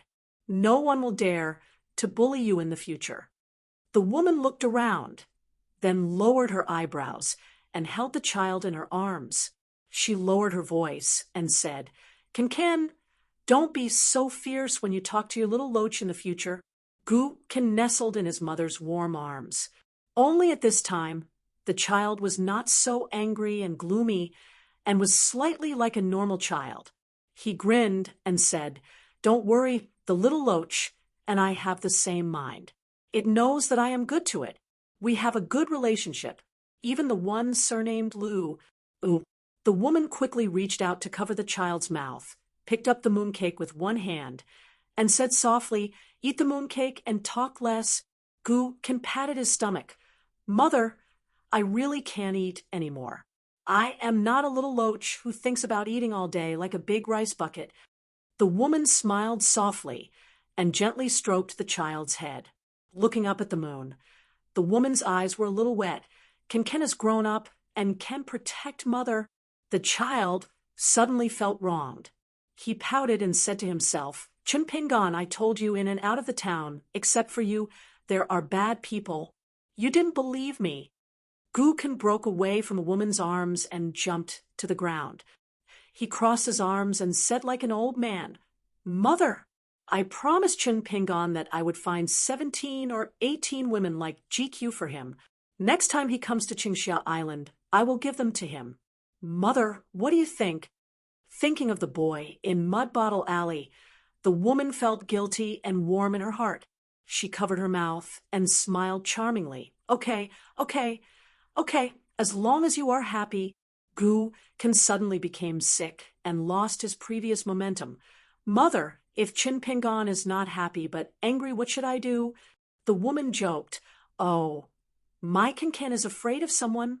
Gu Kan blushed and hummed. I am not afraid of Chin Pingon. I am. Speaking of this, Gu Kan, who was still a child, suddenly had red eyes. He lowered his head and wiped his eyes fiercely, sobbing, I just think that if Chin Pingon is here, he won't let anyone bully us. I just miss Chin Pingon. He will help me with everything. Only Chin Pingon is a good person in the world. The woman didn't know how to comfort her son because she also began to cry. The moon bends over the 9 continents. Some are happy and some are sad. The Chun family of Yingyin was the master of the collection of memorial archways in the world. As a result, the world's Confucian scholars only gave the 2 words mellow scholar to the Chun family of Yingyin. This branch of the Chun family that moved from the central continent to the South Hassa continent was actually not eye-catching during the Great Migration, because at that time, this branch of the Chun family of Yingyin was only one of the 8 branches of the Chun family of righteousness in the central continent, and it had the least branches. After all of this took root in the South Hassa continent, especially when the old ancestor who carried the sun and moon on his shoulders appeared, it ushered in earth-shaking changes. A learning palace and an academy were all built on the land of the Chun family of Yingyin. Numerous memorial arches were erected in succession along with the outstanding performance of the Chun clan disciples of Yingyin generation after generation. They accomplished great feats, established their careers, and wrote books and sayings. Therefore, every guest who entered the Chun family of Yingyin, whether it was a scholar who traveled here to study, a scholar who came because of the reputation of the Chun family of Yingyin, or an emperor who stayed here, had to first pass through the path filled with memorial archways and buildings.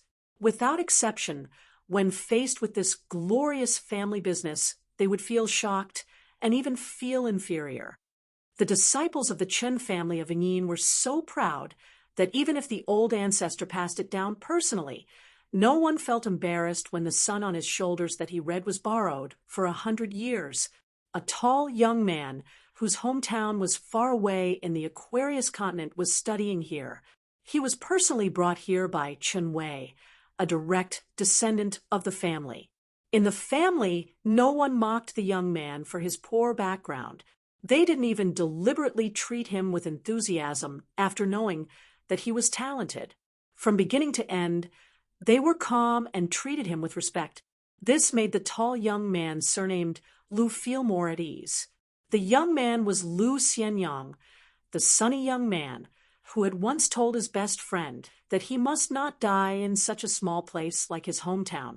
Then, after he left his hometown, he quickly saw mountains that seemed to be taller than the sky and an endless blue ocean. There were countless colorful flying fishes with wings soaring on the ocean and various monsters appearing in the sea of clouds. There were even mighty sword-riding immortals that flew freely in the sky. In the beginning, he was not worried. He was worried that this Qin family of Yingyin was like the Su family of Qingfeng City and the mountain-moving ape of Xinjiang Mountain. They secretly coveted his sword manual, the strange sword manual that allowed him to practice the sword when he was awake and in his dreams. But Lu Xianyang quickly dispelled this thought, because when he stepped into the Qin family of Yingyin, a scholarly old man, who was said to be the treasure-managing ancestor of the Chun family of Yingyin, gave him a folding fan made from the divine cloud bamboo of the Azure Immortal Mountain. This divine cloud bamboo was extremely rare and was one of the best materials for the ghost whip. As long as it was a monster that lived underground, all of them feared the magic tools made from the divine cloud bamboo. An extremely high-quality cuttlefish, this creature was raised by an immortal family in a brush washer and lived by eating ink. After 100 years, a golden line would grow on its back. After 500 years, it had a chance of becoming an ink dragon, a treasure of calligraphy that scholars yearned for. Almost all scholarly families would raise this creature, but the requirement for ink to eat cuttlefish was extremely high. Otherwise, they would rather starve to death than be willing to accommodate it. Finally, there was the wind of flipping through a book.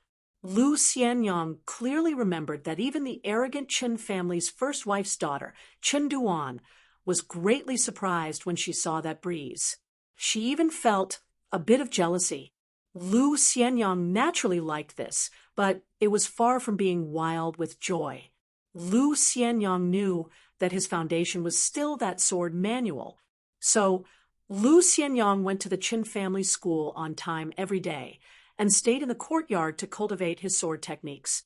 Since the tall young man had seen the mountains and rivers, the next step he wanted to rely on his own ability to ride his sword over the peak of the mountain. to ride his sword to the end of the river. There would be a day when he would meet that fellow surnamed Chin again, and he would be able to boast to him about the vastness of the outside world. Sometimes, Lu Xianyang was worried that if he returned to that small town one day, would Chin Pingan be an old farmer who had already married and had children? Of course, Lu Xianyang would not disown him as a brother just like that. But Lu Xianyang was very, very afraid that at that time, the two of them would be sitting on the back of the green ox, chatting. After talking about embarrassing childhood stories, they would have nothing to say in the end. There were some words that came from the bottom of his heart. At that time, Lu Xianyang had purposely left in a hurry, purposely avoiding Chin Pingan, because he was afraid that when they parted he would fail to live up to his expectations and cry. He would be laughed at by Chin Pingan and others and would look down on Lu Xianyang. Moreover, those words came from the bottom of his heart. At that time, Lu Xianyang was still a bit awkward, so in the end he did not say anything. Now, Lu Xianyang was very regretful. He should have openly told Chin Pingan that other than the matter of burning porcelain, he was inferior to him. Lu Xianyang had taught Chin Pingan so many other things. Fishing, using a wooden bow, setting traps in the mountains, crossing over mountains and ridges. Which one of these things Chin Pingan had done better than him? Lu Xianyang. The Yingyin Chun clan's residence was hundreds of miles in circumference. When Lu Xianyang was free, he would go to that road in one breath. He would pass by many memorial arches, walk to the bank of a large river, and sit on a stone cliff that was similar to the back of a green ox. He would sit there in a daze for half a day. For a tall youth who was diligently practicing the sword, this was a very extravagant thing to do. In the dusk of this day, Lu Xianyang sat there for another 4 hours. After he abruptly returned to his senses, he planned to stand up and return. There were still tens of miles to walk on the return journey. Moreover, within a radius of 1,000 miles, if there were no accidents, no one was allowed to ride the wind in the air. Generals, ministers, and officials had to dismount from their horses. This unshakable rule of the Chun clan had been passed down for thousands of years. After leaving the clan, there might still be some Chun clan disciples who were arrogant and willful outside. They might even do some bad things that went against etiquette. After all, the clan was too big, and it was inevitable that there would be crooks mixed in with the honest folk. However, as long as they were in the clan, no one dared to overstep the rules in the slightest. Especially when it was time to worship the ancestors every year, countless Chun clan descendants would rush back. The road was filled with pedestrians. Yes, pedestrians. Moreover, the adults were almost all dressed in scholarly robes with jade pendants hanging from their waists. They were simply dressed. Lu Xianyang had seen it once from afar. The sound of jade pendants being struck rang out. This was an eye-opener for the youth. It was even more shocking than seeing mountains and rivers. As soon as Lu Xianyang stood up, he saw a thin, white-haired Confucian scholar slowly walking up the stone cliff. Lu Xianyang bowed with his hands folded in front. The old Confucian scholar, who he couldn't tell if he was a gentleman or a sage, stood still and returned the greeting with a smile. If it was anywhere else in the Hassa continent, gentlemen and sages were quite rare. However, in the Chun clan of Yingyin, where there were many talents, if one didn't have a sage, he would be embarrassed to go out and greet others. The old man stood beside Lu Xianyang and looked at the rolling river. He gently stomped his feet on the stone cliff and said with a smile, "Do you know the name of this stone cliff?" Lu Xianyang had to stop and shook his head. "I don't know." The old man smiled and said, "It is recorded in the books that there is a strange stone on the river cliff of the Chun clan of Yingyin. It is called the Mountain Ghost. There was once an immortal poet who recited a poem here. Unfortunately, it didn't spread. It is a pity. Who will lift the cup, laugh at me for being drunk? Before the cuttlefish can rise, the mountain birds cover the cup. At 4 o'clock, the mountain ghost blows out the lamp and whistles, startling the children of the world." Ooh, The old man continued to recite the poem that had never been passed down. His face was full of melancholy and nostalgia. God gives my heart to you, waiting for thousands of miles to carry you, whipping the swan and phoenix, reciting a poem about my travels. In fact, this poem is not the best among the many poems of that immortal poet. However, I was standing beside you at that time, and the immortal poet was standing beside me. I was young at that time. After hearing it, I felt that it was really good. Even after so many years, I still feel that it is good. Lu Xianyang couldn't tell whether it was good or bad. He didn't want to spoil the old man's mood, so he could only remain silent. However, the old man turned his head and asked with a smile, "What do you think?" Lu Xianyang had to answer honestly, "I don't know." The old man smiled and nodded. Lu Xianyang continued to remain silent. The old man asked again, "Are you studying here? What do you think of the atmosphere?" Lu Xianyang thought for a moment and said, "Very good."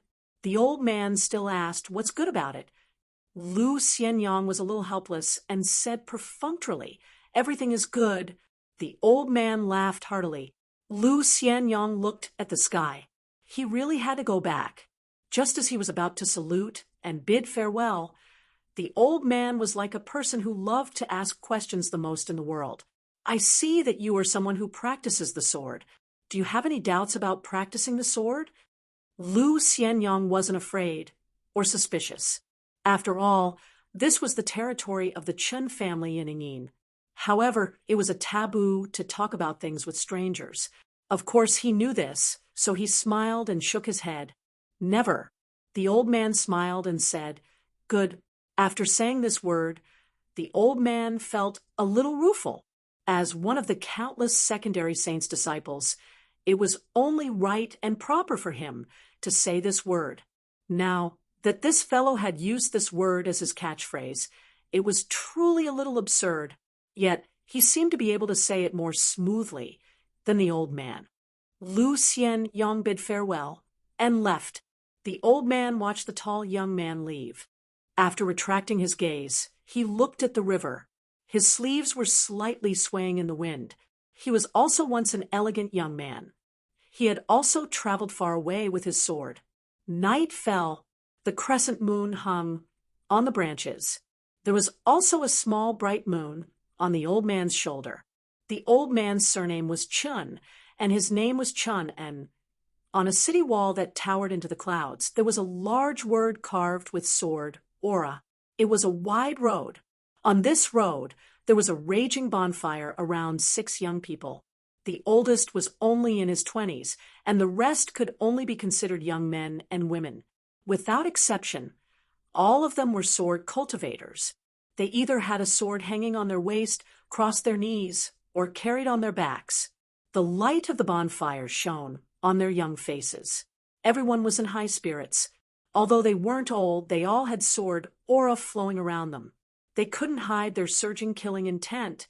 Among them, the most outstanding were a man and a woman. The man was the oldest young man. He wore a blood-stained long robe, but he gave people a sense of purity. Although he wasn't extraordinarily handsome, his clean and gentle temperament, coupled with the sword aura that was so condensed that it was almost solid, made people feel even more amazed. The young woman was full of heroic spirit. Her eyebrows were like narrow knives, showing off her sharpness. She sat cross-legged with her sword across her knees. She supported her chin with one hand and looked to the south of the high wall with a sharp gaze. The battle between the two sides had come to an end for the time being. The next attack and defense would definitely be more tragic. A fat, young sword cultivator had a round face. When he smiled, his eyes would narrow into slits. He looked harmless, but his killing intent was the strongest. He drank hard liquor and handed it to the one-armed girl beside him. He wiped his mouth and laughed. If it wasn't for the 6 swords that Alliance threw, we might not have survived this time. Next time, even if Alliance wants me to warm his bed, I'll wash my ass clean and agree. The fat young man patted the sword at his waist heavily. The sword's name was engraved with 2 words, purple lightning. When the sword was unsheathed, purple lightning lingered around it.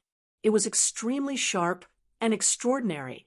The other 5 swords were named Sutra, Zhenyu, Haorenqi, Hongzhuang, and Yunwen. The one-armed girl beside the fatty had a wooden expression on her face. She silently drank her wine. Her slender figure carried a large sword on her back. She didn't choose the elegant name and beautiful body of the sword, Hongzhuang. Instead, she chose the thickest and largest sword, Zhenyu. The oldest one, who looked more like a scholar than a sword cultivator, chose love at first sight, Haorenqi. The one-armed girl threw the liquor jug to the young man sitting opposite her. His face was dark and full of scars. He was wearing Hongzhuang. The young man with a ferocious and ugly face took the wine jug, raised his head, and took a big gulp. He then took another big gulp. Immediately, he was scolded by a handsome young man. Dong, damn you. Can't you leave some for your ancestors? The ugly young man was still stubborn and was about to drink a 3rd mouthful. The handsome young man beside him was so angry that he wanted to give him a punch. He was the only one who had 2 swords. One was Sutra, and the other was Yunwen. They were stacked on his thigh, but the Yunwen sword seemed to have lost its scabbard. The ugly youth lifted his arm to block the fist, but after being struck by the fist, his body swayed, and wine spilled all over his face. His ferocious nature erupted as he turned and glared at the handsome youth. The handsome youth also responded with equal harshness. What? Do you want to fight? If it weren't for you, would the little cricket die in the south for you? The ugly young man's eyes turned red, and his lips turned blue. The girl with narrow eyebrows shouted, "Both of you, shut up!" After she spoke, the ugly young man and the handsome young man stopped causing trouble. The former quietly passed the liquor jug to the latter. The girl stood up and said coldly, "Give me both the Yunwen sword and the liquor jug." The handsome young man handed over the sword and the liquor. She walked to the edge of the road. Below her was the cliff. The strong wind was strong, and the chaotic sword aura and fierce sword intent were everywhere. Moreover, in this desolate land where benevolence and morality were useless, there were 3 moons in the sky. There was a full moon, a half moon, and a crescent moon. Therefore, there was no reason to speak of here. Everything depended on the sword in the hand. The girl held the sheathless long sword in one hand and the liquor jug in the other.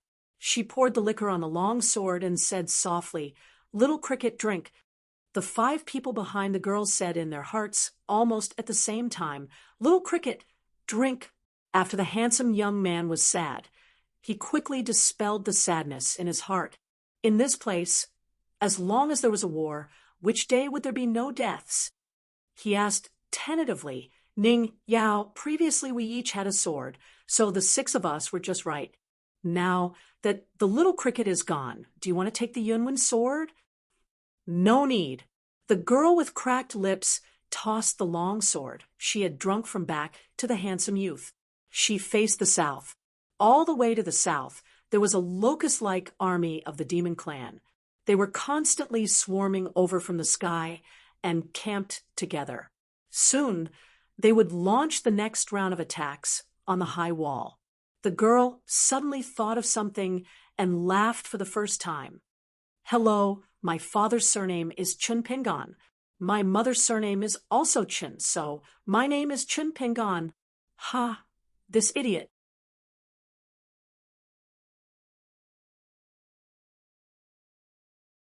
"207. Thanks to Wei Ba, Chun Pingan was able to live in an extravagant and luxurious place. The roof was carved with jade, and there were many rooms. The decorations were exquisite.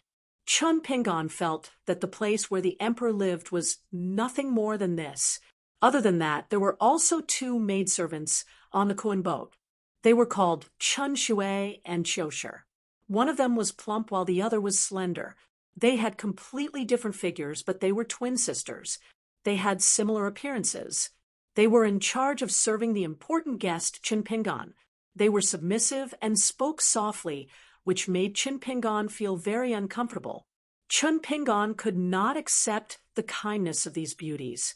He still took care of everything himself. No matter how the two girls persuaded him, Chinpingan still insisted on his own view. When night fell, Chinpingan asked for a basin to wash his feet and put his callous feet into boiling hot water. The two girls stood not far away with resentment in their eyes. Chinpingan only felt uncomfortable all over. It took him a lot of persuasion to persuade them to go to the outer room to rest. Chinpingan felt relieved. He stepped into the basin and looked around. Two young ladies were sitting in the outer room. Their heads were close to each other as they chattered softly. They used the dialect of their hometown in Lu continent to talk about their boudoir. They were curious about the young man's identity and how he could make the Lord Steward look at him with a whole new level of respect and reward him with a heaven character waist token. They were talking about the local customs and customs of Great Li, as well as the interesting stories of the Eastern Vase continent under their feet during the new year. They were talking about how some of the fairies in the mansions wore robes of red clouds and the green robes of Green Immortal Mountain when they appeared this year. They were talking about how the pearls and hairpins produced by the Dragon Palace on their heads were truly dazzling and beautiful. There was a celadone basin on the table. It was filled with layers of fresh fruits. The fragrance of the fruits came from various mountains in the northern continent. They were bought at a high price and emitted a faint spiritual aura. The twins, who had different charms, only dared to steal a few glances at them. They didn't dare to reach out and take them. When the sound of Chinpingan's footsteps could be heard, the two girls immediately stood up and stood respectfully, waiting for his orders. They glanced at the young man, who was still wearing that pair of straw sandals. Even though he was in the house, he was still unwilling to take off the sword sheath on his back. The corner of the girls' eyes slightly met each other. Both of them had a smile on their faces. It was just interesting they did not dare to mock him. Moreover, this Kun boat from the Diao Mountain carried people and goods across the 3 continents and back every year. As the first-class maids of the heavenly house, the two girls had seen many strange chi cultivator masters. They even felt that the young Dolly VIP might be in his 40s or 50s. This was too common on the mountain. When traveling, the younger the character, the more careful one had to be. They must not provoke him easily. Qiushi took the foot basin and went out to pour some water. Smiling, Chun Shui asked Chinpingan if he wanted to listen to the zither music. Tonight, there was a fairy from the Yellow Millet Pavilion who had a good relationship with the Diao Mountain on the Kun boat. She would be playing the zither on the Kun boat tonight. The VIP of the Heavenly House could go to a private room without paying. Chinpingan was still carrying the subduing demons made by Wan Liang. Of course, he was unwilling to show his face in public. He politely refused. This made Chun Shui a little disappointed. After all, if the VIP Chinpingan was willing to go, even if he was just pretending to be elegant, she and her sister Qiushi really liked the zither music of those fairies. They could take the opportunity to cleanse their ears. Most of the Yellow Millet Pavilion in the Jiluzu were female cultivators. Almost all of them were good at zither, chess, calligraphy, painting, and tea. The fairies who had studied a certain craft to the highest level would be praised for brightening the eyes, clearing the heart, and cleansing the ears. The zither music of the fairy on the Kun boat could cleanse the ears. Firstly, the music that flowed out from her hands was pleasing to the ears. Secondly, the cleansing the ears matter was real. When the music of the zither entered the ears, it could indeed cleanse the dirt accumulated over the years. Chun Shui and Qiushi had been involved in cultivation for 7 years. Limited by their ordinary qualifications, they were now only second-realm qi cultivators. They were not even the nominal disciples of the Diao Mountain. Therefore, even if the cleansing effect of the music of the zither was small, the two girls were still unwilling to miss the chance to accumulate cultivation.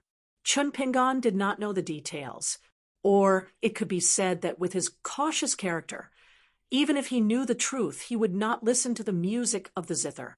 He was a pure martial artist who had never seen a zither before. Moreover, he had a precious treasure with him. How would he dare to show off?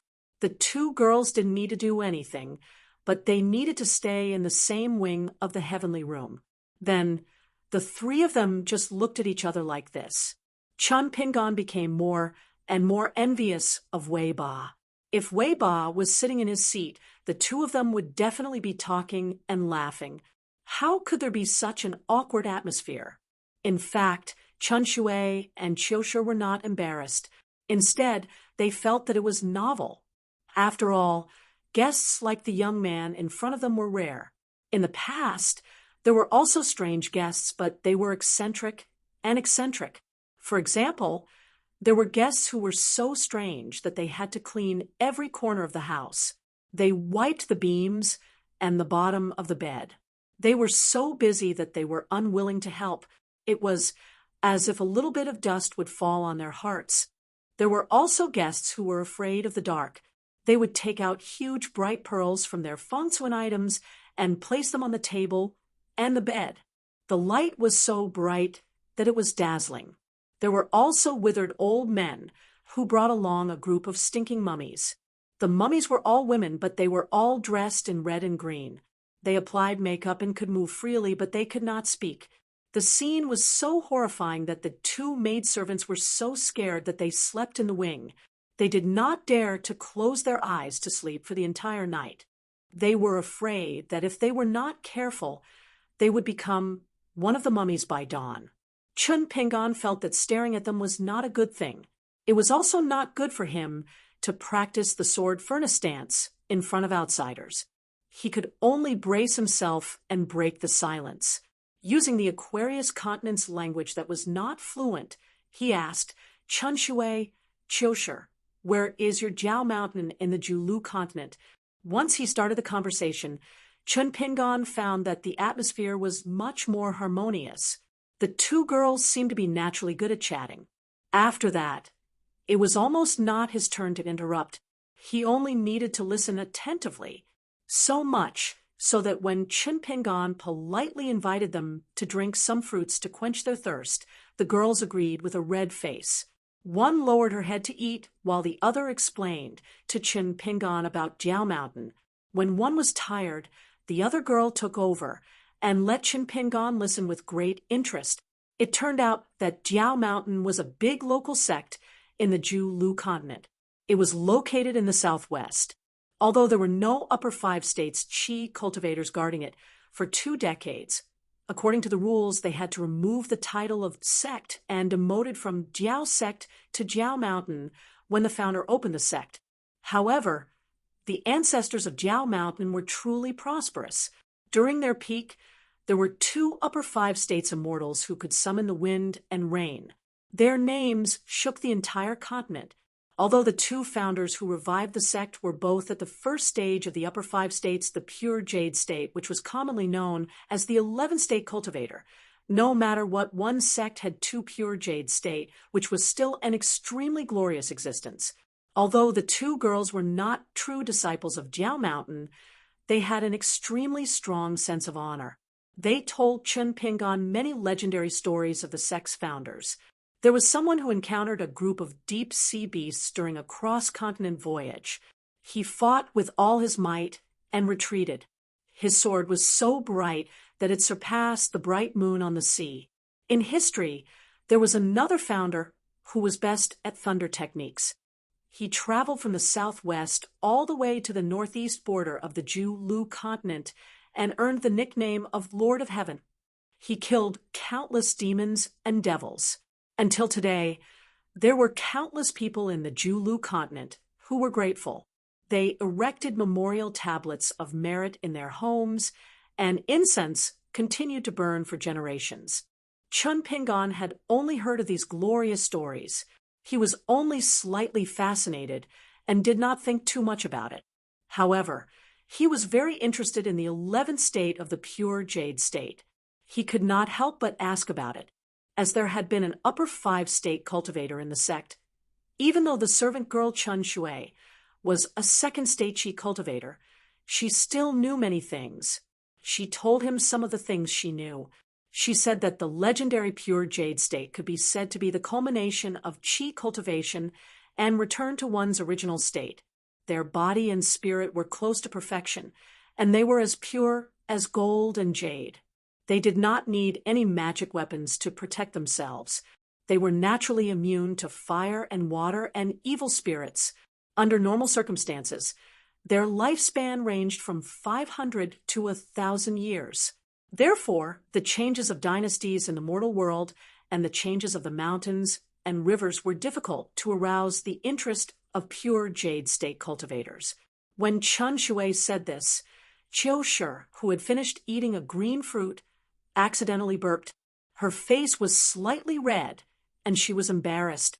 Her elder sister Chun Shui glared at her.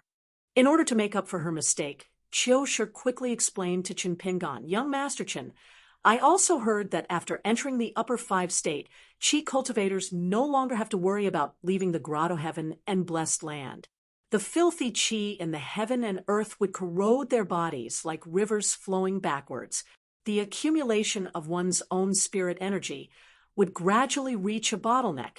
Therefore, there is not much difference between cultivating in the mountains and cultivating in the mountains. It is far more flexible and casual compared to the immovable state of the 10th state Yuanian cultivators."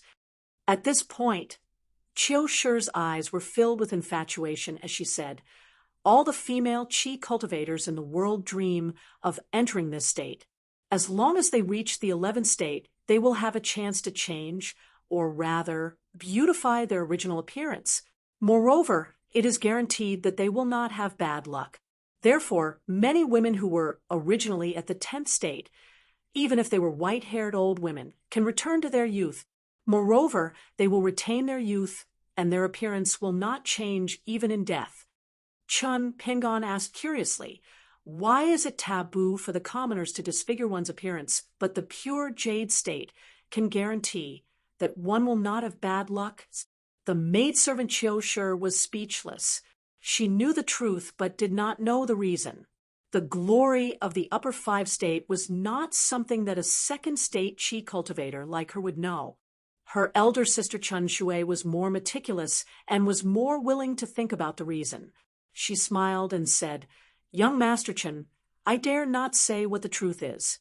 However, I have some thoughts that I would like to share with you, for your reference. For the commoners in the mortal world, their appearance is a fixed thing from the moment they were born. It is indeed related to one's luck. Therefore, it is not without reason that the commoners at the bottom of the mountains are afraid of disfiguring their appearance. However, the disfigurement of a Qi cultivator is actually not that easy to appear after ascending to the middle five state. As for why the pure jade state can change one's appearance without destroying one's luck and fate, I feel that it is because, at this point, the maidservant Chun Shui stretched out her hands and made a gesture of building a house on the table. For cultivators of the lower five state like me and Qiu Shi, Qi cultivation is like building a house. There are only one or two pillars, and everything is just beginning. If one's appearance is disfigured, it is equivalent to breaking a pillar. There is even a possibility of the house collapsing." Then Chun Shui made a gesture of waves. "However, the immortals of the middle five state and upper five state have already built a sturdy house. It is even a building complex that is similar to a palace in the mortal world.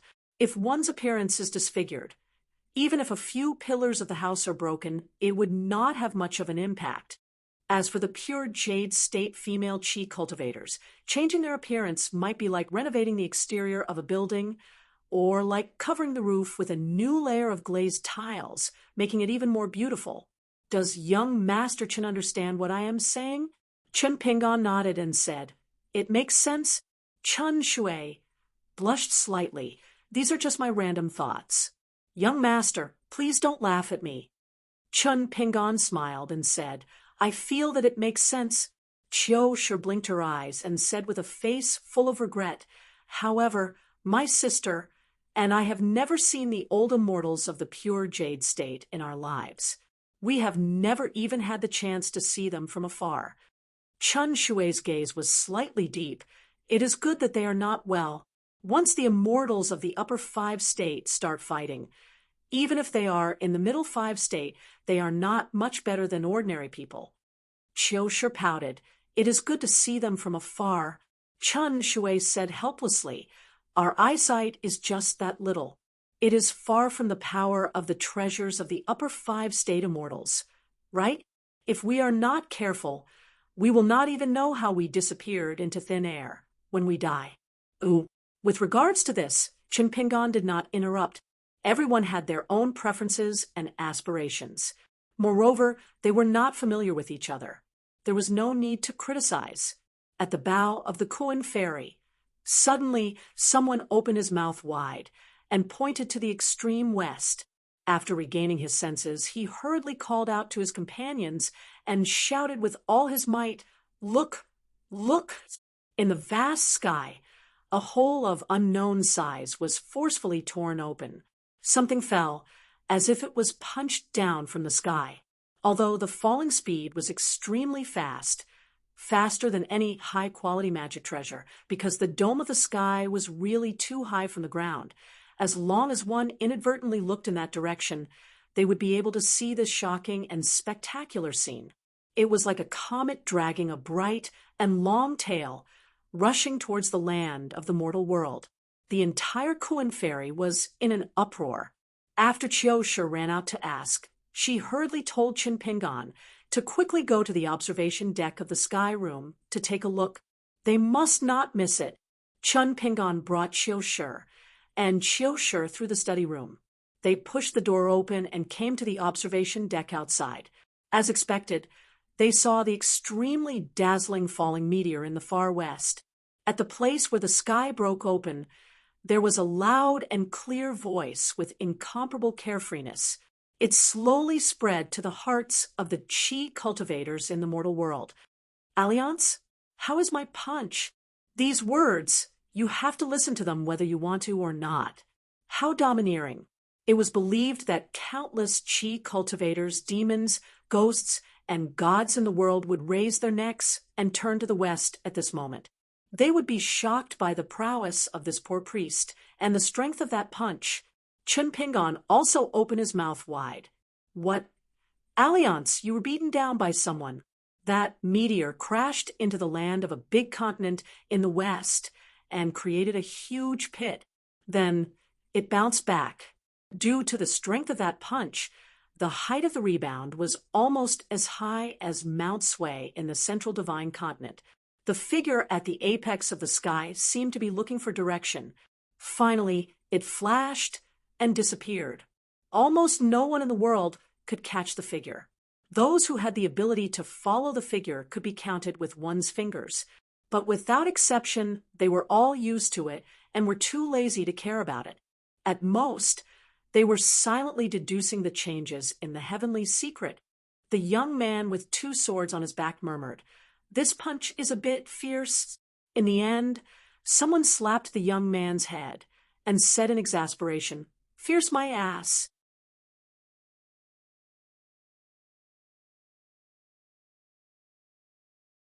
"208. Chin Pingon turned around and saw a familiar face. The man was no longer wearing a bamboo hat.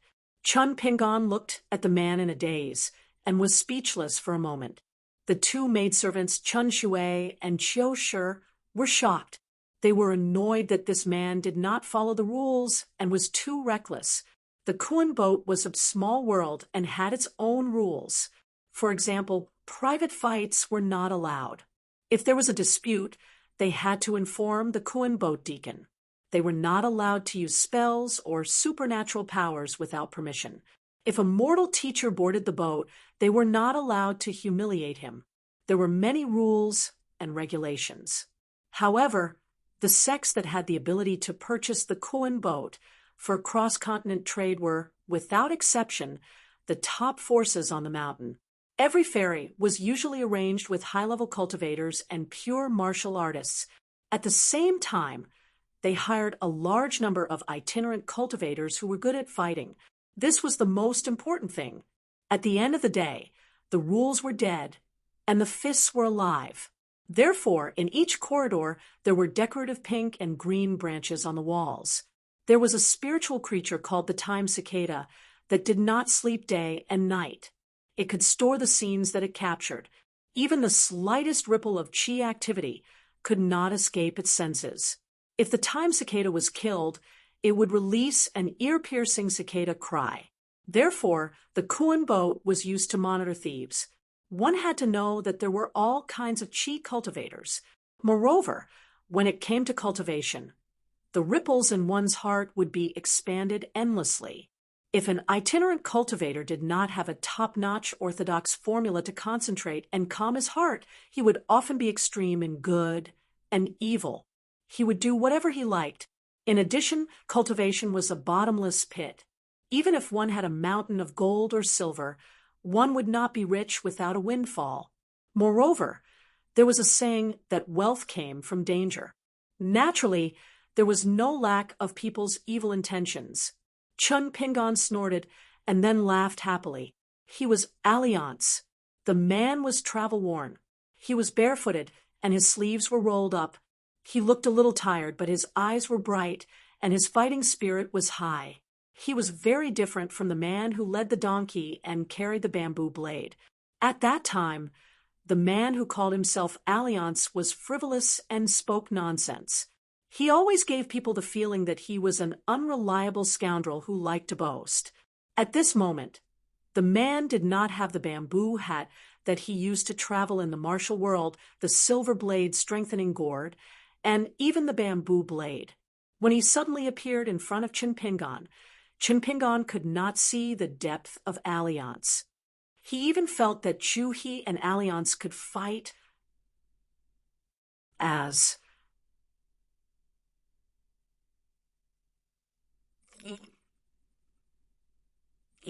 But what did it matter?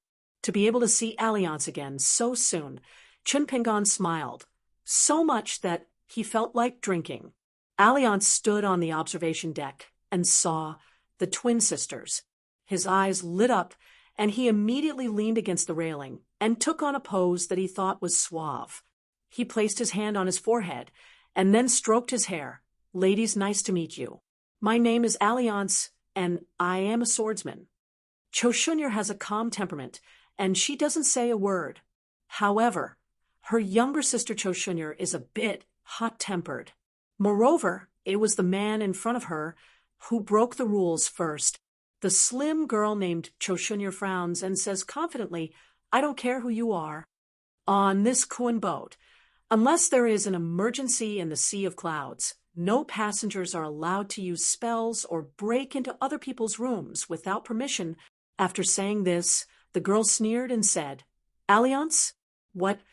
Are you the great immortal that fell from the sky? If that's the case, will you accept me as your disciple? I'm begging you." Alliance smirked and said, "I have been in Jianghu for so many years, and I have never had a real disciple. I can't help it. If one's swordsmanship is a bit high, it will make people feel inferior. They won't even have the thought of becoming my disciple. Young lady, you are the first one to ask so directly. I like it." Cho Shunyur was just about to say something sarcastic when her elder sister, Cho Shunyur, grabbed her arm. Cho Shunyur is, after all, a well-trained maid of the heavenly room. Although she is annoyed by the man in front of her who doesn't follow the rules and has a glib tongue, she still stops herself from saying anything. Chun Shui is much more meticulous than Chiu Shi. The man in front of her is a friend of Chin Pingon, and he has not done anything outrageous. Of course, they have to talk about the rules when they visit the Mount Jiaokuan boat, but they will never say it in a stiff and rigid way. Otherwise, the lucrative business of visiting the Mount Jiaokuan boat would have been taken away by other families. When they are outside, harmony brings wealth. Cho Shunyur looked at Chin Pingon and asked with a smile, "Young master, this Alliance is your friend, right?" Is he a guest staying in another room on the Kuan boat? When it comes to alliance, Cho Shunyur feels awkward.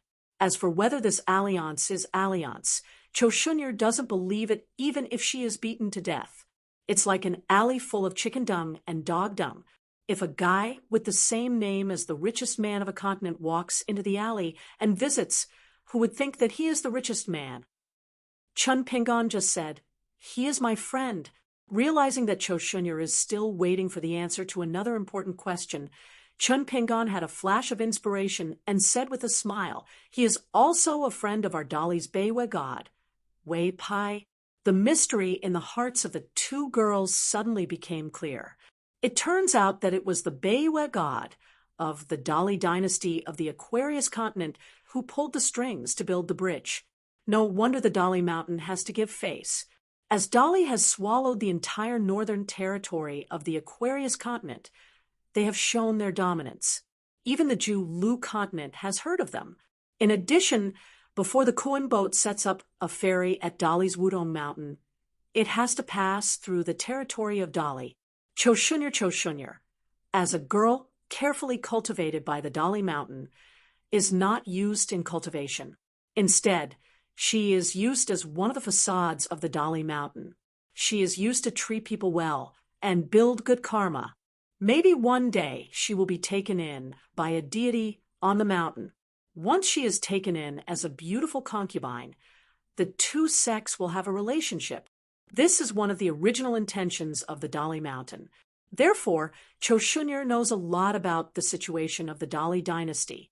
Not only did Shunsui know the importance of Dali's Bay, humane god, but her younger sister, Akashi, also knew the importance of it. Since there was such a relationship, then the rules of the Kuan boat, which were originally more flexible, could be loosened even more. Chun Shui pulled Choji along and bowed gracefully. Then they bid farewell and went to the main hall, leaving the observation deck to Chin Pingon and the uninvited guest. After Cho Sure stepped out of the study room, he asked softly, "Sister, should we inform Steward Ma?" Susukino shook her head and said, "No need. Don't paint a snake with feet. If Steward Ma thinks that this relationship can work, he will definitely make a big fuss about it. If that man is really a friend of Dali's god Beiwe, he may have a good chat with the ship owner, but he will probably dislike us for being insensible. Think about it. Who likes people who gossip behind their backs?" Cho Sure understood the meaning behind her words. She said gloomily, "Sister, are you thinking of leaving Dali Mountain?" Chuan Shui's eyes were gentle. She smiled and pinched her younger sister's delicate earlobe. Water flows downwards and people walk upwards. When we are successful in the future, we can then repay some of the sect's kindness of raising us. Otherwise, it will not be a good thing to serve tea and water to strange people all day long. Have you forgotten that we are Qi refinement warriors too? Chiu Shu's face was full of worry. She leaned on the table and sighed. "Sister, I will listen to you. I am too lazy to think so much." Chun Shui leaned over and whispered in her younger sister's ear. It was unknown what embarrassing word she said, but Chiu Shu's face immediately turned red. She was so embarrassed that she straightened her back and scratched her sister's armpit. The two sisters then played and played. From time to time, they would turn their heads to look at the study room, in case young Master Chen saw them fooling around. Even if the two sisters revealed their true feelings, they were still gentle and timid. At the observation deck, Alliance stuck his head out at the door, as if he was looking for the attractive figures of the two sisters. It was good to have a look. Chun Pingon held back his laughter and asked, "Are you fighting with someone?" Alliance nodded. "Yes, a shameless guy. In Taoism, he is an old bastard who is the best at fighting other than the Tao ancestor. Bah, he is just relying on the time and place and his protective Dharma artifact. Don't worry, I will go back and give him a punch." Chun Pingon had a stomach full of words, but they were all scared back. Alliance retracted his sneaky gaze, turned and walked to the railing. He sized up Chun Pingon and clicked his tongue. "Kid, it has only been a few days since we last met. You have almost 1,000th of my Alliance's elegance. You can do it. You can do it. You are amazing, amazing. Chun Pingan did not know what to say. It was not easy for him to hold back a polite sentence. Come and play often when you are free. Alliance was deflated and said angrily, Damn you, there is no one who looks down on me. Alliance, as much as you, what, in your mind, only I, Alliance, have the right to be beaten. You don't know that stinky old Taoist in feathered clothes. He was killed by me with one punch. It was just that Alliance did not have the nerve to say these inside stories. After all, he had lost the previous punch. He, Alliance, was not that old scholar who had the nerve to say these things. Everything would have to wait until he defeated his opponent. When the time came, he would only say to this kid, Back in the day, I beat up an old Taoist until he pissed his pants. Chun Pingan, I am not lying to you. I, Alliance, never boast. Speaking of which, that shameless old Taoist really took in the second disciple of the Taoist ancestor who was called really invincible. Alliance did not like him, but when it came to fighting, he really could not find fault. Seeing that Alliance did not bring a sword, he also gave up the divine weapon, one of the 4 great celestial swords. The two of them fought purely with their fists and Taoist techniques. In the higher place of the green underworld, they fought each other while killing the sky demons. It was really satisfying. Sooner or later, he would beat that stinky old Taoist until he admitted that he was really an enemy. Alliance glanced at the red wine gourd on Chun Pingan's waist and laughed. Oh, you can still drink now? Chun Pingan nodded. I still can't drink that much. I can only drink a little at a time. Alliance glanced at the sky. Chun Pingan, we can still talk for a while. Pick the important things to say. Then Chun Pingan roughly explained the recent situation. Alliance gave him a thumbs up. In that case, don't worry and go down south. Take this trip to the Jianghu Well. Hurry up and become stronger. In the future, come to the heavens to play. The human world is very good. In the heavens, there are many strong enemies. It is also very exciting. Chun Pingan was a little guilty. Alliance, although I have a sword on my back, I have not officially started practicing the sword. Alliance grinned and said, When you practice the fist to the extreme, it is equivalent to practicing the sword. Don't be anxious. Chun Pingan wanted to say something, but he stopped. A Liang patted Chun Pingan's shoulder. Don't think like that. It was indeed Qi Jingchun who told me about the old sword on the stone arch bridge. However, he later changed his mind and said that he had chosen someone else who was more suitable than me. I wasn't angry because I knew Qi Jingchun's temper better than anyone else in the world. However, I was also curious as to who could enlighten Qi Jingchun. That's why we met each other. After that, I felt relieved because I figured out one thing. I'm afraid that even if I walked to the stone arch bridge in your town, she might not choose me. When we were on the hillside, I told you that I was already in the bag. I was just bragging. Hearing that, Yang's face turned pale, and he looked at Chun Pingan with a serious expression. Chun Pingan was stunned. Alliance also knows how to brag. Alliance smiled and squinted his eyes. His whole face was squeezed together, as if a mass of warm sunshine was folded together. He laughed heartily and said, Why? You don't allow me to brag for once? Just like this time, I was punched down to the mortal world. Isn't it embarrassing? It's so embarrassing. But Alliance, still came to see you, Chun Pingan, didn't I? Why? Ooh. Chun Pingan was confused. Why? Alliance pointed to the sky. The real powerhouse is not about being invincible. It is about being alive. No matter how badly you lose, you don't die. Instead, it is about being able to stand up every time and angrily punch and sword again. Alliance pointed to the south and said with a smile, After the inverted hanging mountain of the stinky Taoist, there is the great wall of sword Qi.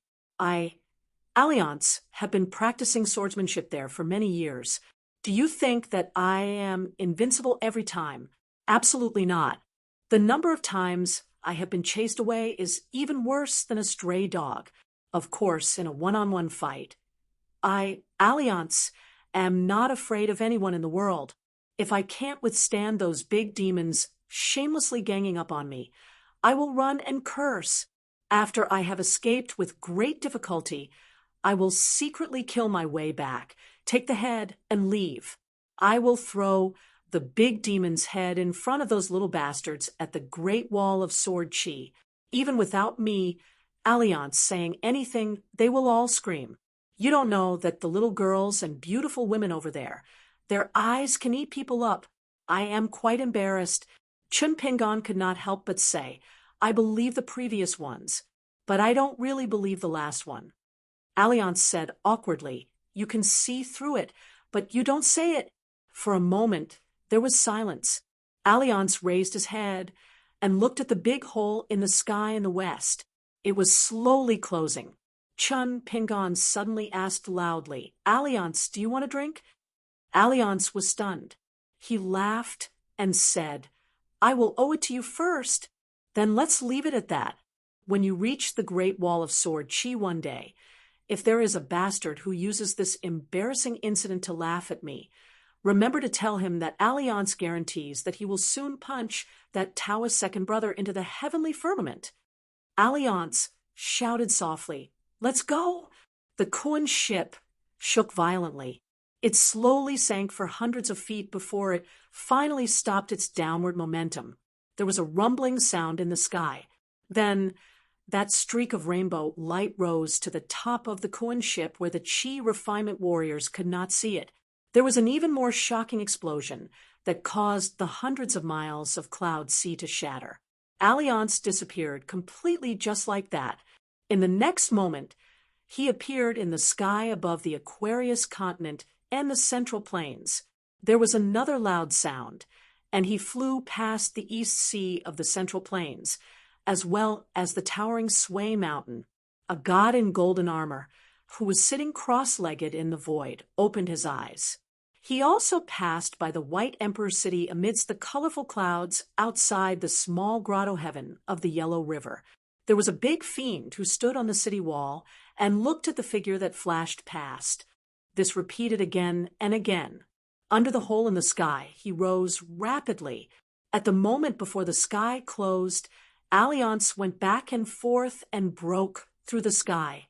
Chun Pingon stood on the observation deck and was unwilling to move for a long time. It was hard to say whether Alliance was invincible or not. He was really cool.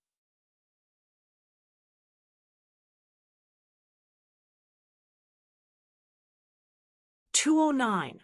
Alliance came and left in a hurry. Chun Pingon did not feel that Alliance was not the ferocious person in his mind after being punched into the mortal world. Instead, he felt that this Alliance was especially handsome. However, Chun Pingon still felt a little regretful that he had not seen Alliance use his sword with his own eyes until now. After Chun Pingon retracted his gaze, he took off the sword-nurturing gourd called Ginger Gourd and drank a mouthful of wine gently. He could not help but lament. After practicing a million fists, I should seize the time to practice my swordsmanship. After placing the wine gourd back, Chun Pingon was no longer so reserved. He took a deep breath and smiled. He actually started to practice the sword furnace stance openly. The mighty sword immortals who passed through the sky above the small town rode the wind and looked at the strong winds in the sky. They rode on their swords and looked at the ebb and flow of the tides. The old man surnamed Chui punched out, causing the earth to tremble and the mountains to shake. The sword immortal of the wind, snow temple, Wei Jin, arrived before the person, causing the world to shine brightly. Some beautiful things, if revealed by others, would be learned after being envious. As for whether or not one could learn it, one would have to work hard to figure it out. It was such a simple matter. After waiting for a long time, coupled with the violent tremors previously, it had caused everyone on the Kuan boat to feel uneasy. Chun Shui was afraid that an accident had happened at the observation deck. She took the risk of attracting the disgust of the esteemed guest and walked through the study room to the doorstep. She found that the cultivator who was on good terms with Dolly's god Bai Yue had disappeared. Chun Shui could not help but curse in her heart. This fellow was really elusive. Realizing that Chun Pingon seemed to be cultivating, Chun Shui hurriedly turned around silently and did not say a word. When she returned to the main hall, she even deliberately lightened her footsteps. It was a big taboo to disturb the cultivation of a Qi cultivator or a pure martial artist on the mountain. The closed-door cultivation of a Qi cultivator from each continent would be the top priority of the entire sect.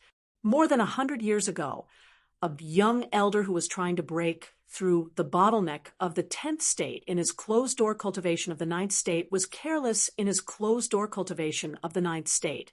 During the closed-door cultivation, a young elder who was trying to break through the bottleneck of the 10th state was careless in his closed-door cultivation of the 9th state. His mortal enemy sneaked into the mountain and destroyed his foundation of Tao. He could only stay in the golden elixir state for the rest of his life. Not long after that, his state of mind decayed, and he completely collapsed. A senior in the sect who had a good reputation became extremely violent. She often tortured and killed his concubines and maids. She even crippled a proud disciple who was in the viewing sea state and almost broke the longevity bridge. In the end, the patriarch of discipline who had always favored her and regarded her as his own child had to personally take action and detain her in the prison at the back of the mountain. After that, the patriarch of discipline, who had not left the mountain for 100 years, made a shocking decision.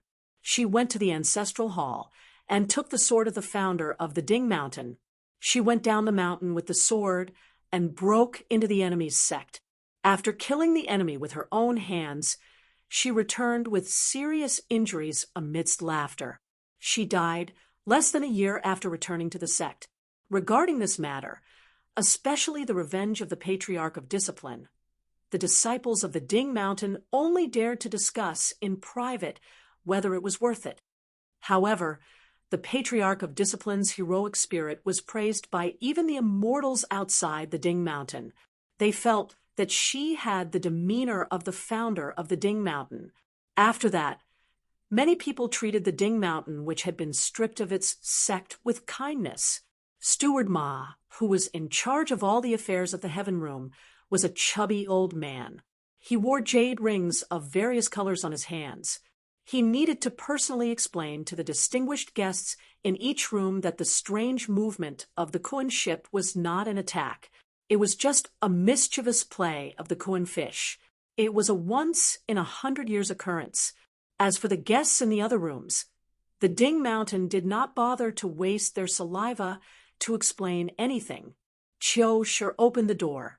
After hearing that Chun Pingon was cultivating on the observation platform, the smiling steward Ma asked the girl to pass on the message. Don't forget it later. Before Steward Ma, who was standing at the door, left, he looked over the slender shoulders of the young girl in front of him and looked at his sister, Chun Shui, whose figure was even more plump. Chun Shui, who was standing gracefully beside the table, could see the curve of the young girl's buttocks even from the front. The old man reluctantly withdrew his gaze and joked, "Qiushi, you should eat more. Look at how thin you are. It's not good for a girl to be too thin. If you can't bear to spend money, it's okay. Brother Ma still has this little bit of money." Qiushi agreed with a smile. After she closed the door and sat beside her sister, she could not help but roll her eyes and say, "What an old pervert.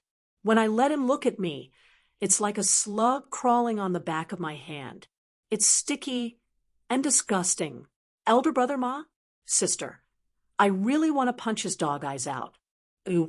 Chun Shui joked gently. "You're good-looking, but you don't allow others to look at you. You have such a temper. Do you really think you're a fairy from a celestial sect?" He wondered if Fairy Qiushi was close friends with Fairy Lu from the Golden Millet Pavilion on the ship. "Can you help me introduce you?" Qiushi glared and said angrily, "Sister, How can you make fun of me like this? Chun Shui suddenly said. This Mr. Chin from Dali Longquan is easy to talk to. Chiu sure blinked her watery eyes. Why? Don't tell me you're really going to recommend yourself. He's still a child. Sister, do you like him? Chun Shui said helplessly. What nonsense are you talking about? Chiu sure giggled. I know. You like that immortal Han from our Jiao Mountain. That's right. He's the direct disciple of the sect leader. He's talented and good-looking. Most importantly, he's friendly to everyone. He made a name for himself in the 2 times he went down the mountain to sharpen his skills. During the triennial Jiao Mountain celebration, you watched from afar as he sparred with others. TSK.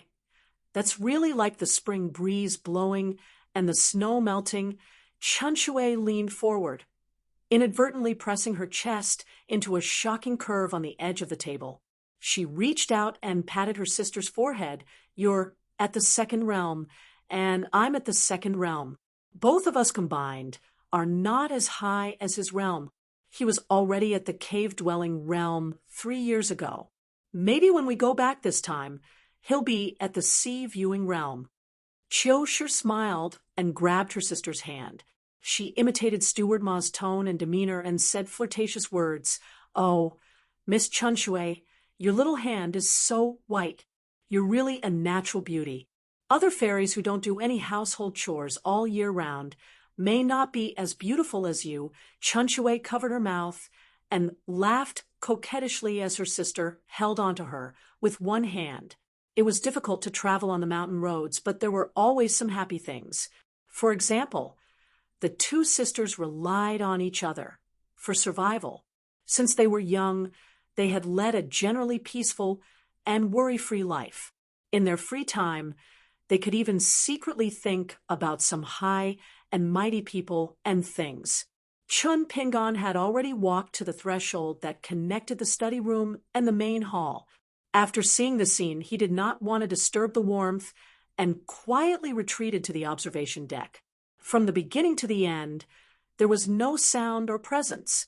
The sisters, who were Qi refinement warriors of the 2nd realm, did not notice at all. Chun Pingon simply practiced the walking stance on the observation deck. The goal that he set for himself was to practice 1,000,000 punches. It was not counted as 1 punch, but 1 complete 6-step walking stance. If he focused solely on speed, even if it was not imminent, he would still have about 2.5 years left if he could spend half a day, which was about 12 hours, on this trip to the south to practice the walking stance tirelessly. Including the number of times that he had accumulated during his year of traveling in the Great Sui Kingdom, he would still have about 2.5 years left. However, Chun Pingon decided to go slow. This was because the 18 stops that Alliance imparted to him was a completely different scene from the previous 6 stops after breaking through the 6 stops. After that, it was like the flowing river, slow and vigorous. It did not allow Chun Pingon to mess around. Furthermore, the saying, more haste, less speed, was a principle that appeared many times in books. Chun Pingon did not dare to take it lightly. Therefore, if there were no accidents, he was afraid that he would not be able to achieve the goal of practicing 1,000,000 punches even if he successfully reached the inverted mountain. This made Chun Pingon feel somewhat helpless. Initially, he was still thinking that he had at least accomplished one thing the next time they met. Chun Pingon was now able to walk the stance. When the conditions were right, success would follow naturally. Even if he was thinking about something in his heart, it would not affect the tempering of his body and soul. Practicing punches was like reading books. After reading more than 10,000 books, his writing was like a god. The principles in the books were indeed the teachings of the sages. It was really not a lie. When Chun Pingon was resting for a while, he leaned on the railing and looked at the sea of clouds. As the sun set in the west, the sea of clouds seemed to be covered with a layer of golden clothing. The golden light sparkled, and it was a magnificent sight. It made one feel relaxed and happy. Previously, when the 2 girls introduced the various parts of the house, The sea of clouds in Chinpingan's eyes was like a huge white cotton. Moreover, it was divided into two layers. When the Kuan boat sailed in it, it seemed that the sky was not high and the earth was not far away. It was very interesting. Chun Pingon slowly retracted his gaze. The building he was in was the tallest. The other buildings were much shorter. On the observation deck of some buildings, there were scattered Chi refinement warriors who were also admiring the sea of clouds in the sunset. Outside the tall and sturdy railings, there were even more people taking a stroll. Some children were running around under the care of their elders, letting out waves of laughter. Then Chun Pingon saw a back view. With his current eyesight, he could clearly see that the person was carrying a bag on his back. Under the bag was a wooden sword. He was wearing an old Taoist robe, and his hair was tied up with a wooden hairpin. The young man slowly turned sideways and looked down at the land. He stretched out his hand to cover his eyes and looked absent-minded. Although there was an invisible array protecting the land on the back of the Kuan fish, and the railings were emitting faint ripples that were not easy to detect, there was still a breeze blowing past. The lips of the ordinary-looking young Taoist were cracked. The wind blew past his sideburns and gently fluttered. He was also carrying a wooden sword on his back. The young man from Mud Bottle Alley was standing on the observation deck high up. He lived in the heaven room. The maidservants would talk about the stories of the immortals in the pure jade state. Below him was the smallest land in the world. There were probably many Chi refinement warriors from small sects, especially those who struggled in the mountains and lakes. They were like rootless duckweeds, drifting with the waves. They would never know which 5 states were which in the upper 5 states, and the young Taoist from an unknown place was silently standing on the railing at the lowest level. His stomach was rumbling with hunger. He was weighing the remaining money in his purse, and whether it would be enough for him to get off the boat in the Southern Stream Kingdom. Chun Pingon took a few steps back and continued to practice his fist. Leisurely and carefree, the fist style was simple and unadorned. Chun Pingon had been practicing his fist moves on the observation deck until late at night. He practiced until the moon was bright and the stars were sparse. When he finally returned to the main hall, he found the maidservant Xiao sure sleeping on the table. Chun Shui sat quietly beside her and smiled as she looked at the study room. When she met Chun Pingon's eyes, she quickly reached out to pat her sister's shoulder. But Chun Pingon waved his hand, indicating that it was okay. Chun Shui hesitated for a moment, but still patted Xiao sure awake. When the girl woke up, she quickly turned her head and wiped her mouth to avoid embarrassing herself in front of the guests. The rules of the Kuan boat had a lot of leeway for the friends of Dolly's god Beiwe, but to the maidservants, they were not polite at all. Chun Pingon sat at the table and grabbed a fresh emerald green fruit from the celadon bowl. It was similar to an unripe mandarin orange, but after peeling it, it tasted especially sweet.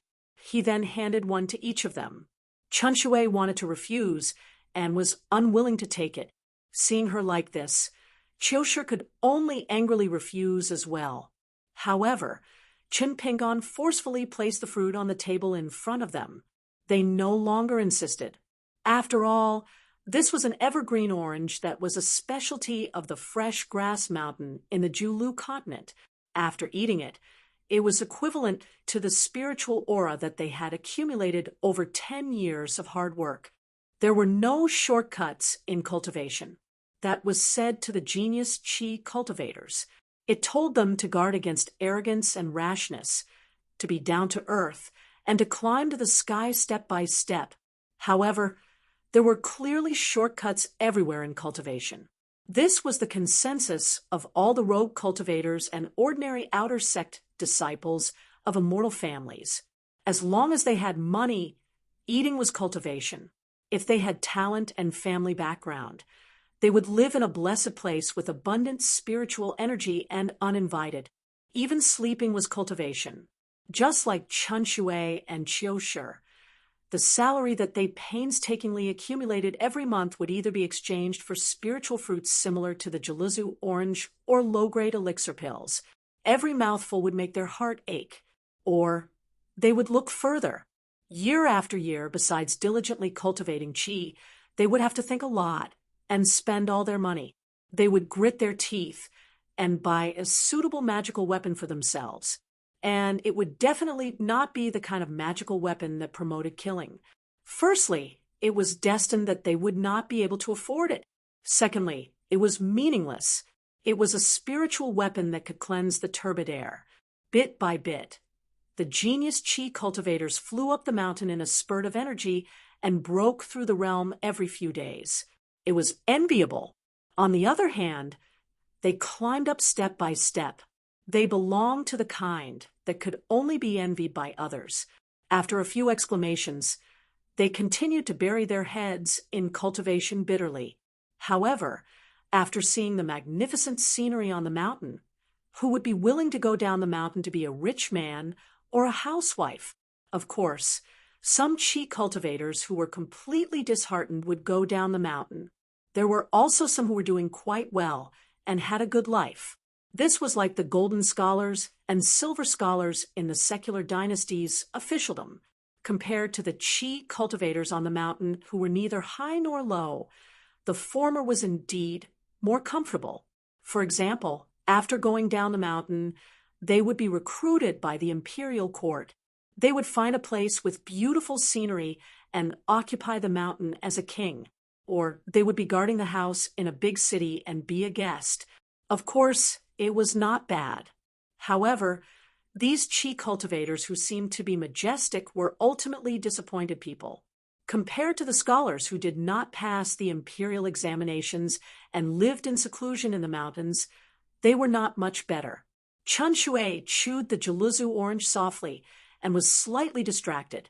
Her bearing was not inferior to that of the ladies from the scholarly families. She was not like her younger sister Qiushi, who was happy and felt that it would be a waste not to eat. Only fools would not take advantage of the benefits. Chun Pingan was the first to finish eating. He noticed that Qiushi was staring at the orange peel on the table. He asked, "Orange peel is still useful?" Qiushi answered casually, "Young Master Chen, when you are cooking, tear a few pieces of orange peel and throw them in. It smells really good." Chun Pingan's eyes lit up. He thought to himself, "I like this. My culinary skills are really not bad." When he was traveling to the Great Sui Kingdom, he could not cook without rice, otherwise Li Baoping, and the rest would not be thinking about the old assistant minister's family banquet all day long. Even when they were drinking fish soup, they were listless. Chun Pingan smiled as he grabbed 2 oranges and passed them to Chun Shui and Qiushi. "You two eat the oranges. Remember to leave the orange peel for me." Chun Shui and Qiushi looked at each other. They did not understand the cause and effect of this. Could it be that this young man, who was holding the Kuan ship's heavenly jade pendant, was so lazy that he liked to cook personally? The Confucian sages taught that a gentleman should stay away from the kitchen.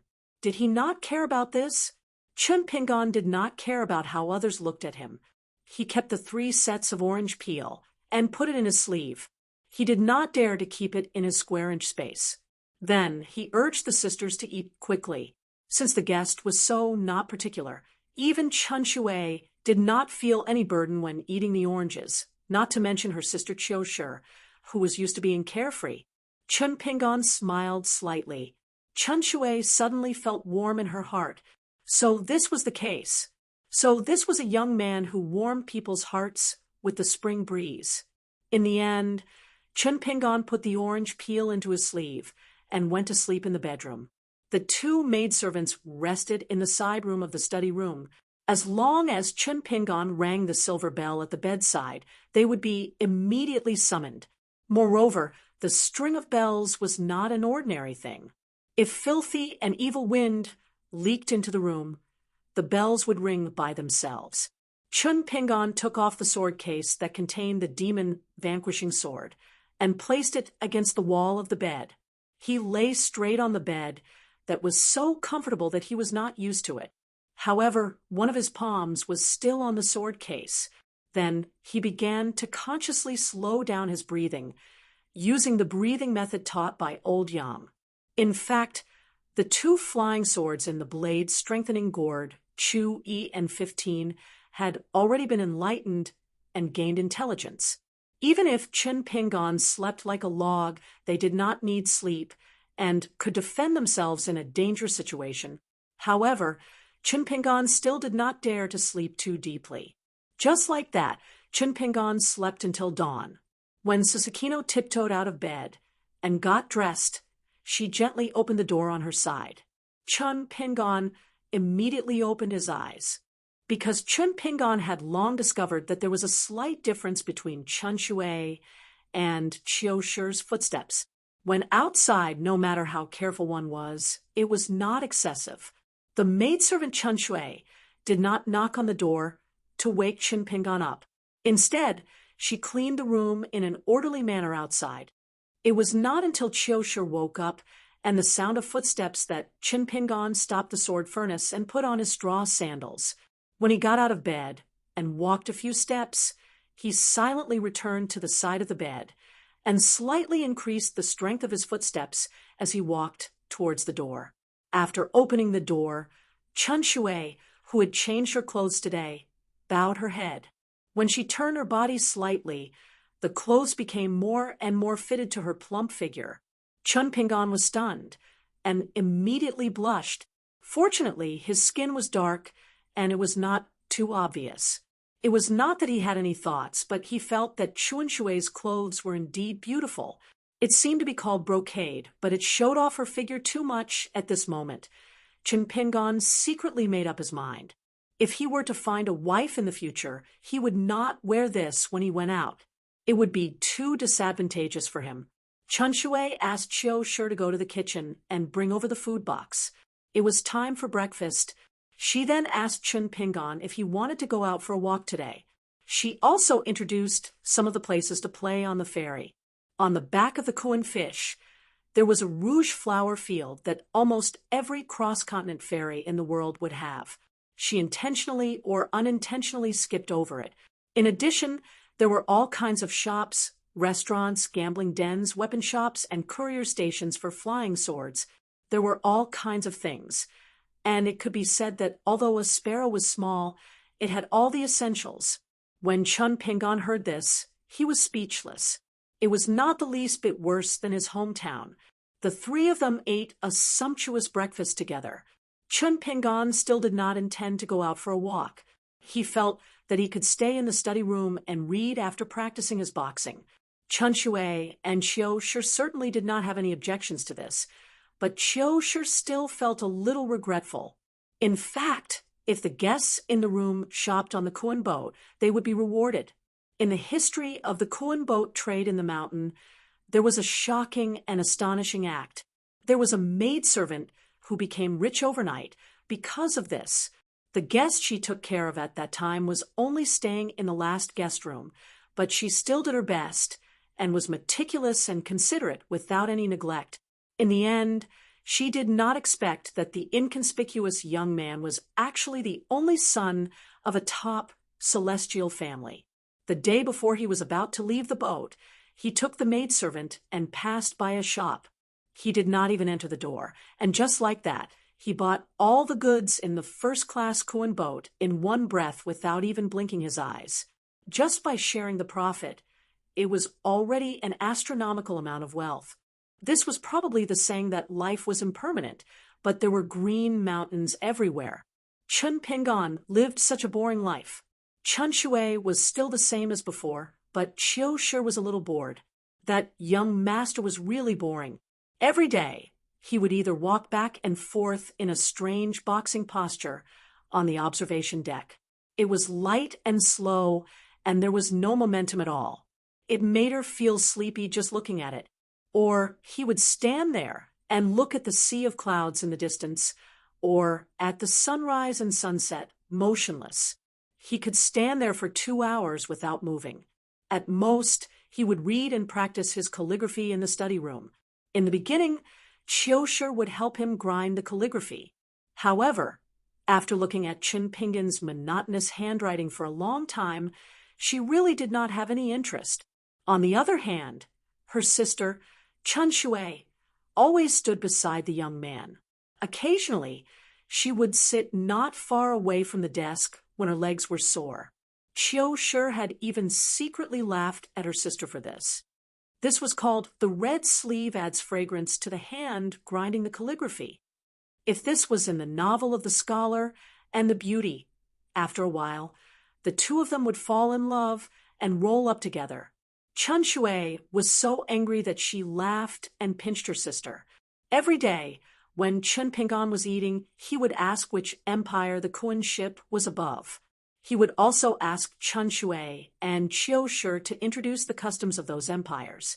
After their detailed explanation, he knew that although the Aquarius continent was the smallest continent in the vast world, it still made Chun Pingan feel that there were many countries. Just the surname of the emperor was enough to cover all the surnames in the 100 surnames, and the southern stream country was located in the center of the Aquarius continent. It was not far from the lake viewing academy of the 72 Confucian academies. Speaking of the Confucian academies and academies, Chun Pingan curiously asked why the Aquarius continent and the Cliff Academy only had 2. Chiu Shi held onto his stomach and laughed out loud. He was extremely happy. His other hand pointed at the ignorant young lad and said, "Because your Aquarius continent is truly too small. Our Ju-Lu continent has 6 continents, not to mention the vast central plains." Chun Shui secretly stared at her sister. Chiu Shi could not help but laugh. Young Master Chen's question is really funny. Chun Pingan sat behind the desk and scratched his head. So the vast world was so big.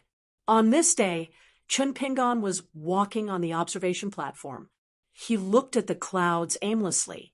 Suddenly, he saw the young Taoist with the wooden sword on his back. Chun Shui came beside Chun Pingan and followed his gaze. She said gently, looking at the style of the Taoist robe, "It should be the Taoist of the ancestral court's Dragon Tiger Mountain in the Central Plains. But the Taoist on the other side of the fence must be an outer disciple. Otherwise, he would not be dressed like this." Chun Shui wanted to say, "Otherwise, he would not be so shabby." But when the words came to her mouth, she could not say it.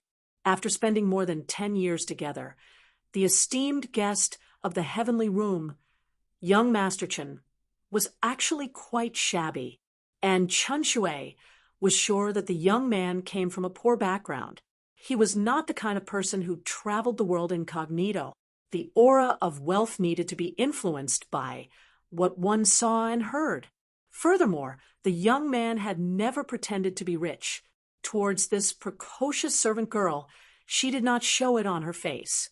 But deep in her heart, there was an indescribable sense of loss. She continued to smile and said, "There is a popular saying that has spread throughout the vast world. There is no exception in the mountains. Wherever there is a demon, there will be Master Zhang of the peach tree." Chun Pingan nodded. Unknowingly, the shabby Taoist with the peach tree sword on his back turned his head and looked over. Looking at the scenery above, the young Taoist with meager cultivation could vaguely see the young man with the wooden sword and the beautiful servant girl beside him. He was a little dazed.